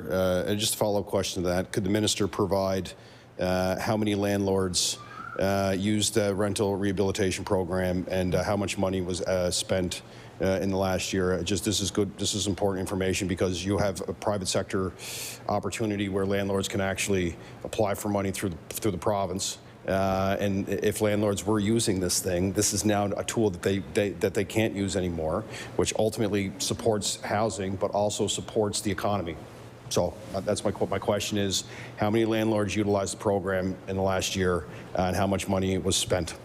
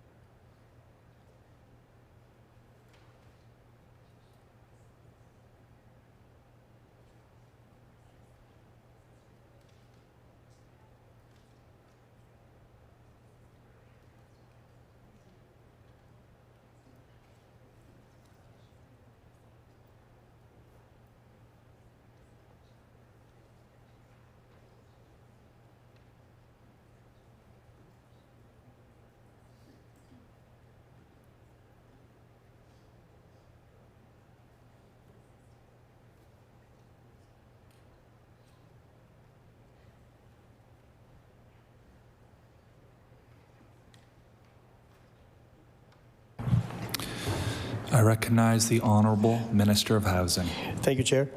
I misspoke a minute ago. You caught that? No, I did misspeak.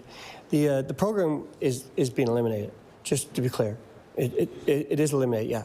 It was the backyard suites that we have $2 million left in to finish programs that are left to be finished out. There's some that are approved there. So to answer your question now, the answer is 1.4 million. And we don't have the number of organizations. We can provide that to you later if you wish. Bring that to you. That's the rental rehabilitation assistance program, right? That's so 1.4 million. I recognize the honourable member for Sydney, member 2. Thank you. So that would tell me if 1.4 million was spent on that, and correct me, and I can be corrected here, like there was a limit on how much a landlord could apply for, I believe. It was like 24,000, I believe, if I'm reading that right. I was just doing my own research on it. But the fact of the matter is that if $1.4 million was spent and there was that kind of limit that a landlord could apply for, that tells me a ton of landlords actually use that program. So $1.4 million going towards the private sector to help with affordable housing and also help with the economy tells me that that was a crucial program for people, whether it's at 4.6 million or 1.4 million. But the fact of the matter is that this is what estimates is important about, because we're actually diving into departments now, and we just learned something new. Right? We just learned that a program is being eliminated that literally hundreds of landlords probably used to help renovate spaces for people who needed a roof over their head. So, you know, you didn't hear this in the speech yesterday, right? But this is what happens when we dive into this. So. I didn't get the exact number of landlords that utilize the program, so I just want to confirm that, Mr. Chair, through you. So 1.4 million spent, on grants that that landlords were using. May I have the number through you to the minister of how many landlords actually utilized the program under that 1.4 million?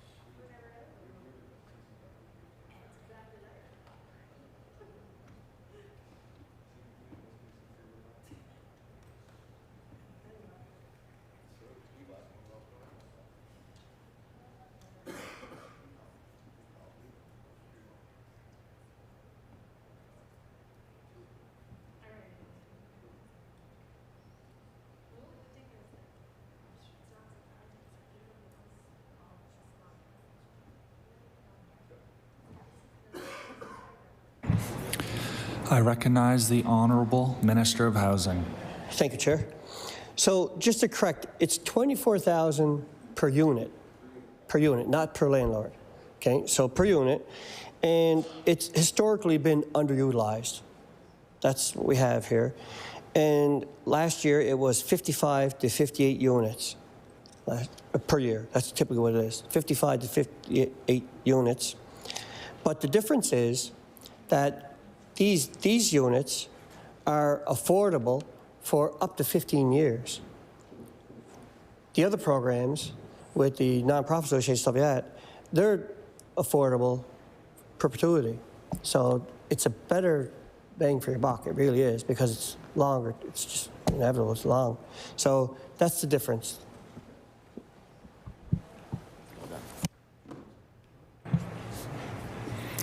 I recognize the Honourable Member for Sydney, Member 2.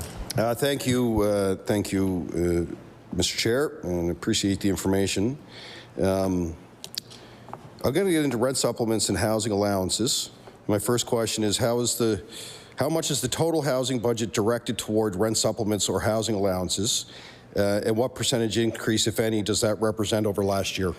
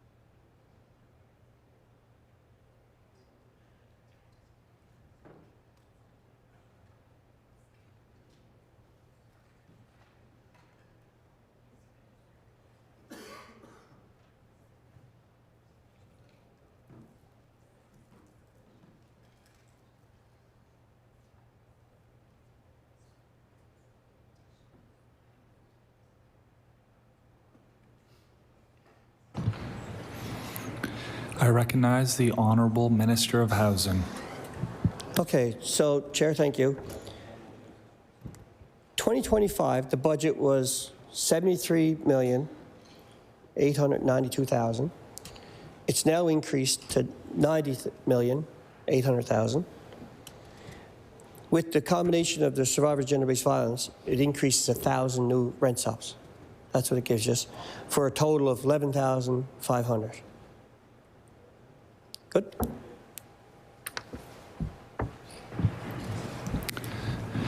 I recognize the Honourable Member for Sydney, Member 2.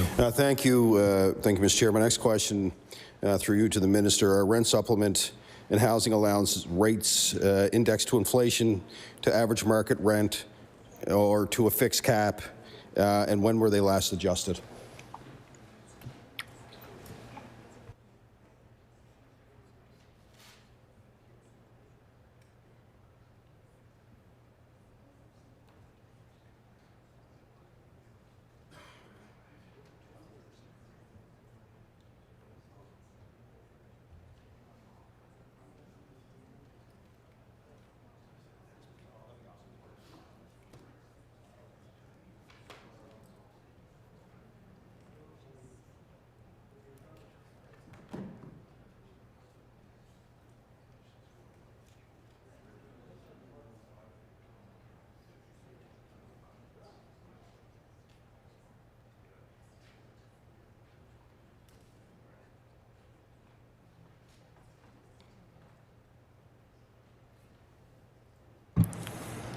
I recognize the Honourable Minister of Housing.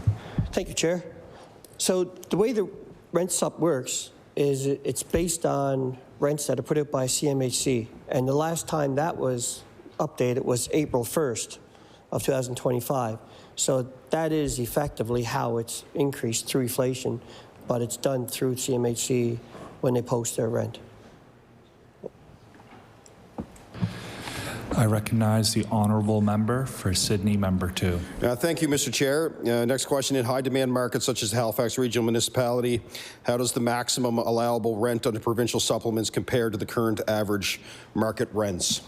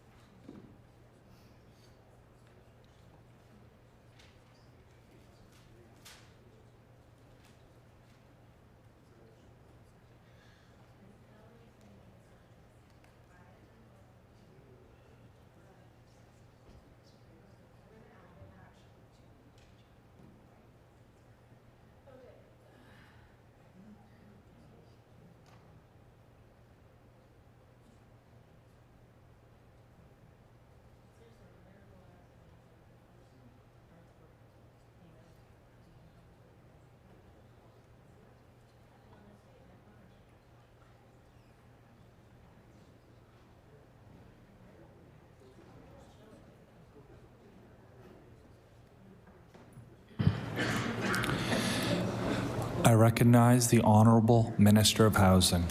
Thank you, Chair.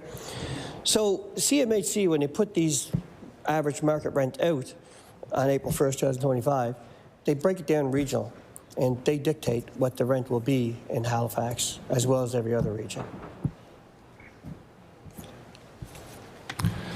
I recognize the Honourable Member for Sydney, Member 2. Thank you, Mr. Chair. Mr. Chair, through you to the Minister, how many households are currently receiving rent supplements? How many are on wait lists? And how many additional households will be supported under this year's budget?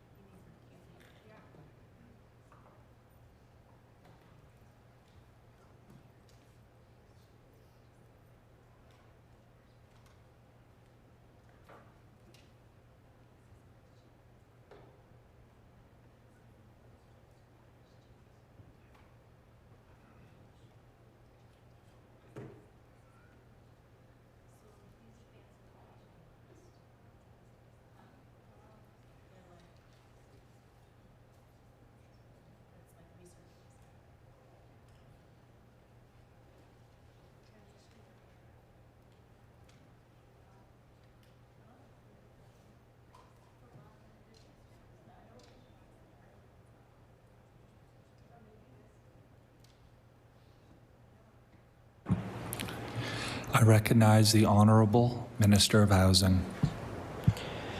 So for the red subs, I think I read that a couple minutes ago as well on the other paper we had. Vicky got now. It was 9,500. It was. That's what it is this year currently. Next year it's expected to be 11,500. Pretty sure I read that there. And there is no wait list. I think that was the question you had. There is no wait list. I recognize the Honourable Member for Sydney, Member 2. Okay, where I want to go now. I'm going to talk a bit about special, or actually I'm going to get into, so at the November Public Accounts meeting, the Deputy Minister told us that the wait times for housing supplements have drastically decreased. You're saying that there's no, I just want to confirm, the Minister's saying that there's no wait list, but what is there, there's an average wait time for someone to receive their housing supplement. Through you to the Minister and staff, can they confirm what that wait time may be?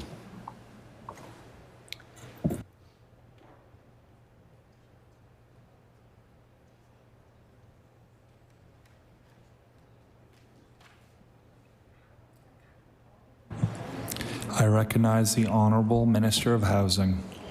Thank you, Chair. I think we have another miscommunication. Wait list, wait times, two different things. So wait time is about 8 weeks right now. Staff have done a great job on that, reducing it from 8 months originally. So now it's down to 8 weeks. But it's not a wait list to get on. It's a wait time of 8 weeks. I should say, sorry, in survivors of gender-based violence or in homelessness, they can get it processed within 2 weeks. I recognize the Honourable Member for Sydney, Member 2. Yeah, so I appreciate that. That was my next question. So again, I just want to confirm that, because it is an important program, just on the record, through you to the Minister. So there are no staffing implications coming to anyone who would be involved with the rent supplement program that could jeopardize continuous, because you want to continuously reduce that wait time. So my question through you to the Minister, it goes back to these cuts. They're saying they're going to try to do it through attrition, but these are programs that are very important, and we don't want to impact folks getting that supplement. So through you to the Minister, just reconfirm that there will be no staffing cuts when it comes to the people who are administrating the rent supplement program.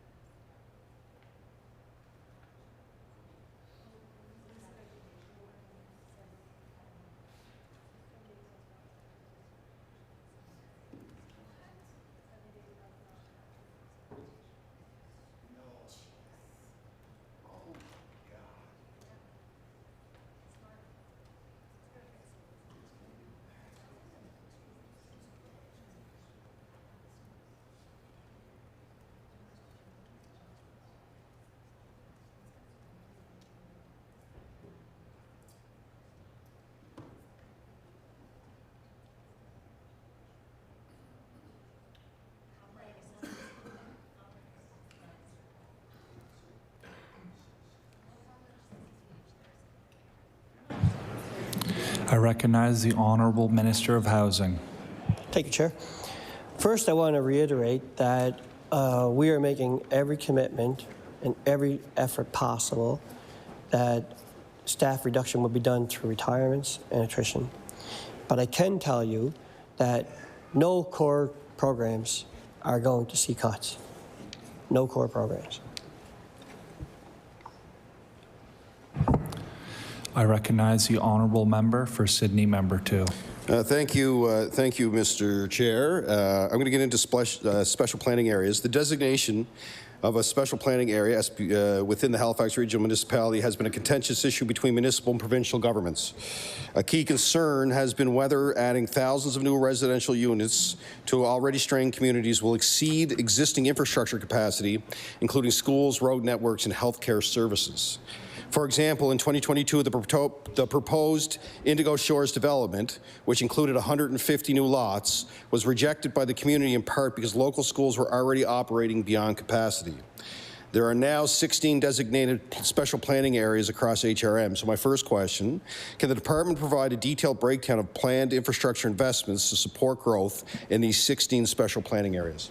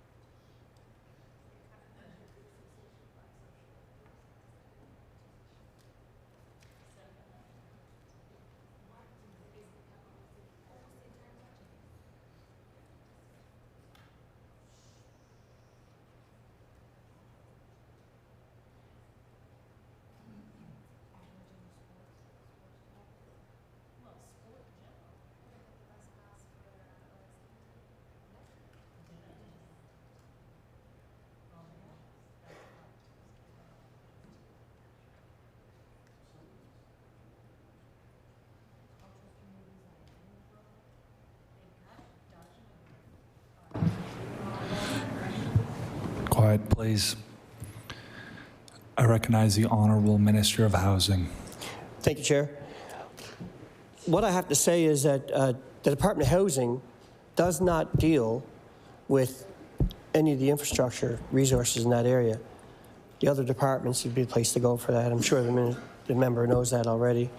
But the Executive Panel on Housing does work across various governments. So that conversation is being had, just not with our department. We work on the housing aspect.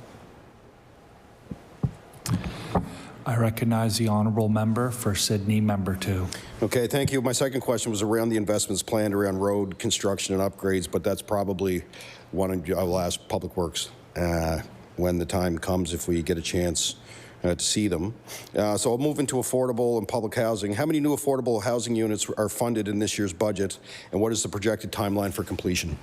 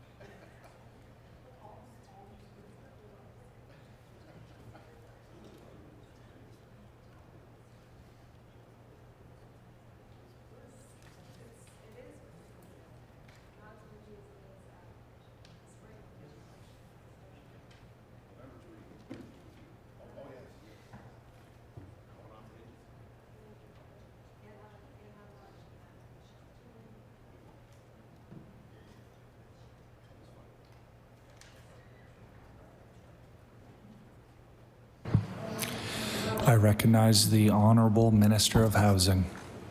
Thank you, Chair. We had some confusion over what the exact questions were. Back and forth there. So the Affordable Housing Development Program is an increase of $18.5 million to make it a total of $33.4. And we expect, that's an estimate, we expect that to create 250 units. But again, that's going to depend on tendering, stuff that's out of our hands right now. I think that's all you asked, was it?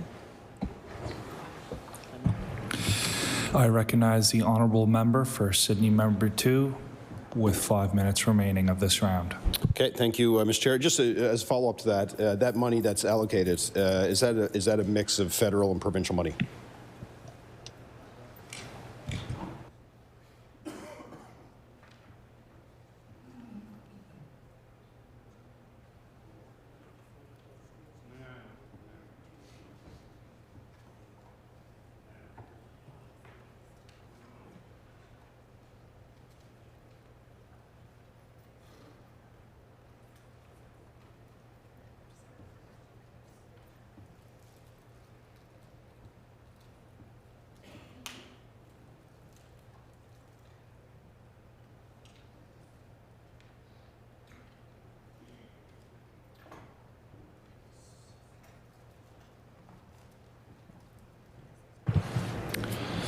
I recognize the Honourable Minister of Housing. Of the $33.4 million, $2.5 million is federal funding. I recognize the Honourable Member for Sydney Member 2. Thank you, Mr. Chair. I'm going to move to, because we only have 3 minutes left in this round. So here's a question. So when you look at housing, obviously we have larger urban centers and we have rural Nova Scotia, smaller towns. And my question is how, my question to the minister through you, how is the budget distributed between urban, suburban, and rural communities, and does it reflect regional housing pressures?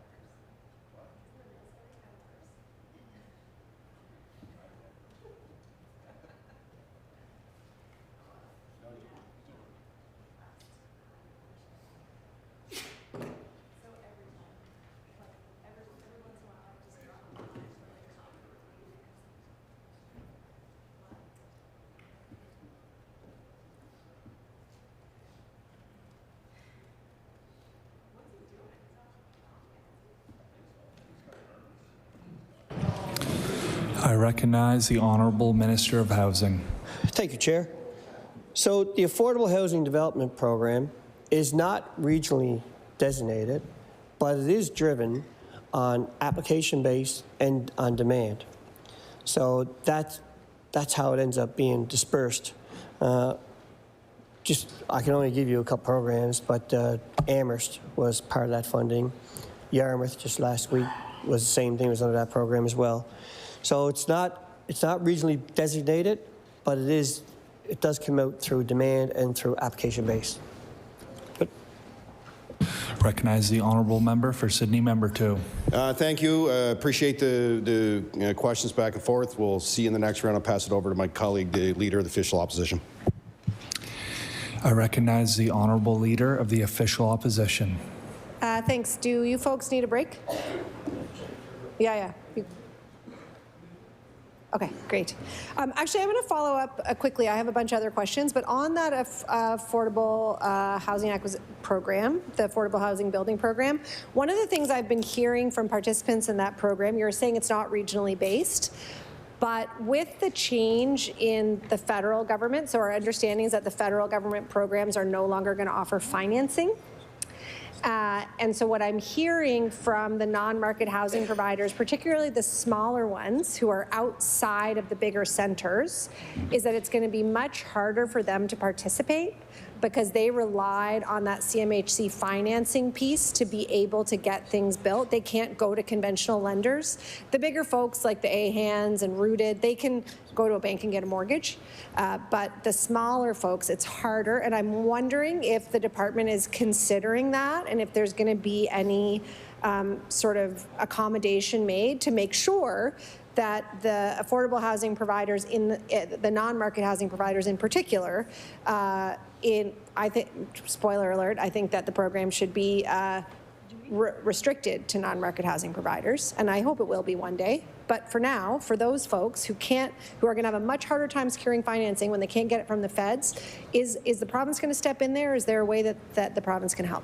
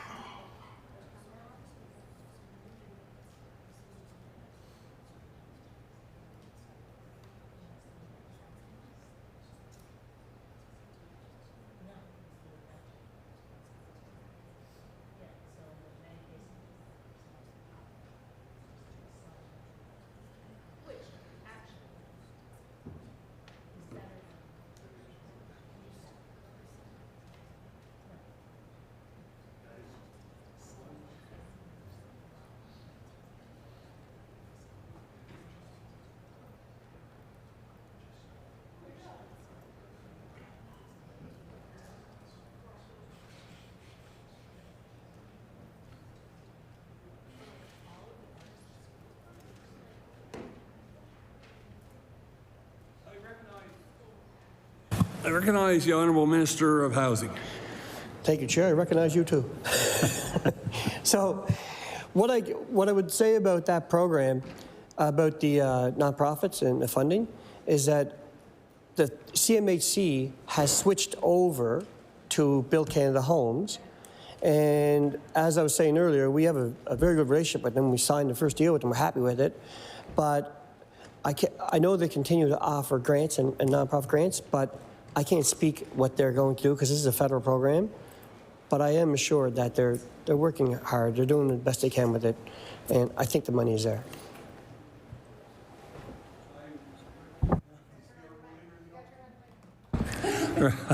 Recognize the Honourable Leader of the Opposition. Thank you, Mr. Chair.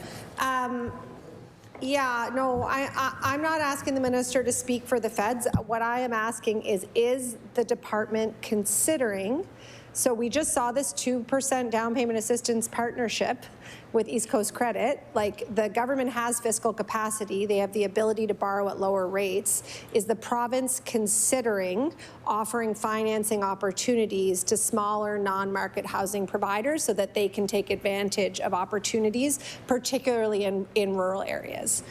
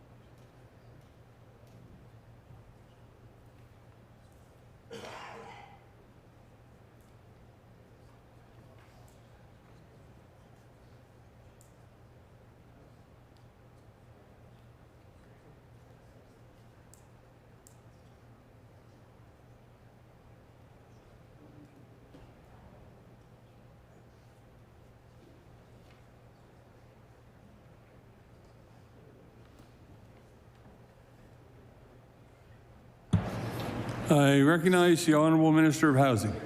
Thank you, Chair. So, Build Canada Homes is able to offer a better interest rate. So I would assume most organizations will want to go through there.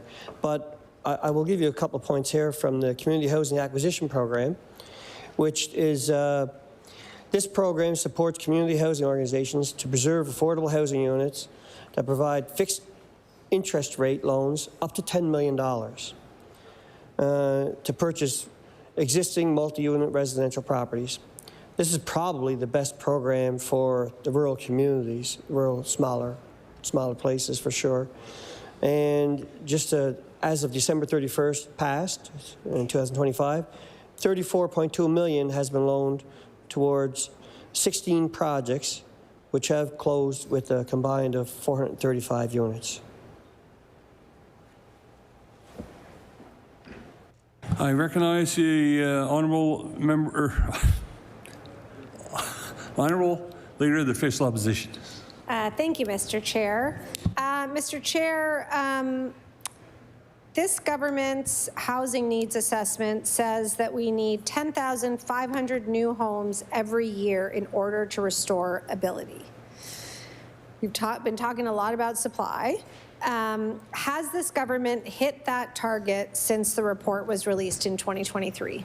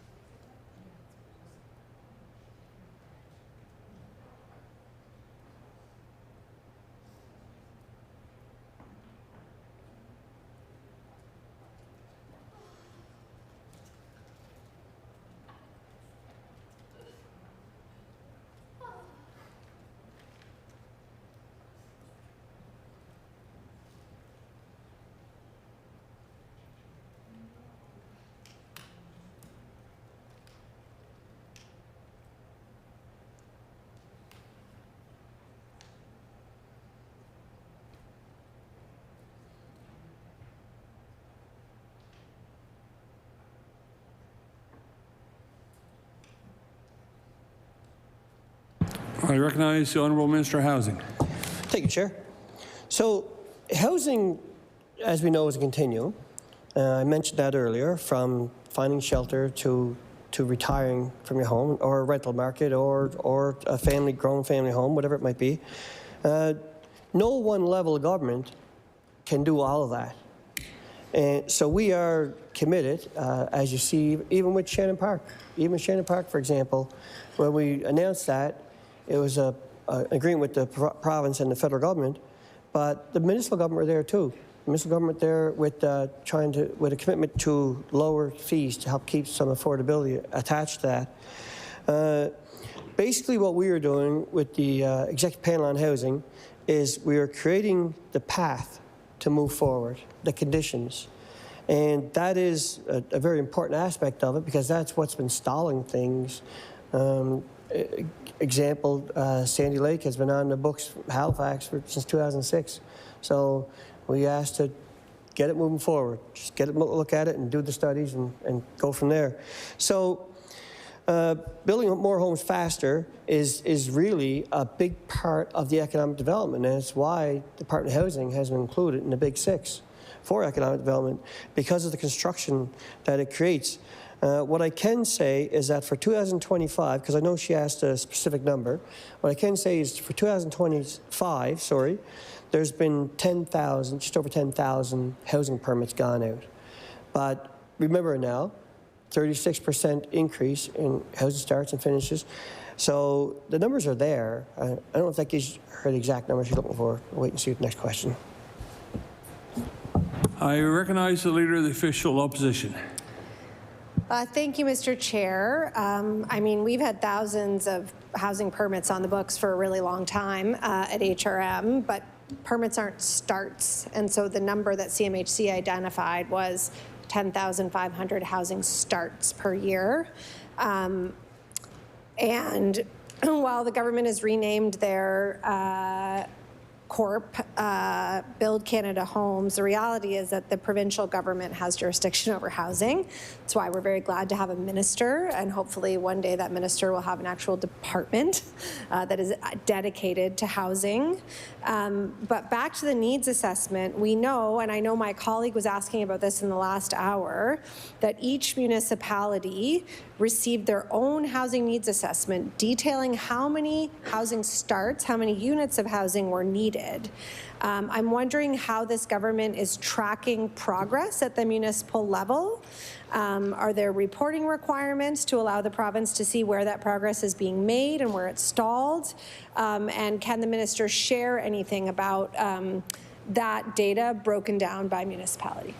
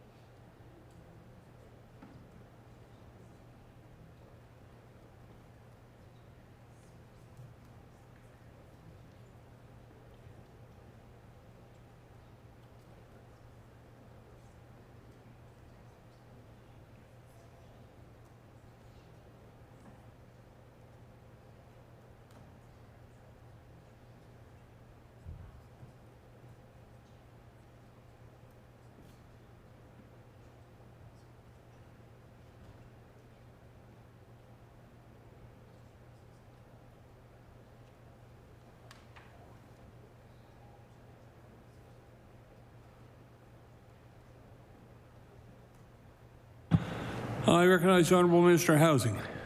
Thank you, Chair.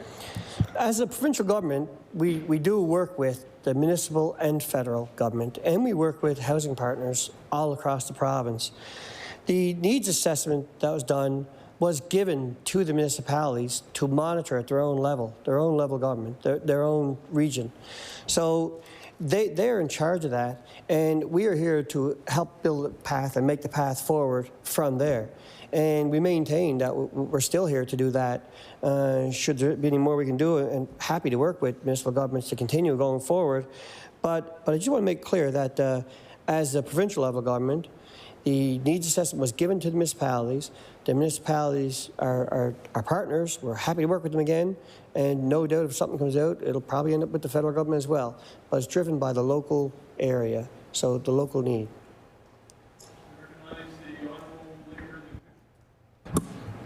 I recognize the Honourable Leader of the Official Opposition.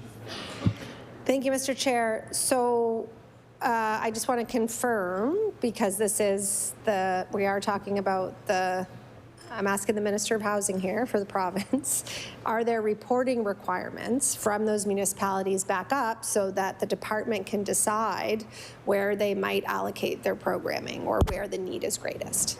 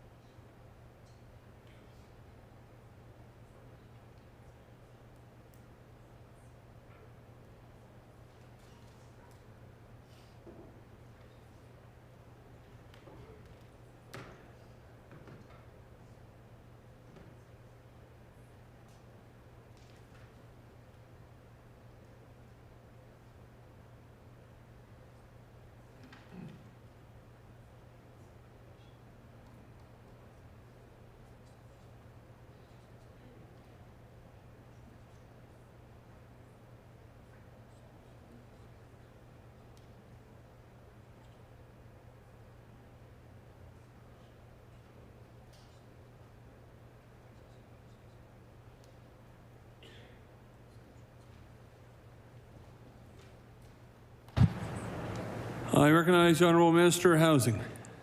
Thank you, Chair. So the municipal governments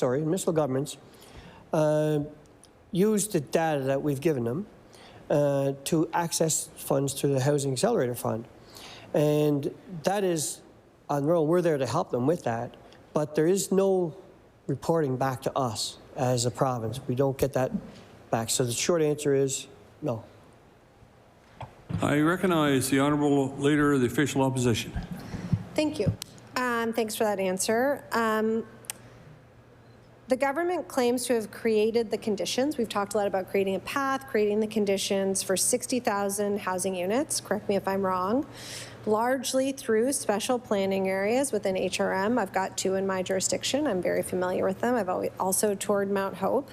But homes need other infrastructure too.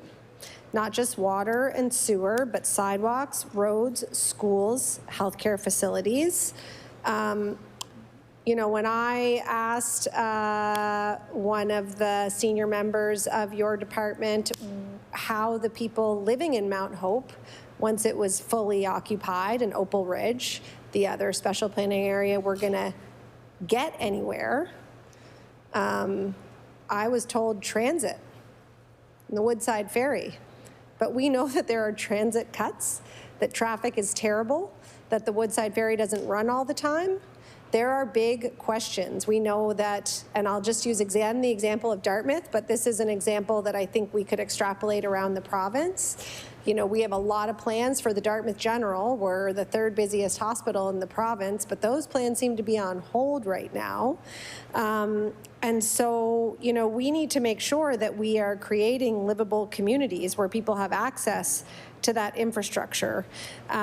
So I wonder if the minister could comment on if and how he is working across government to make sure that we are actually addressing the full breadth of infrastructure needs for the residents of our province, and not just incentivizing the private sector to build housing.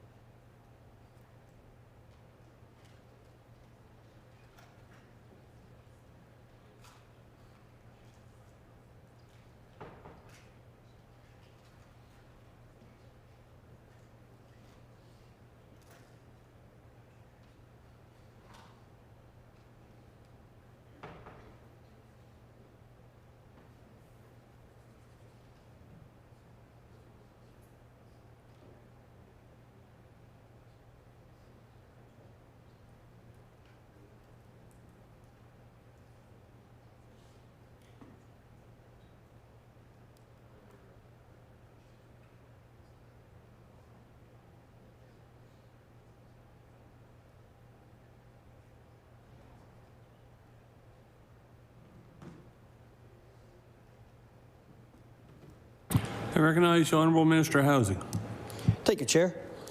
So as a department, provincial housing, we're very proud of working with all the partners. I'm going to list a few of them here, but we're not responsible for any one in particular piece. So I just got to, but it's across government is what it is, and other levels of government.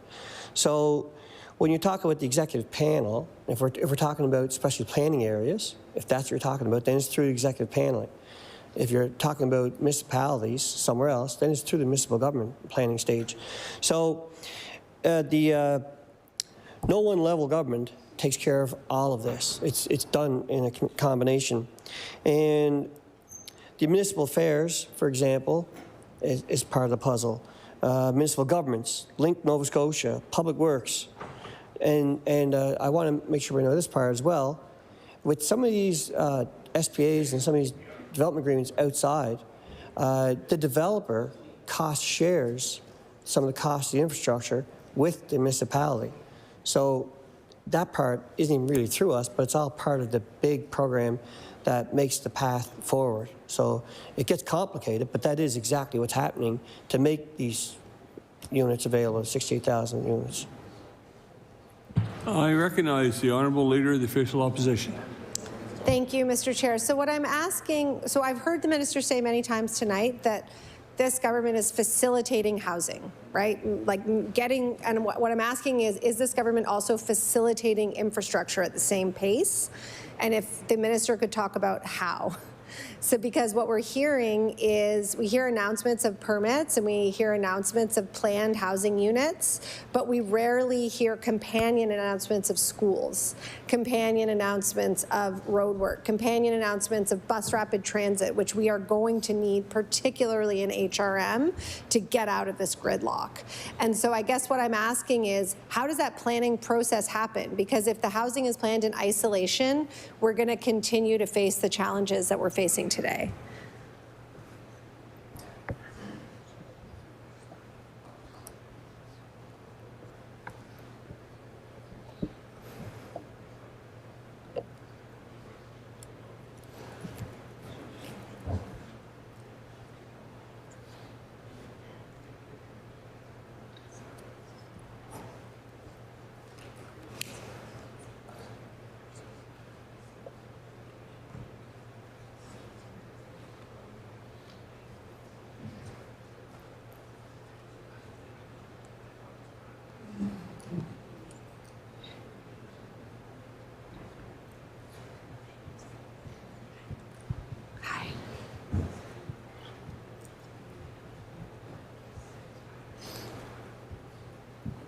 Hi, ready? Hi, just give me 1 second.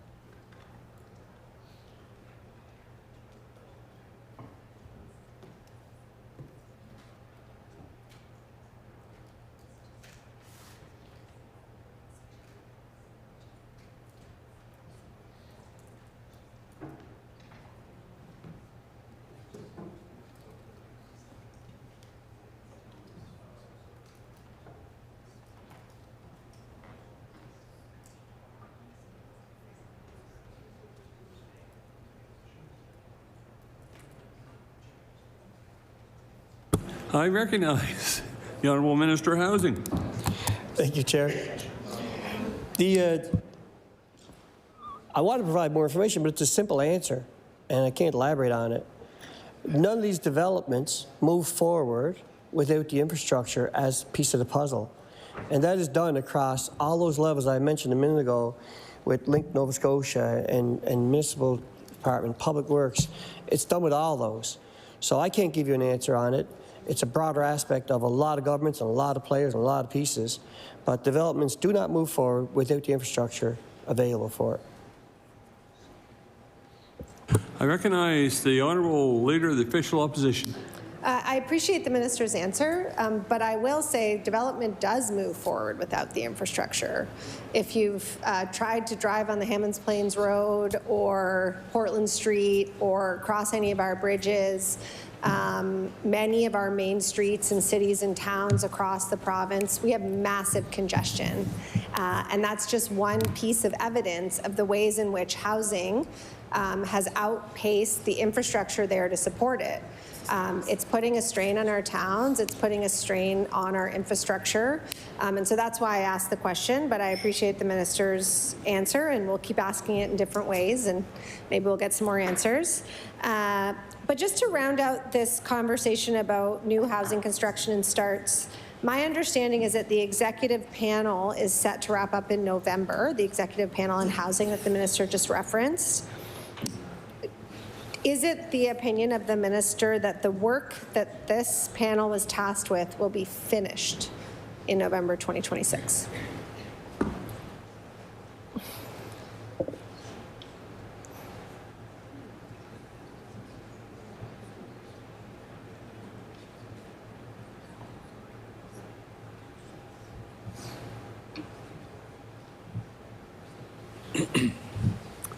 So, James.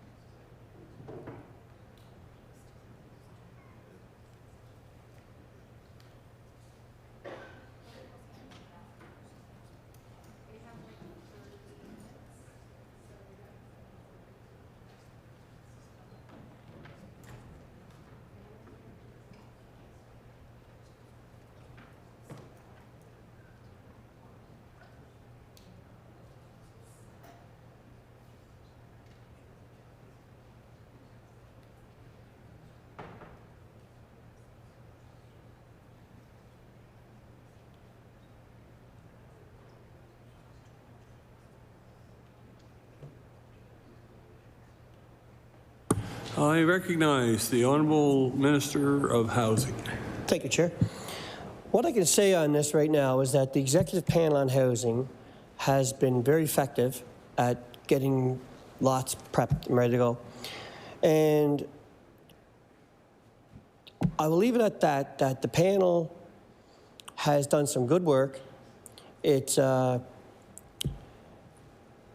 we value the partnership that it's created, more important than anything, because it did put us in a room to talk it out. And that was probably the biggest legacy from the panel. I can't give you any more information out right now. I recognize the Honourable Leader of the Official Opposition. Thanks. Well, maybe I'll just ask, because my recollection is that the former member for Glace Bay was actually first tasked with running that panel some years ago. Can the minister share what the mandate of the panel was when it was established?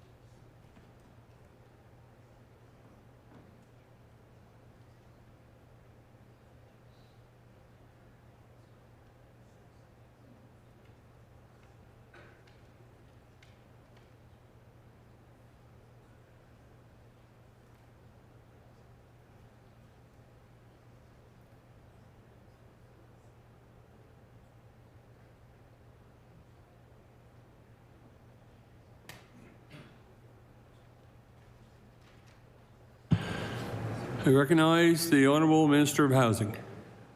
Thank you, Chair. I believe the question was, what was the mandate? The executive panel has worked to remove barriers, to help make development, and to help people acquire homes faster. I already mentioned that we're very pleased about the work that's been done with the panel.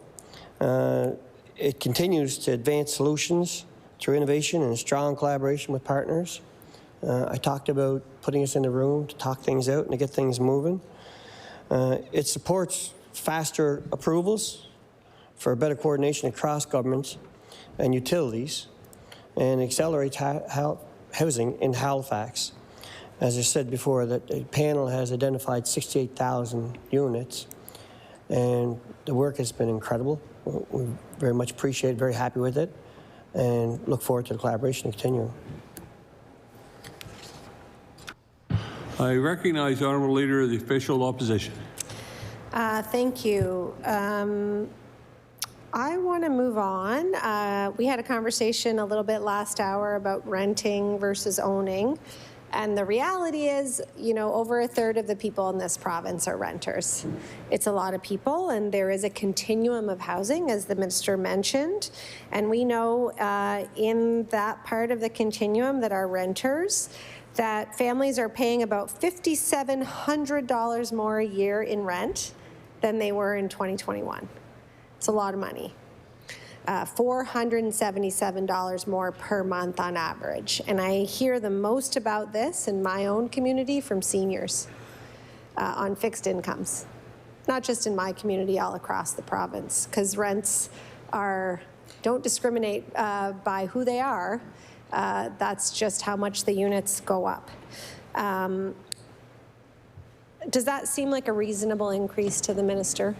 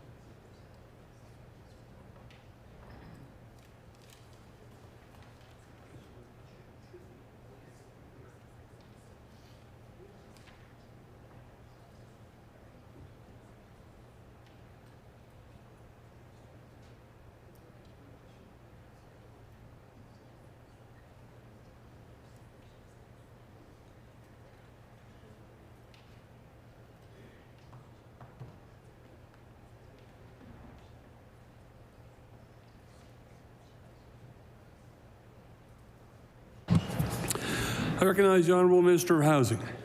Thank you, Chair. This government recognized the housing crisis in 2021 when we first got elected. And that is why we implemented the 5-year housing plan. And within 3 years, we've met and exceeded every outcome of that plan. The sheer fact of the answer is it's a supply and demand issue. The housing plan is working, and I'll tell you some of the numbers why it's working. Housing starts have increased 36% across the province over the last 2 years. The vacancy rate has nearly doubled. It's getting close to 3%. Our 5-year housing plan represents a $1.7 billion commitment to Nova Scotians for the very reason that the member had mentioned, the very reason. In the last 2 years, 68,800 units have been committed through the SPAs, And thus far, almost 15,000 are in various stages of completion, and 54,000 additional units are committed. 2025-26 has been a record year for investment in community housing sector, with almost $84 million committed to help fund over 1,030 units. The average over the last 3 years for us has been $57 million. Since 2021, we've invested $288 million to create 3,000 affordable units. 976 first-time home buyers bought a home through the down payment assistance program. I spoke about that earlier, Chair, before you were not here, and that program to me means the most, to be honest with you. For long-term change, it does. People need help today, but that for long-term change, that's a big one for long-term change. 12,000 households were supported with rent supplement last year alone. I believe that's a budget we quadrupled. 6,000 Nova Scotians, mainly seniors, were helped through the repair and adaptation program. 515 homes are committed to us through public housing. That's going to help 1,300 people. And the Land for Housing has supported 1,200 units, and almost half of those are affordable units. 557 units have been approved under the Secondary Suites program. Chair, I read those numbers, not to kill time, but to say that we've identified that supply and demand is the issue. It surely is the issue. It's basic business 101. And this government has done everything it could to not only create demand, or to increase the demand, or the availability, I should say, to increase the availability, but also to help folks as they're waiting for us to get there through the rent subs and everything else. Thank you, Chair. I recognize the Honourable Official Leader of the Opposition. Thank you. Yeah, I mean, maybe that's part of the problem. It's not just a business. We believe it's a human right, and it's a roof over people's heads. And what we said 5 years ago and before that, when we identified the massive escalation in housing costs, was that we absolutely agree we need supply. But if we don't prioritize affordable supply, that trickle-down housing effect is going to take too long for the people who need it. And that's exactly what we've seen. And that's why Nova Scotian families are paying $5,700 more a year today than they were 5 years ago, because we didn't prioritize affordable supply. This government didn't protect renters and still refuses to do that. And so now Halifax is one of the most expensive cities in the country for people who rent. Those numbers don't lie. We spoke to a young hairdresser downtown Halifax. She and her partner are moving to Calgary because it makes more financial sense for them to go. We hear these stories every day. I talked to a senior at Pancake Tuesday lunch I was at, who told me her sister in her late 70s and her partner just moved to Calgary to live with their son, because after their rent went up 3 times, they could not afford to live here. Because even that increased rent was cheaper than anything else they could find in their community, and it was too much for them to afford. We are losing people. We are sacrificing the ability of our seniors to age in place and dignity, and we are losing our young people again. And so I want to ask the minister if he acknowledges that these gaps in the government's housing policy really are forcing young folks to leave.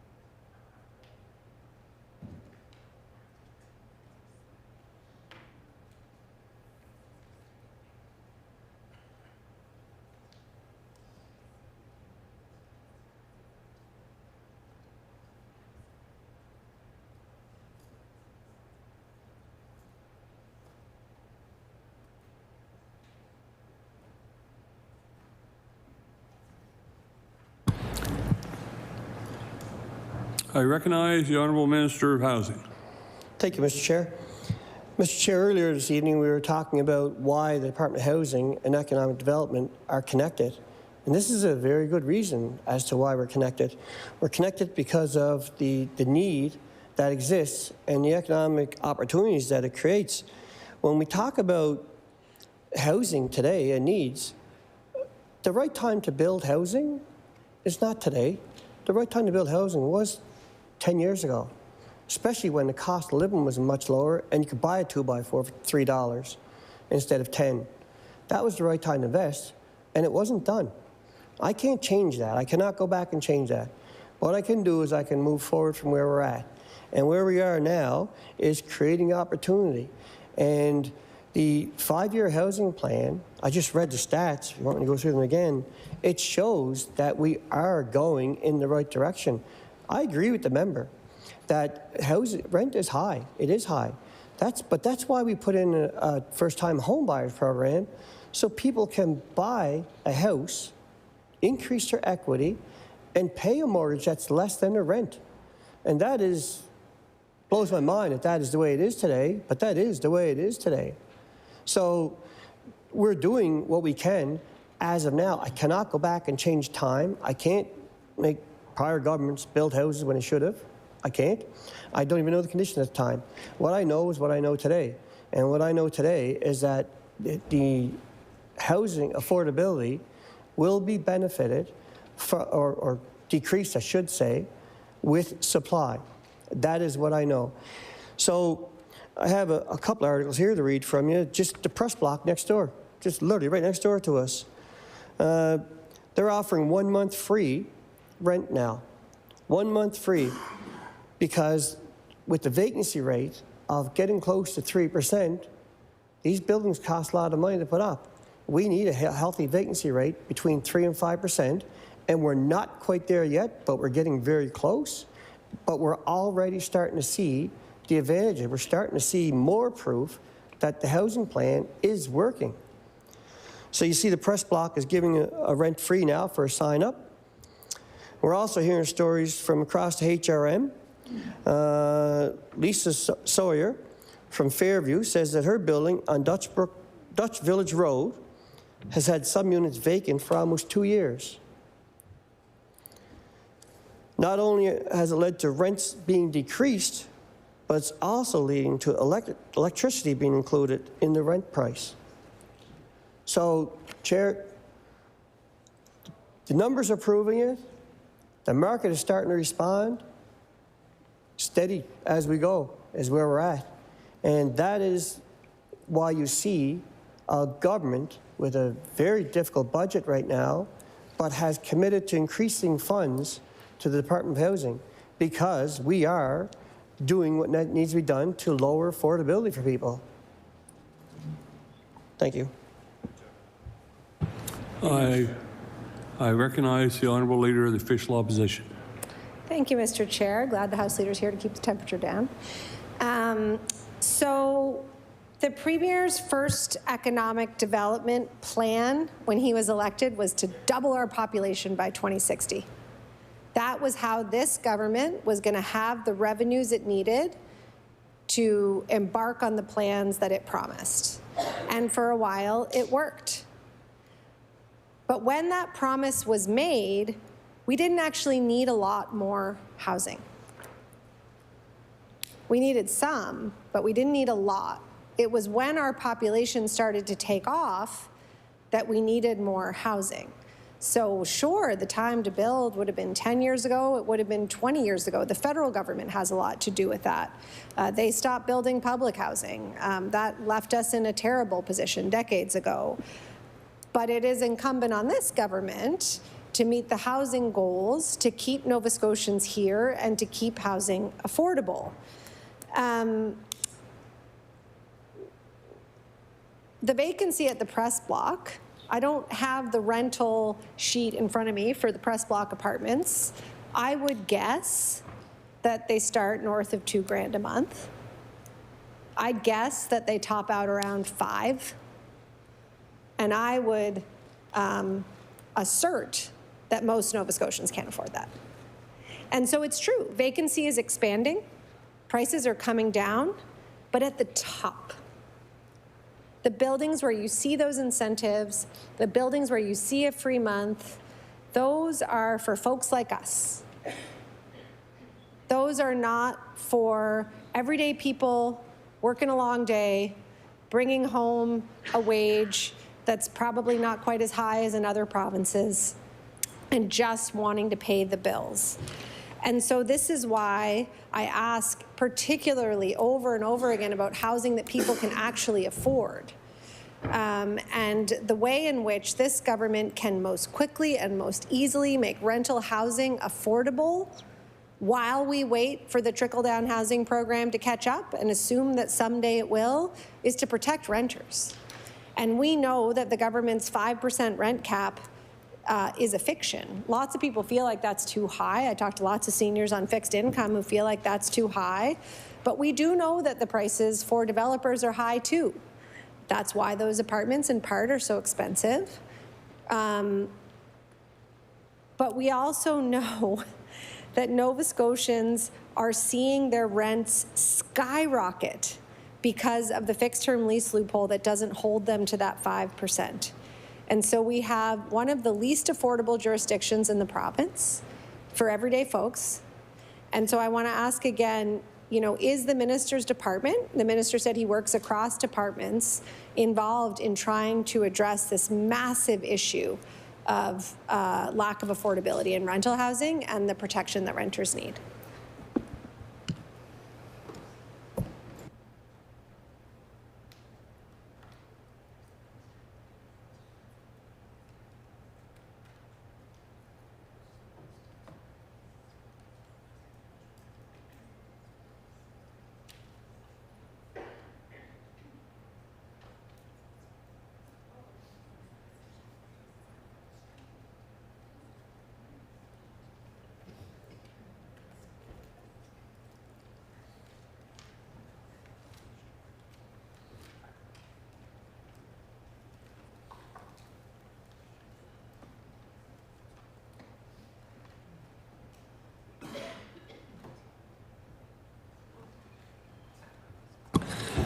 I recognize the Honourable Minister of Housing.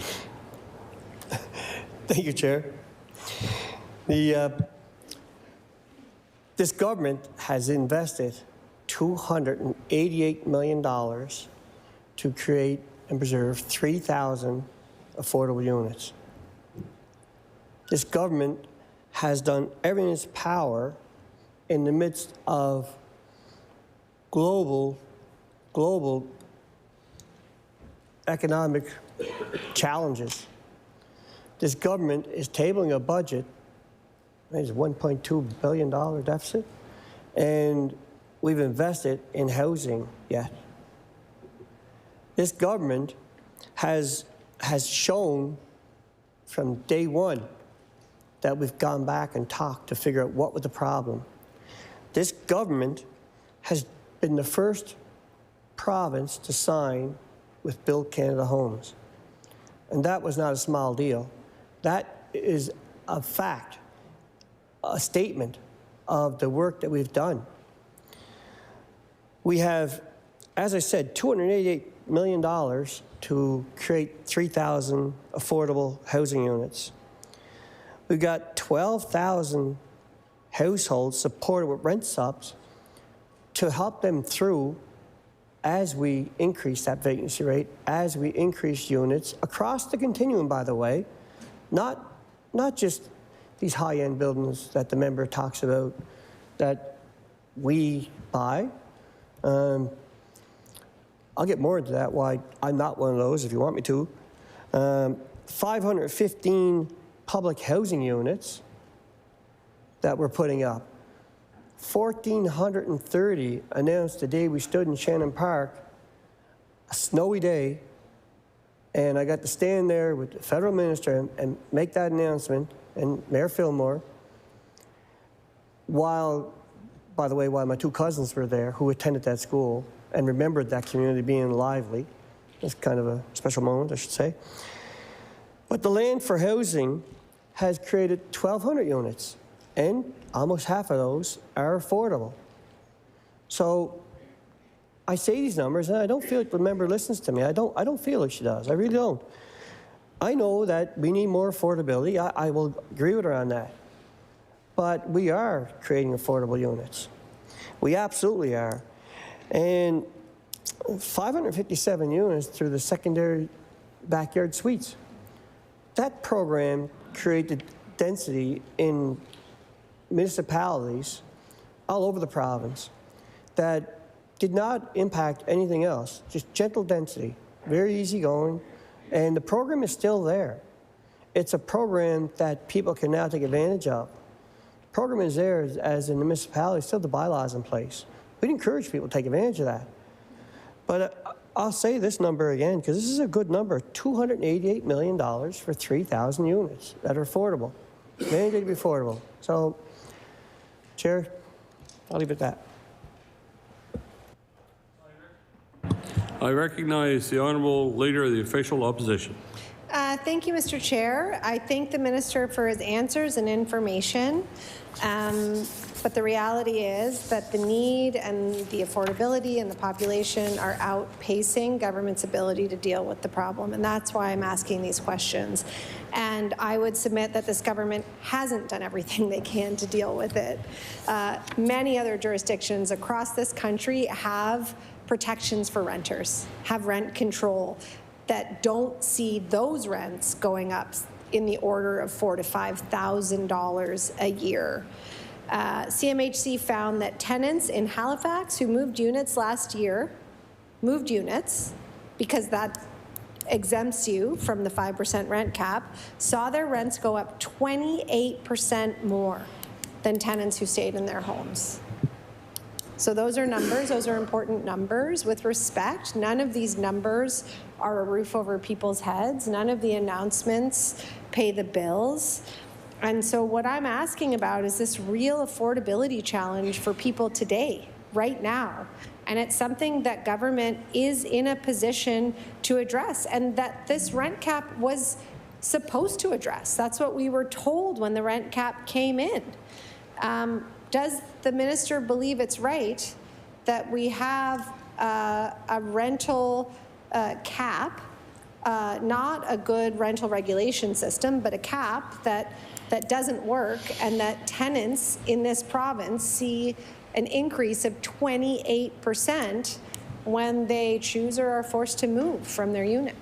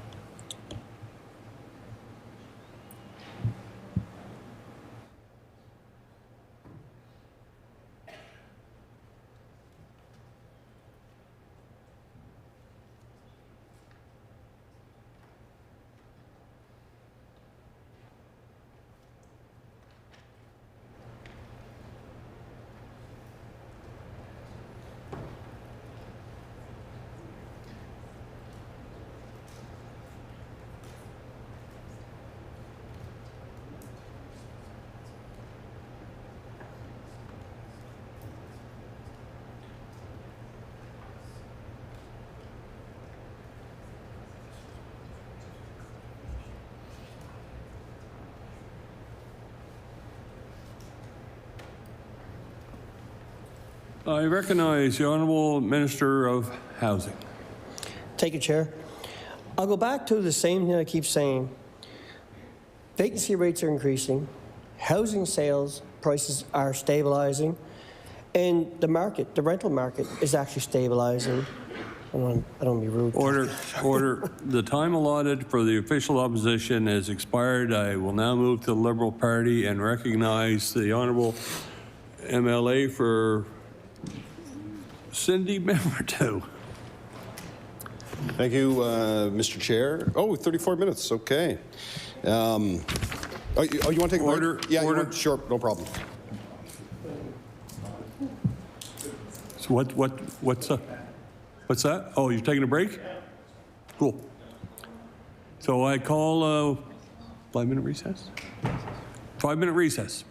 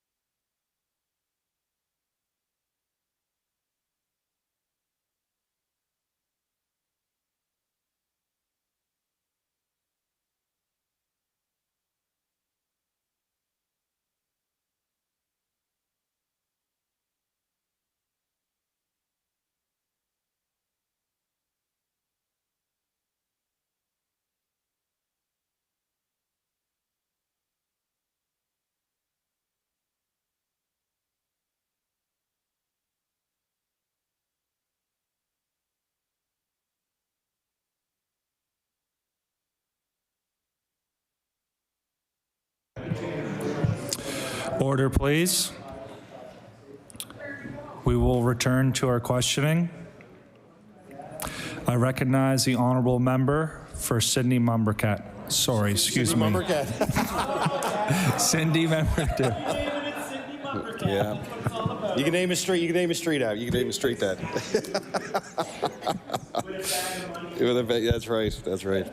Thank you, Mr. Chair. Everybody's getting tired. That's what estimates does. It's only day one. We got 36 more hours of this.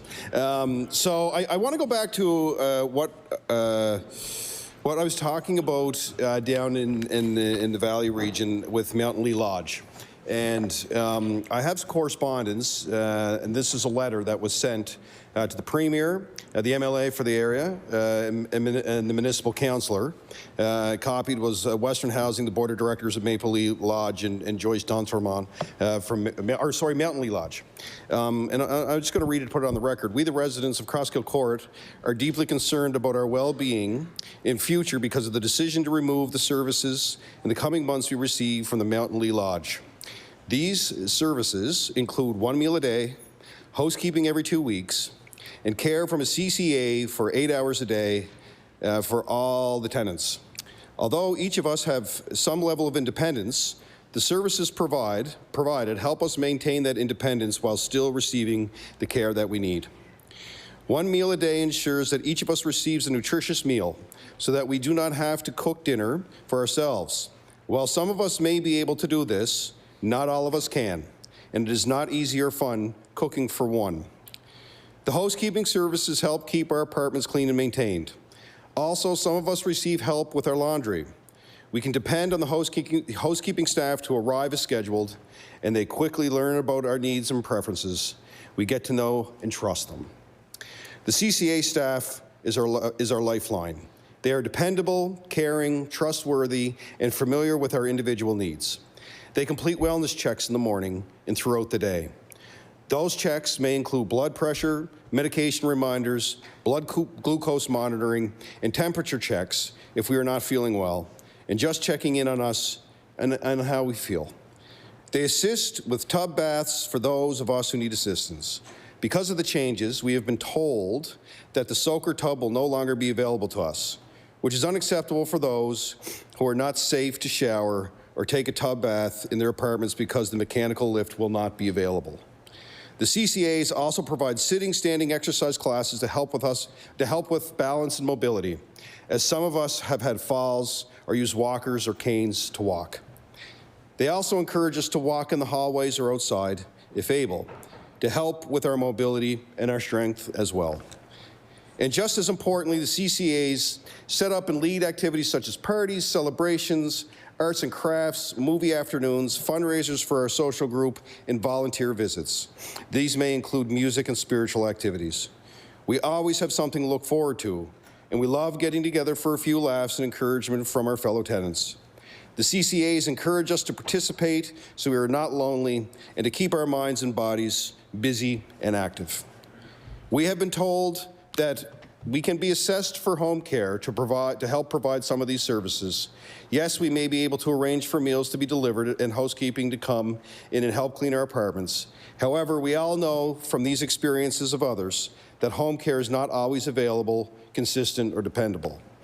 Also, having home care come in to help with our care will not replace the CCA care we receive now. Not all of us require assistance for personal care, but we feel reassured and safe that there is someone who checks that we have not fallen during the night or are sick or unable to call for help, or who provides reminders to take our medication or to check our blood sugar levels. Also, home care will not provide exercise classes and social activities to help keep our bodies and minds strong. Crosskill Court has been an assisted living facility for 50 years. Many tenants have benefited from the services provided throughout those years. The building and apartments are well maintained, and every one of us enjoys living here. But now with the changes being made, we worried about our welfare, both physical and mental. None of us are in need of nursing home care. We like our independence, and with the services provided presently, we are able to maintain our independence.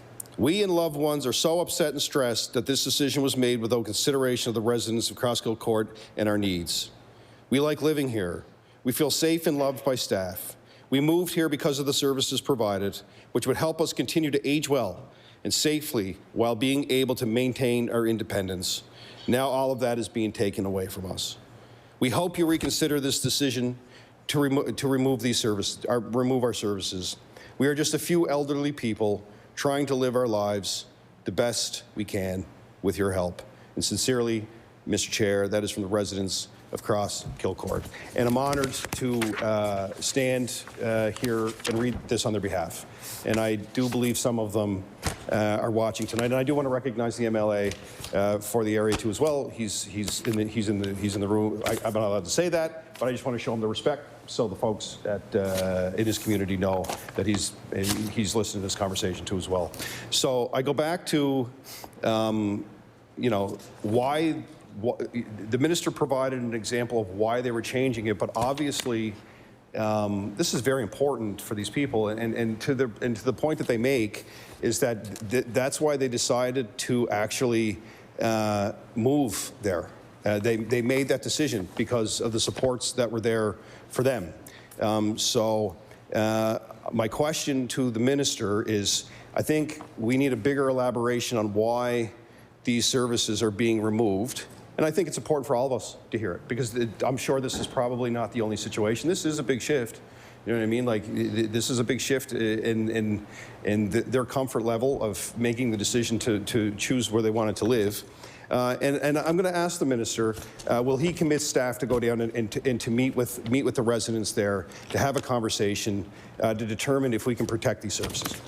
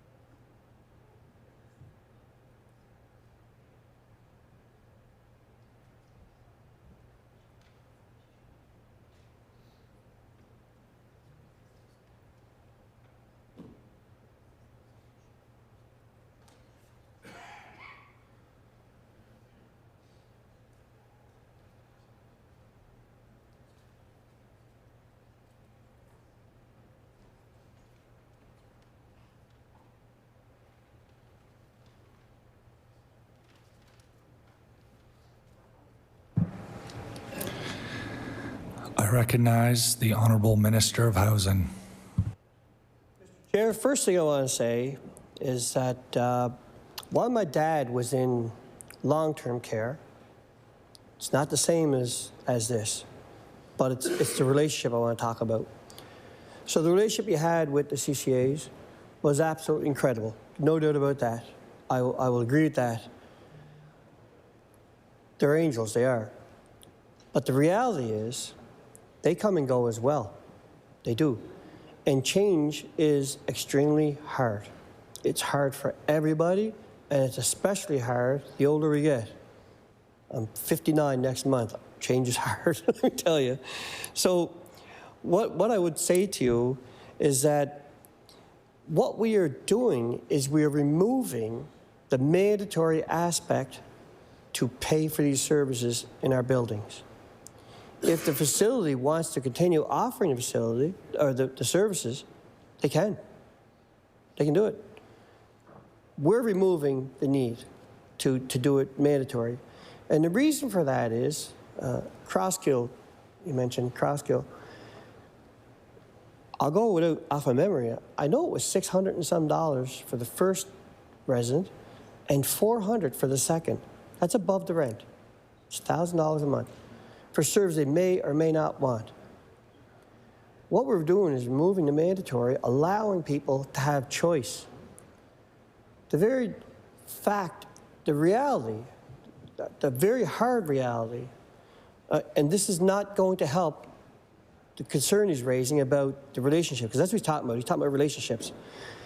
But the reality is, In 1970, when these things were opened, there was no continuing care. These services are available for most of these people at a reduced rate, if not free. And we want people, especially when you talk about affordability, we just talked for 4 hours, a lot was about affordability. And now here we are talking about keeping something that's mandatory. Where's the choice in that? We want seniors especially to have that choice. They're on a fixed income, we understand that. The enriched living has been good for those, but from the housing side, we've seen lower applications in these buildings because people don't want that service. They don't want to buy it. So it's not helping them. Now, the people that are there, we are client-centered. We are working with them. We are going to work with them right through to make sure that they're taken care of. Nobody will be left to fend for themselves. That's not what's happening here. I can assure you, Chair, that I have staff that are here with me right now who have gone to these buildings, met with people, met with residents individually, town hall meetings with them, walked through the whole program with them, with continuing care, and has offered all the services that they can get and need. The member keeps talking about relationships. I can't control the relationships. I can't.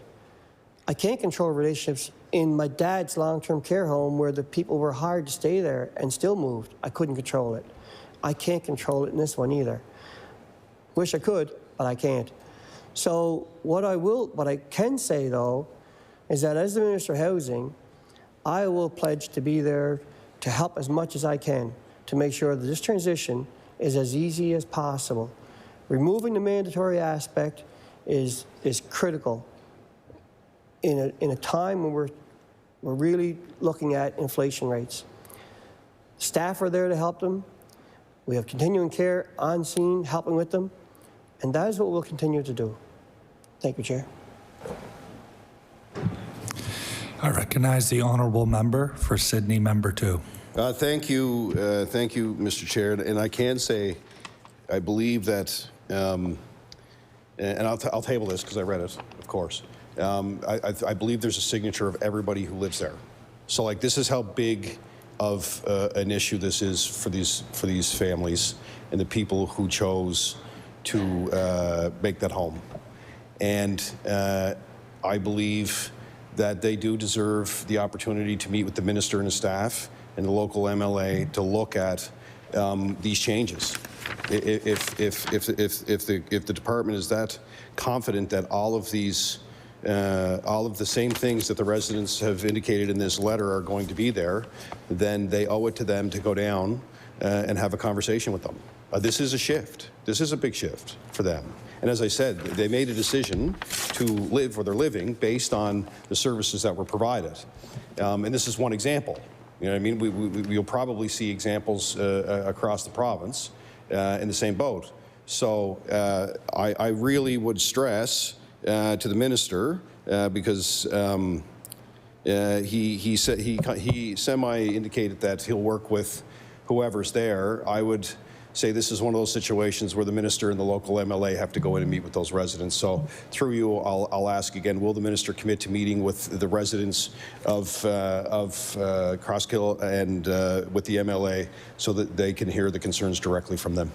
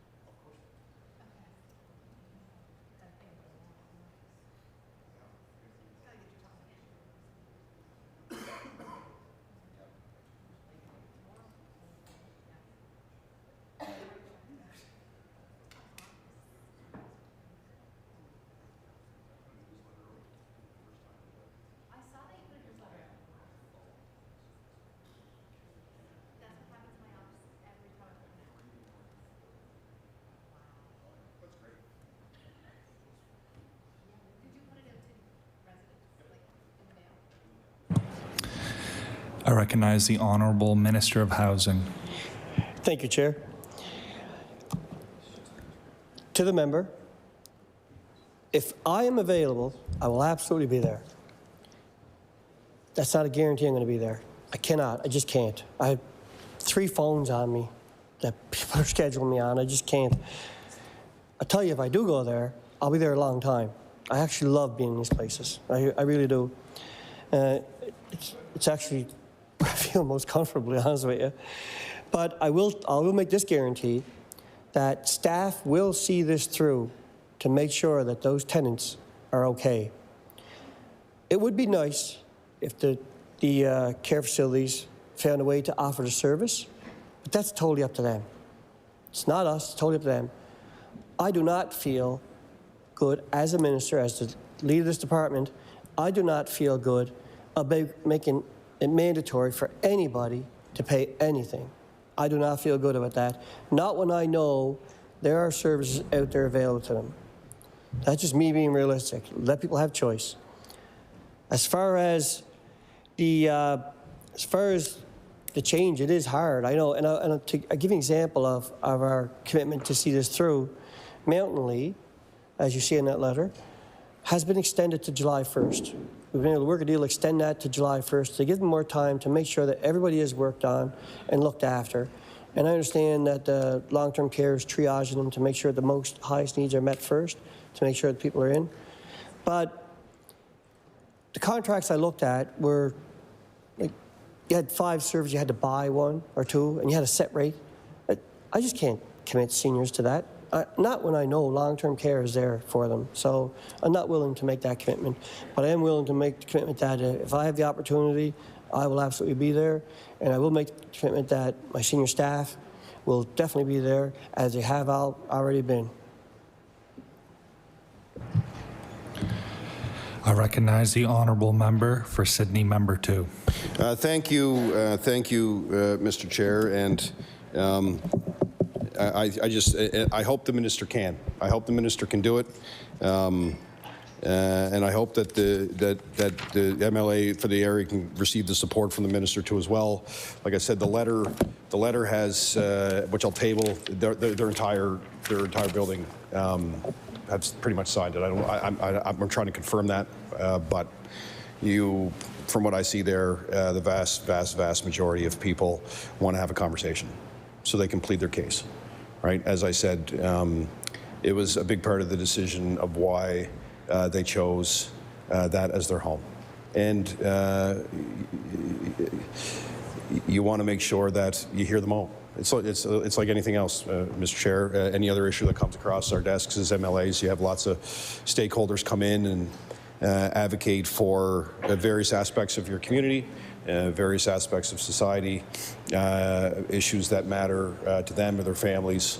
And in this case, you have residents who really love their home. They love their community.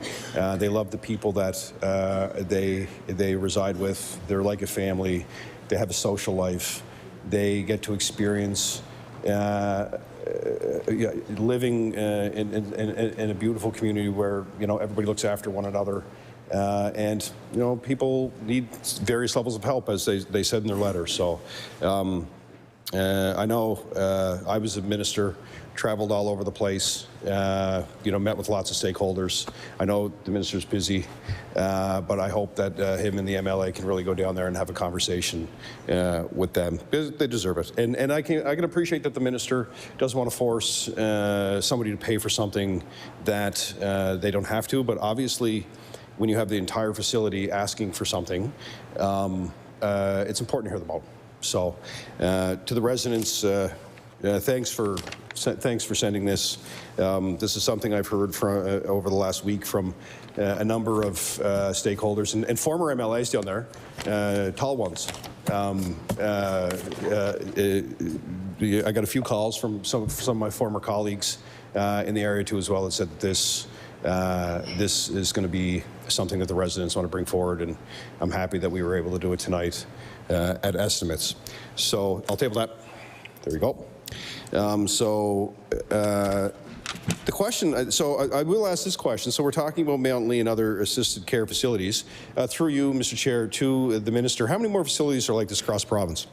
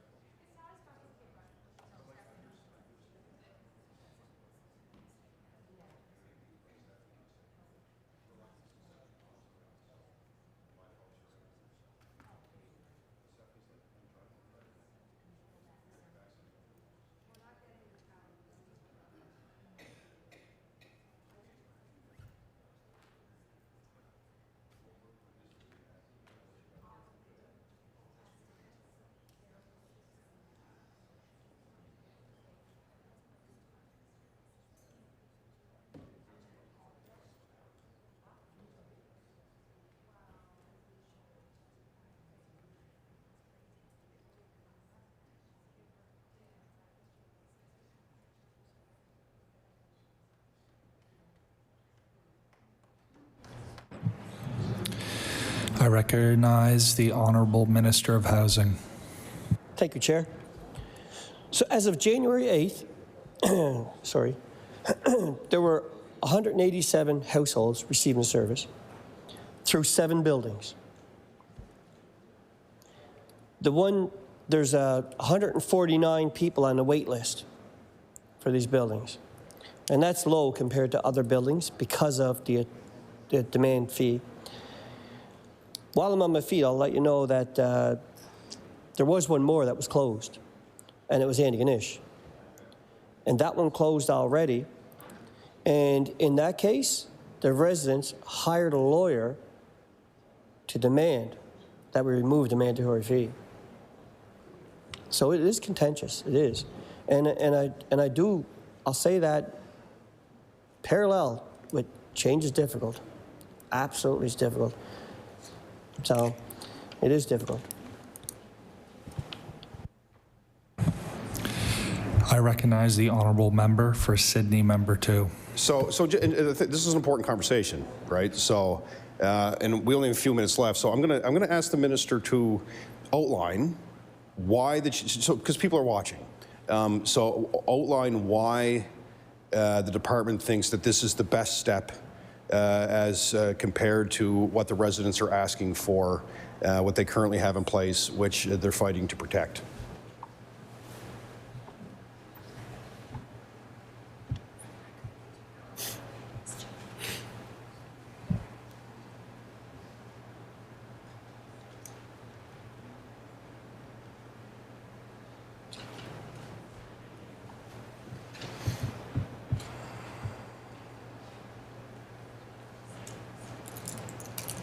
Tomorrow's going to be like,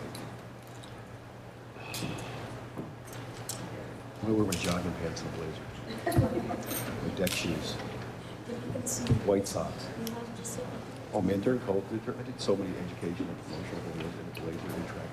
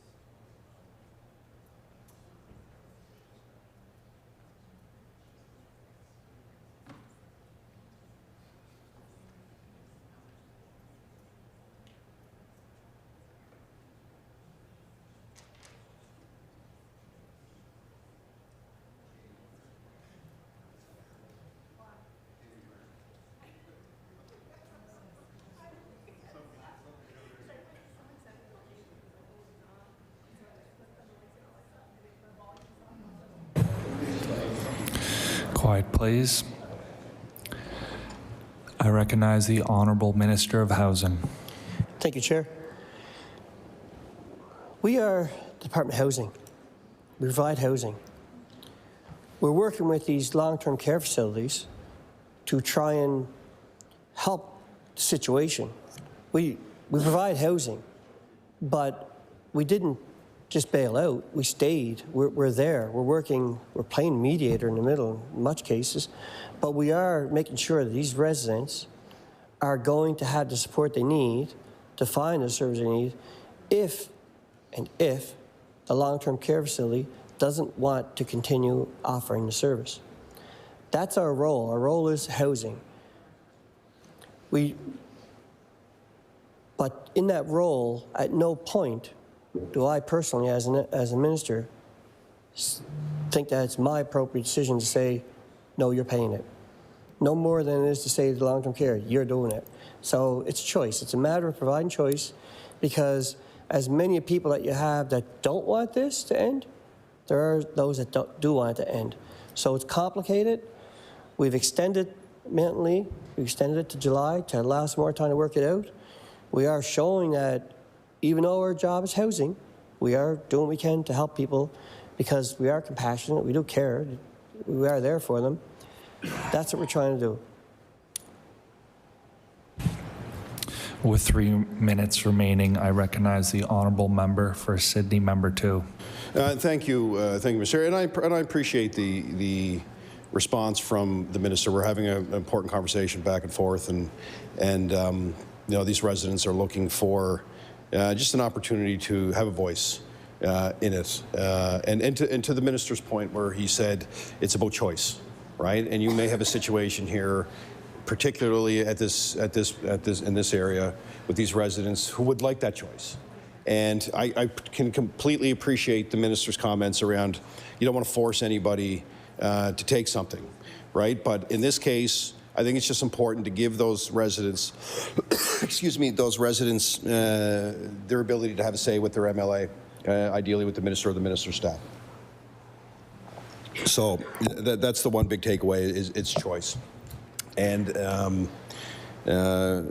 for the group to send a letter to the Premier, to send letters to various politicians of all levels, this is what we're here for, right? This is what we do. We do a lot of work in the legislature. We're lawmakers and policy makers, but ultimately we're advocates for communities, right? And you don't get it right all of the time. We can't fix every problem, but excuse me, when a group of residents of this size come forward, it merits a closer look. I only have 1 minute and 30 seconds left, so I don't have any more questions. So I will say thanks to the minister and staff tonight. I also know there are a whole bunch of people up there that I know. Some made the long drive across the continent to get here from Sydney. It's a long journey. But I can say that in my 11 plus years as an MLA, we have received nothing but top-notch support from the staff in Department of Housing. It is very complex. A lot of cases come across our desk, and in my 11 years, I've never been turned away. You know what I mean? I want to credit the staff in Sydney and beyond for that. We couldn't do our jobs without them, because predominantly a lot of the files that we receive, Madam Speaker, are housing requests. When you have an aging population, you see a lot more of it. So I have 30 seconds left. To everybody up in that gallery, thank you on behalf of the residents of Sydney Member 2, and actually thanks on behalf of all of us here in the House. As I said, you save a lot of lives. Because you're putting roofs over people's heads. And you do it with grace and you do it with love, and all of us on the floor of this House can't thank you enough. So with those comments, I'm good for the night, Mr. Chair. Thank you.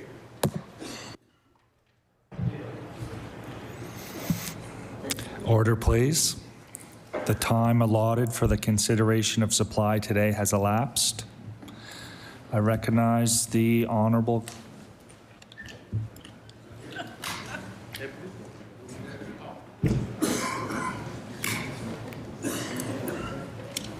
I recognize the Deputy Government House Leader. Chair, I do ask that you do now rise and report to the House. Progress to the House.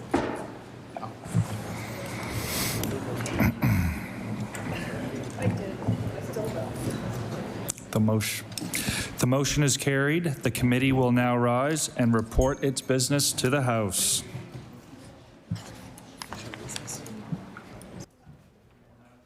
Short recess.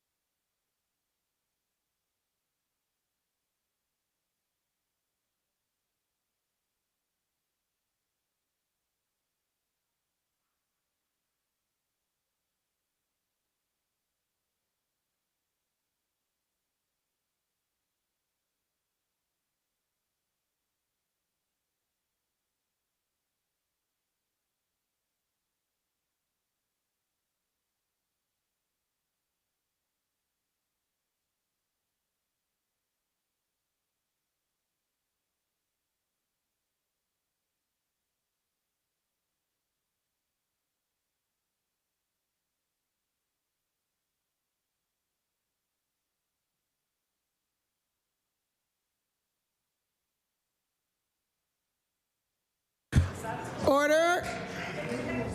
Order. The Committee of the Whole on Supply reports. That the Committee of the Whole on Supply has met and made some progress and begs leave to sit again.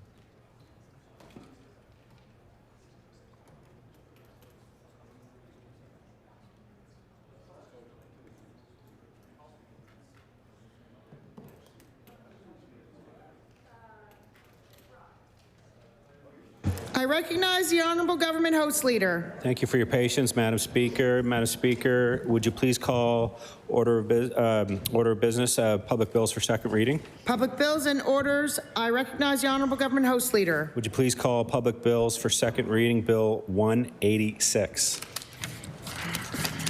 Bill 186, Support for Fire Protection Services Act. I recognize the Honourable Minister of Emergency Management. Thank you, Madam Speaker. Madam Speaker, I move that Bill 186, support for an act to provide, I move that Bill 186 be now read a second time, an act to provide support for fire protection services.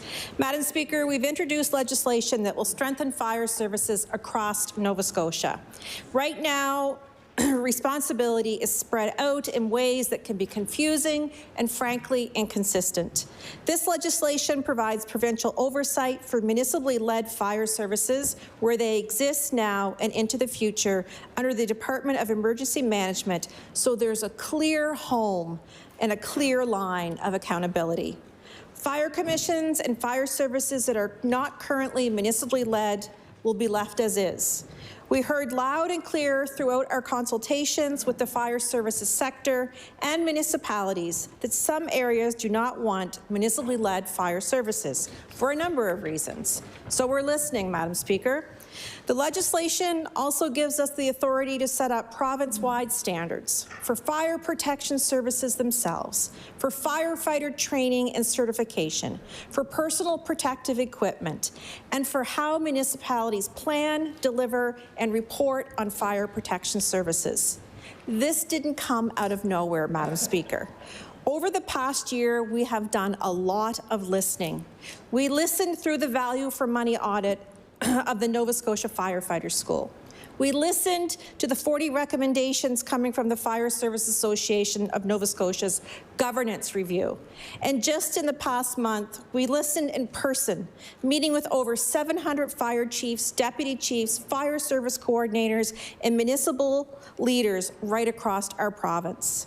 This legislation is the next step in addressing what we heard.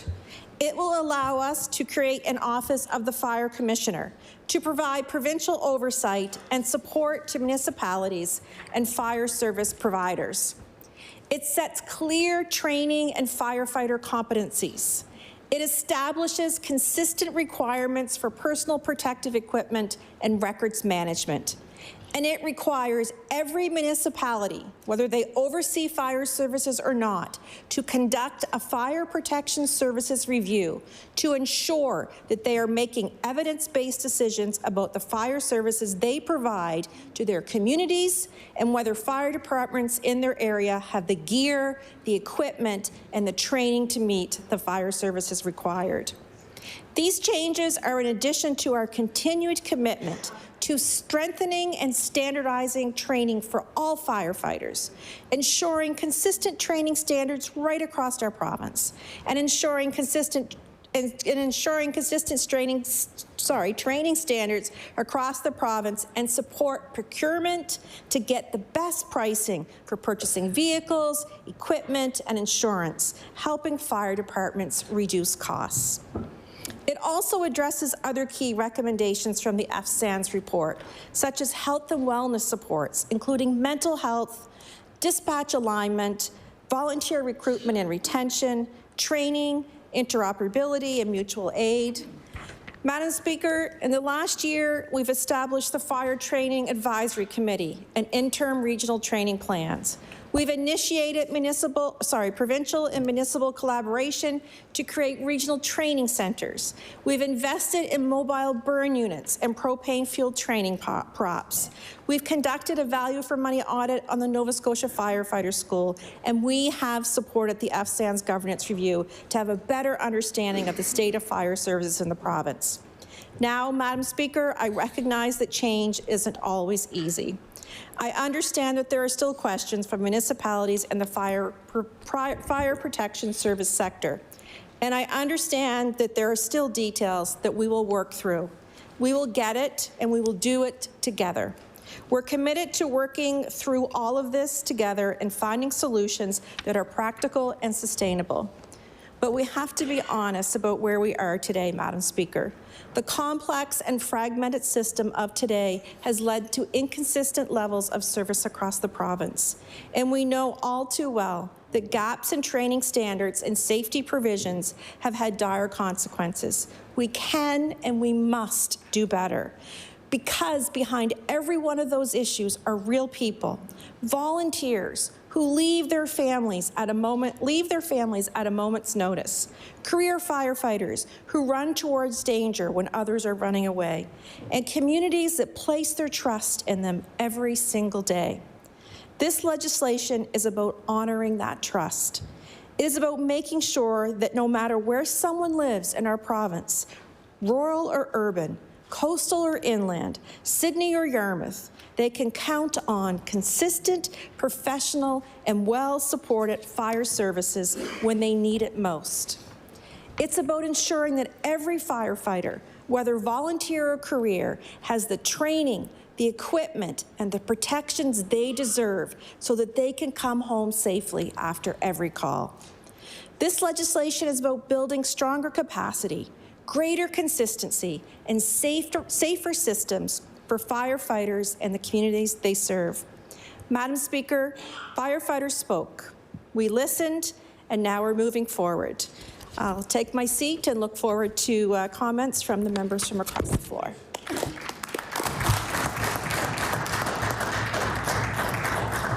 I recognize the honourable member for Cape Breton Centre, Whitney Peer. Thank you, Speaker. Firefighters in Nova Scotia run into harm's way every day to help their neighbours. They deserve a government that will have their backs. We appreciate that this bill seeks to fulfill some of the recommendations in the Fire Services Association of Nova Scotia's governance model and implementation roadmap report released in September. For instance, this bill follows through on recommendations to move all matters of fire service to the Department of Emergency Management to ensure a centralized approach to both training standards and procurement efforts aimed to facilitate bulk buying across municipalities. We also acknowledge that Greg Jones, President of the Fire Services Association of Nova Scotia, has called this bill a good first step. We are hopeful that this bill will have benefits for the over 7,400 firefighters across this province. Yet, we have questions about this bill and how this bill will designate a fire commissioner tasked with overseeing reviews of fire service across the province. It is our understanding that all municipalities will be asked to complete this review for the province to get a sense of what is needed and where. But there's a complete lack of details about what this will look like, because everything will be set out in regulations after the fact. It is also unclear what will happen if municipalities need more fire services than what they currently have. And I'm hoping that the minister can take some time in their ending remarks to provide some clarity and concise answers to these questions. Can the minister tell us who will be on the hook for paying for the added fire services that might be needed? Will it be the province, the municipalities, or will volunteer fire departments have to fundraise? The Fire Service Association of Nova Scotia recommended a solution to this question: a clear, sustainable funding model. As far as I could tell from reading this bill does not do that. It does not cover this.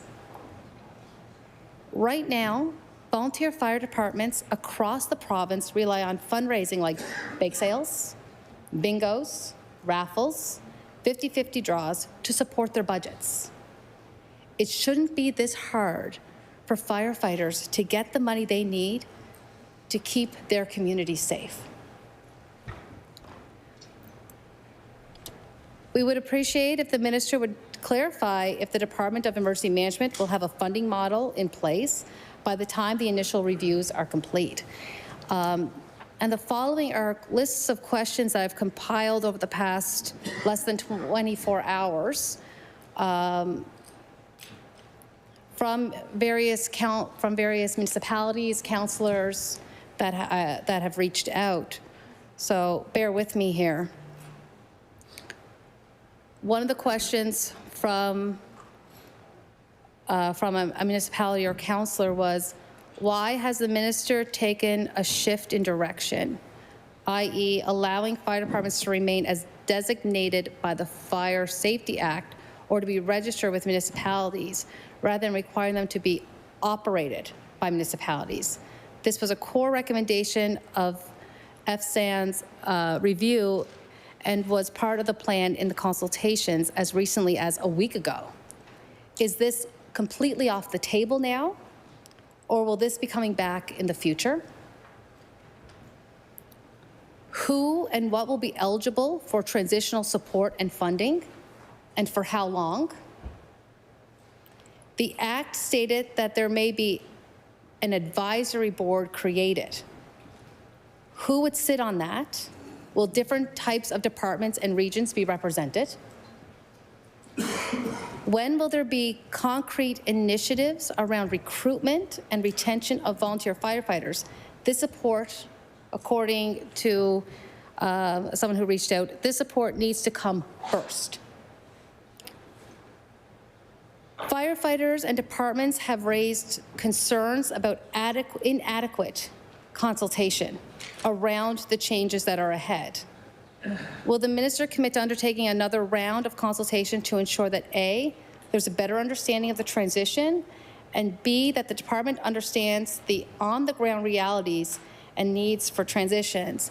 During my conversation with a few, they brought me into the consultation process and said to me that after the presentation of sorts, there was only about 30 minutes for question and answers. And many felt that a lot of their questions were not answered and had to keep coming back to say, that question wasn't answered, we need an answer to this. And so some feel like there wasn't enough here, there wasn't enough time for questions and answers for different entities like municipalities, for instance, to get a clear picture of this. And I think it's very important that if this government is to move forward with this, that you have to bring people along. By bringing people along, that means you've got to properly inform them of what's happening and allow them to ask the questions that need to be asked and provide proper answers so that they feel comfortable that every question's been asked and every question's been answered, and they now feel comfortable moving forward. And so that was something that a few that I spoke with really kept reiterating to me. Fire service, this is another question, again, from a compilation of organizations and people. Fire services has been raising issues of cell service for years. The review also recommends action on this front, recommendation 15. Will this government prioritize adequate cell coverage across the province as part of its response to the review? More detail is needed around municipalities and fire protection services, determining level of fire protection services in recommendation 7. Will the province be developing tools for community risk assessments? Will there be grants for this purpose as recommended in the FSANS review, recommendation 34? And what is the timeline? There seems to be, from those I spoke with, they said there's really no timelines that they could see or that they were told, and they would like to know what the timelines are for things to be completed. What is the other question that I've received was, what is the department's plan for training infrastructure, recommendation 17? Will the department be funding the creation of a regional and mobile training facilities?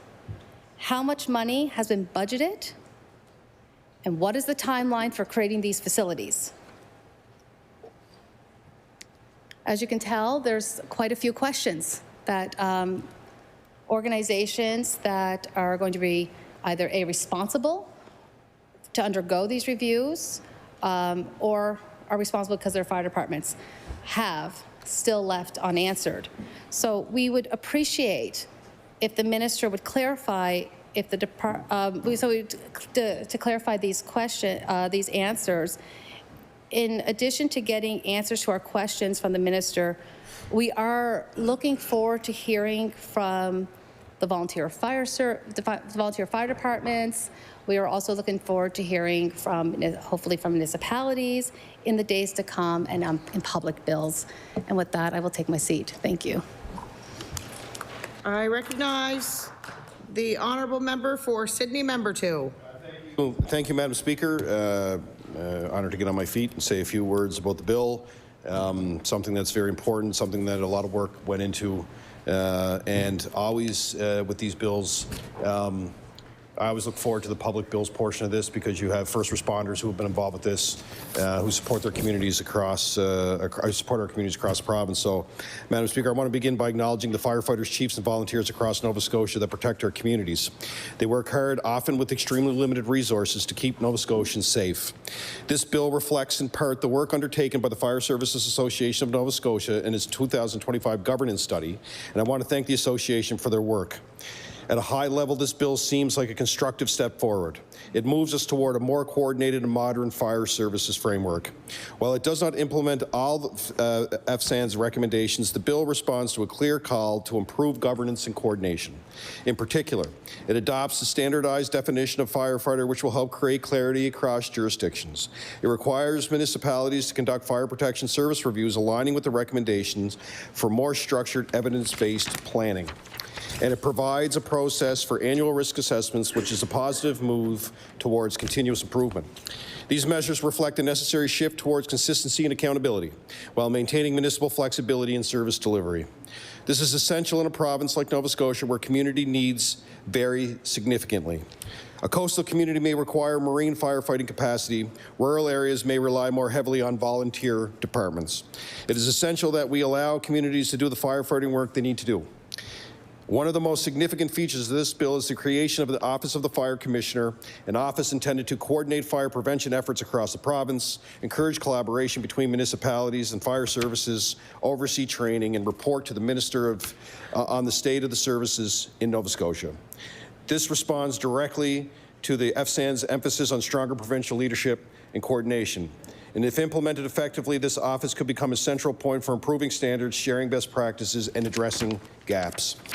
This bill also amends the Fire Safety Act to shift primary responsibility from municipal affairs to the Department of Emergency Management, and we believe that this change makes sense.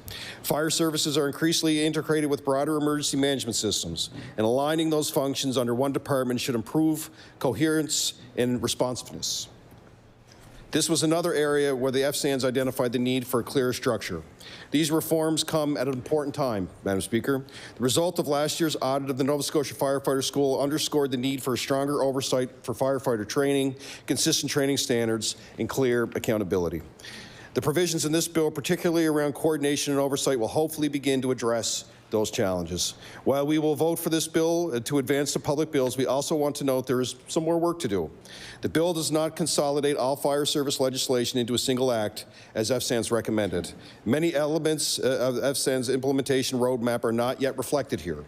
And we've heard concerns from firefighters who are not consulted on these changes and are concerned about how this government's actions will affect the local fire service. I encourage the government to continue consulting with firefighters and listen to their needs. Overall, this bill represents a measured and pragmatic step forward. It improves coordination, introduces clearer standards, and strengthens provincial leadership. It does so while respecting the diversity of municipal needs, and there may be opportunities to strengthen it further at committee stage, but this bill provides a solid foundation. I look forward to calling firefighters and all, asking them their thoughts, and hearing from Nova Scotians at the Public Bills Committee. Thank you, Madam Speaker.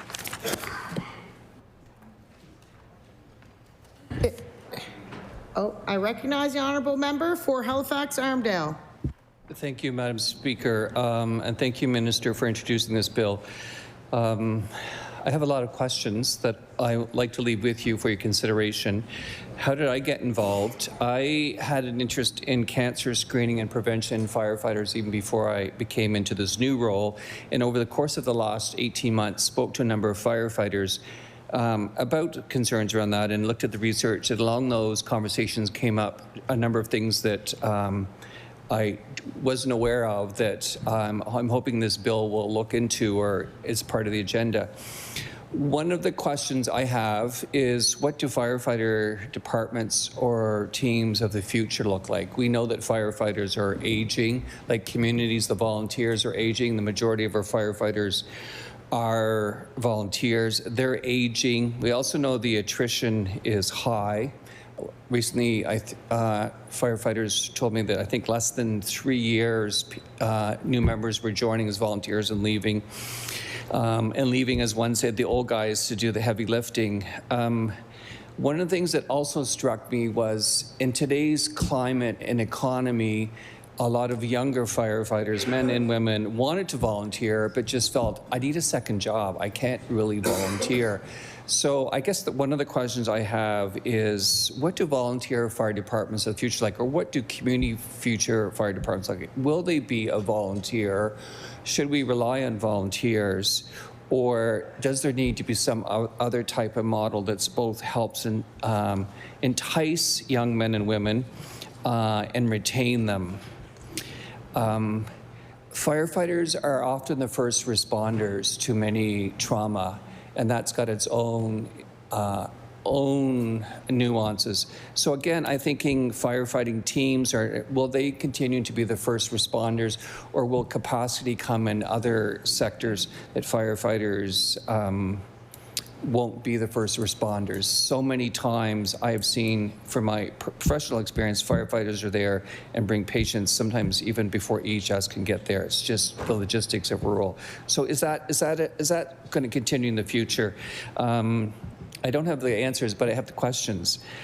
Occupational hazards are incredible, as the minister probably knows. Firefighters now are exposed to very many different types of occupational exposure. It's not just the smoke, it could be asbestos, it could be chemicals, it could be in the insulation. The skill set, my nephew's a firefighter in Ottawa.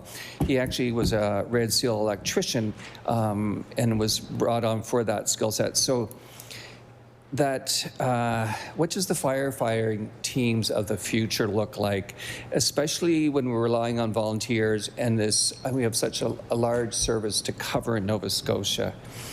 Probably the biggest thing that my colleague has already spoken to is funding. We don't ask police departments to go out and raise money for their body armor or for their police cars. So how do we move away from asking volunteer firefighters or expecting volunteer firefighters, in addition to their service calls, is to raise funding to either expand their fire hall or have the equipment that they need? That came up both with the union and a couple of chiefs with me and if anything comes out of this, I hope we can look at a model that's sustainable to fully funding firefighters with the best equipment so they can give up the bake sales and the barbecues to help protect us. Again, I spoke to staffing. One of the things that comes to mind, having grown up in a small town, we all know that fire departments can be highly political, perhaps even more than this chamber. And that has both good and challenging effects. So it does speak to the challenge of the minister is bringing all the folks together.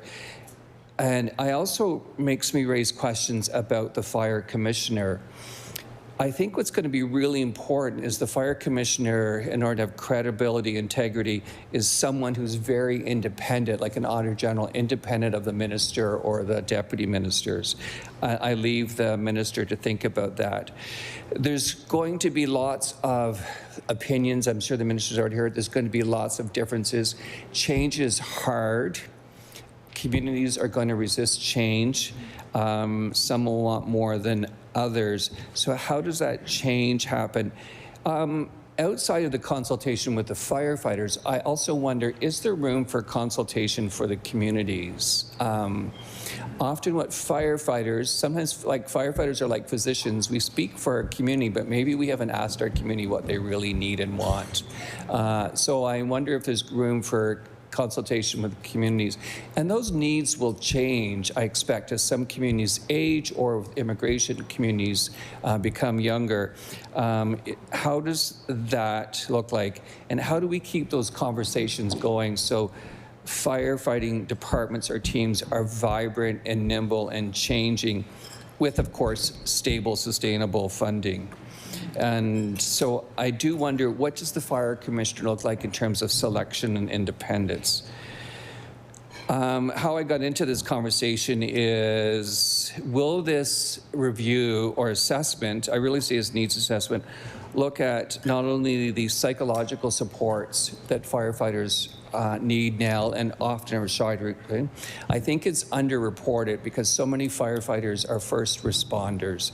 And so I do wonder if the psychological needs are underreported and probably underutilized. The other thing that, whether it's this bill or another bill, I'll be looking for, this legislature amended to provide support for cancers caused by firefighting exposure.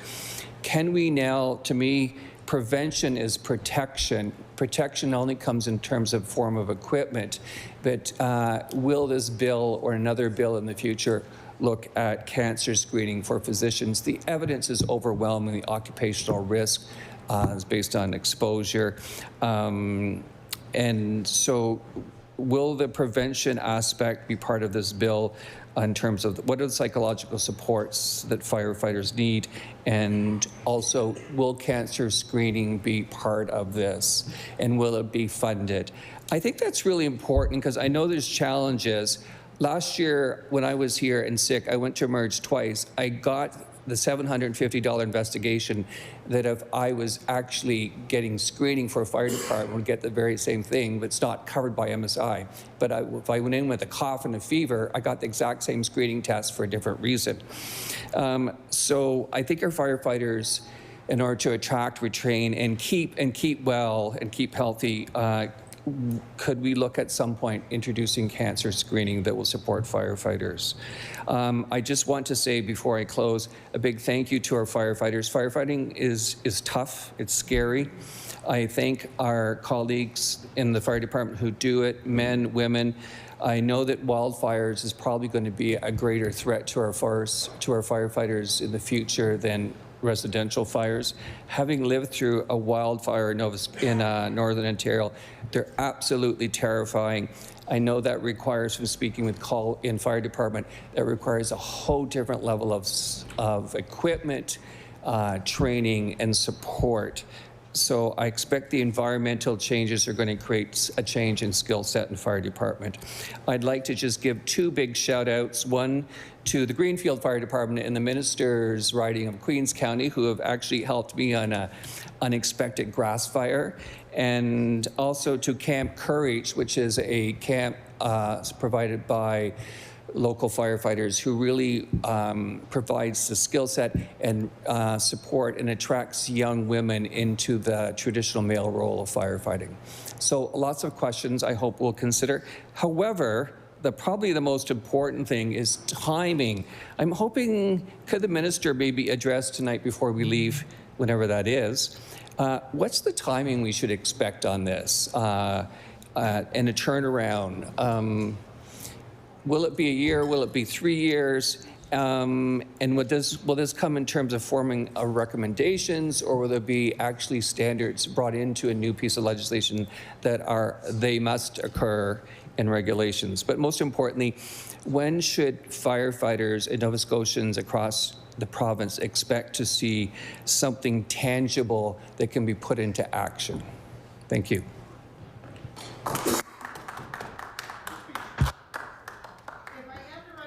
The Honourable Minister of Emergency Management, it will be to close debate on second reading. The Honourable Minister of Emergency Management.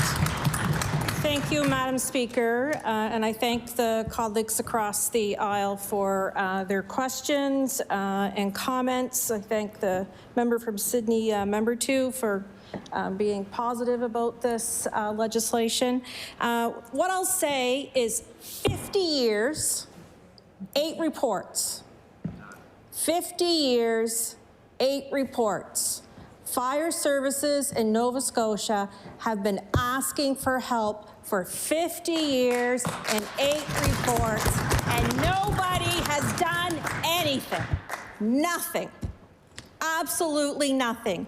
The reports have sat on shelves. And it's hard. Change is hard. But you know what? Our firefighters deserve this. When they are having bingos on Tuesday night, every Tuesday night after working all day, to be able to afford breathing apparatuses, to enter into your burning home, that's not right. When they are having fundraisers every Saturday morning, flipping eggs to keep the lights on in a fire department, that is not right.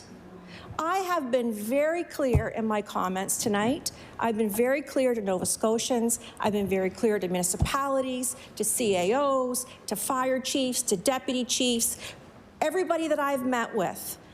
We have had tons of questions. Of course we would. It's changed. But we've answered all those questions. I think I'm a pretty accessible minister. If there's questions that you have, you should have brought them to me. We could have been talking about this a long time ago.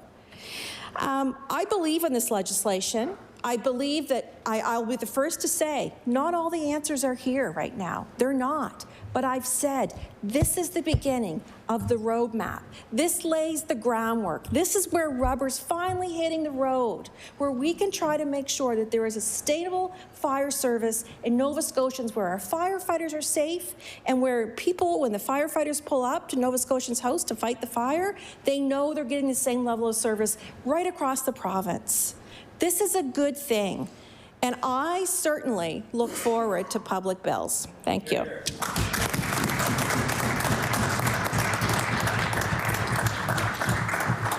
The motion, I recognize the Honourable Minister of Emergency Management. Sorry, I'm really passionate about fire services. Madam Speaker, I rise to close debate on Bill 186. The motion is for second reading of Bill 186, support of the Fire Protection Service Act. Would all those in favor of the motion please say aye? Aye. Contrary-minded, nay. The motion is carried. Bill 186, an act to provide support for fire protection services.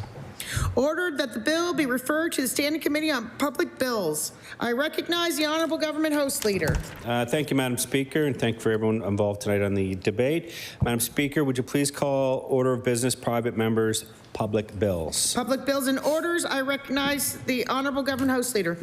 Thank you, Madam Speaker. Would you please call order of business private member bill for second reading? Public bills for second reading. I recognize the Honourable Government Host Leader. Sorry. Would you please call Bill number 187, an act to declare Windsor, Nova Scotia to be the birthplace of ice hockey?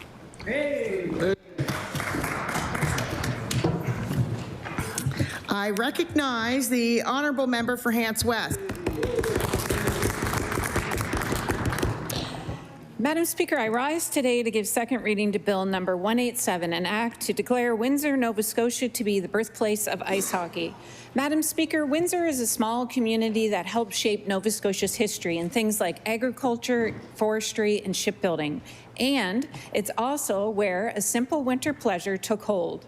Long before there were arenas and rule books, people were playing what was originally known as hurley on the ice at Long Pond and Devil's Punch Bowl. Madam Speaker, those early games were played for the love of the game. In time, it became a defining part of Canadian winters.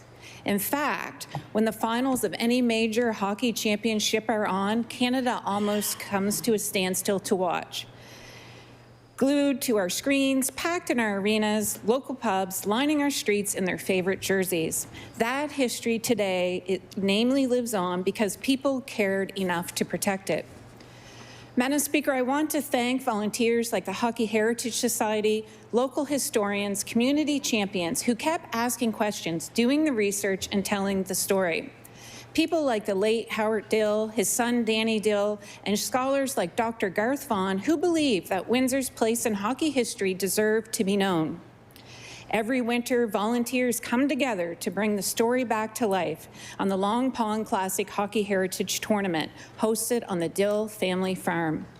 This annual tradition brings together neighbors, family and friends, NHL legends, and players stepping onto the ice, not just for trophies, but for tradition. Madam Speaker, this bill is about honoring the spirit and the people who never let Windsor's connection to hockey fade. Madam Speaker, with those few words, I will take my seat. Thank you.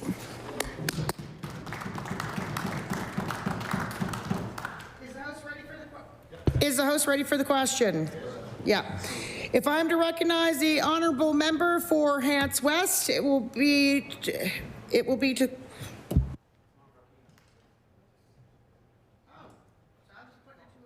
the motion is for second reading of Bill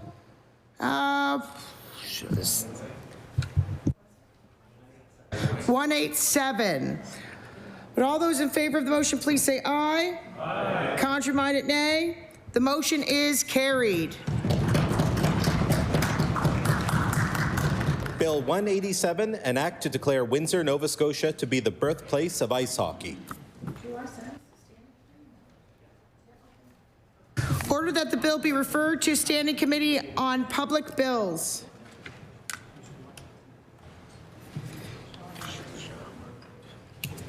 I recognize the Honourable Government Host Leader. Thank you, Madam Speaker. This concludes government business for today. I move that the House do now rise and meet again February 25th between the hours of 11 a.m. and 11:59 a.m. Following daily routine question period and opposition business, government motions will be number 352, 351, second reading bills for 193 Energy and 196 Community College Acts. I ask that you recognize the Honourable House Leader to call opposition business for tomorrow. Just for clarity, Honourable Government Host Leader, just for clarity, you're calling it from 11. Okay, you said AM. That's a short session. The motion is that the House rise to meet again on Wednesday, February 20.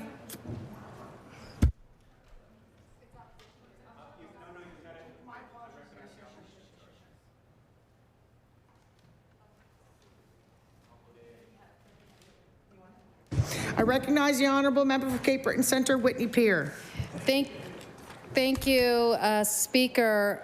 Opposition business for tomorrow will be Bill 188, Nova Scotia Power Review Act, Bill 191, Legislative Budget Officer Act, Resolution 353, HARP. And with that, I turn it back over to you, Madam Speaker. The motion is that the House rise to meet again on Wednesday, February 25th between the hours of 11 a.m. and 11:59 p.m. Would all those in favor of the motion please say aye? Contrary-minded, nay. The motion is carried. We stand adjourned until Wednesday, February 25th.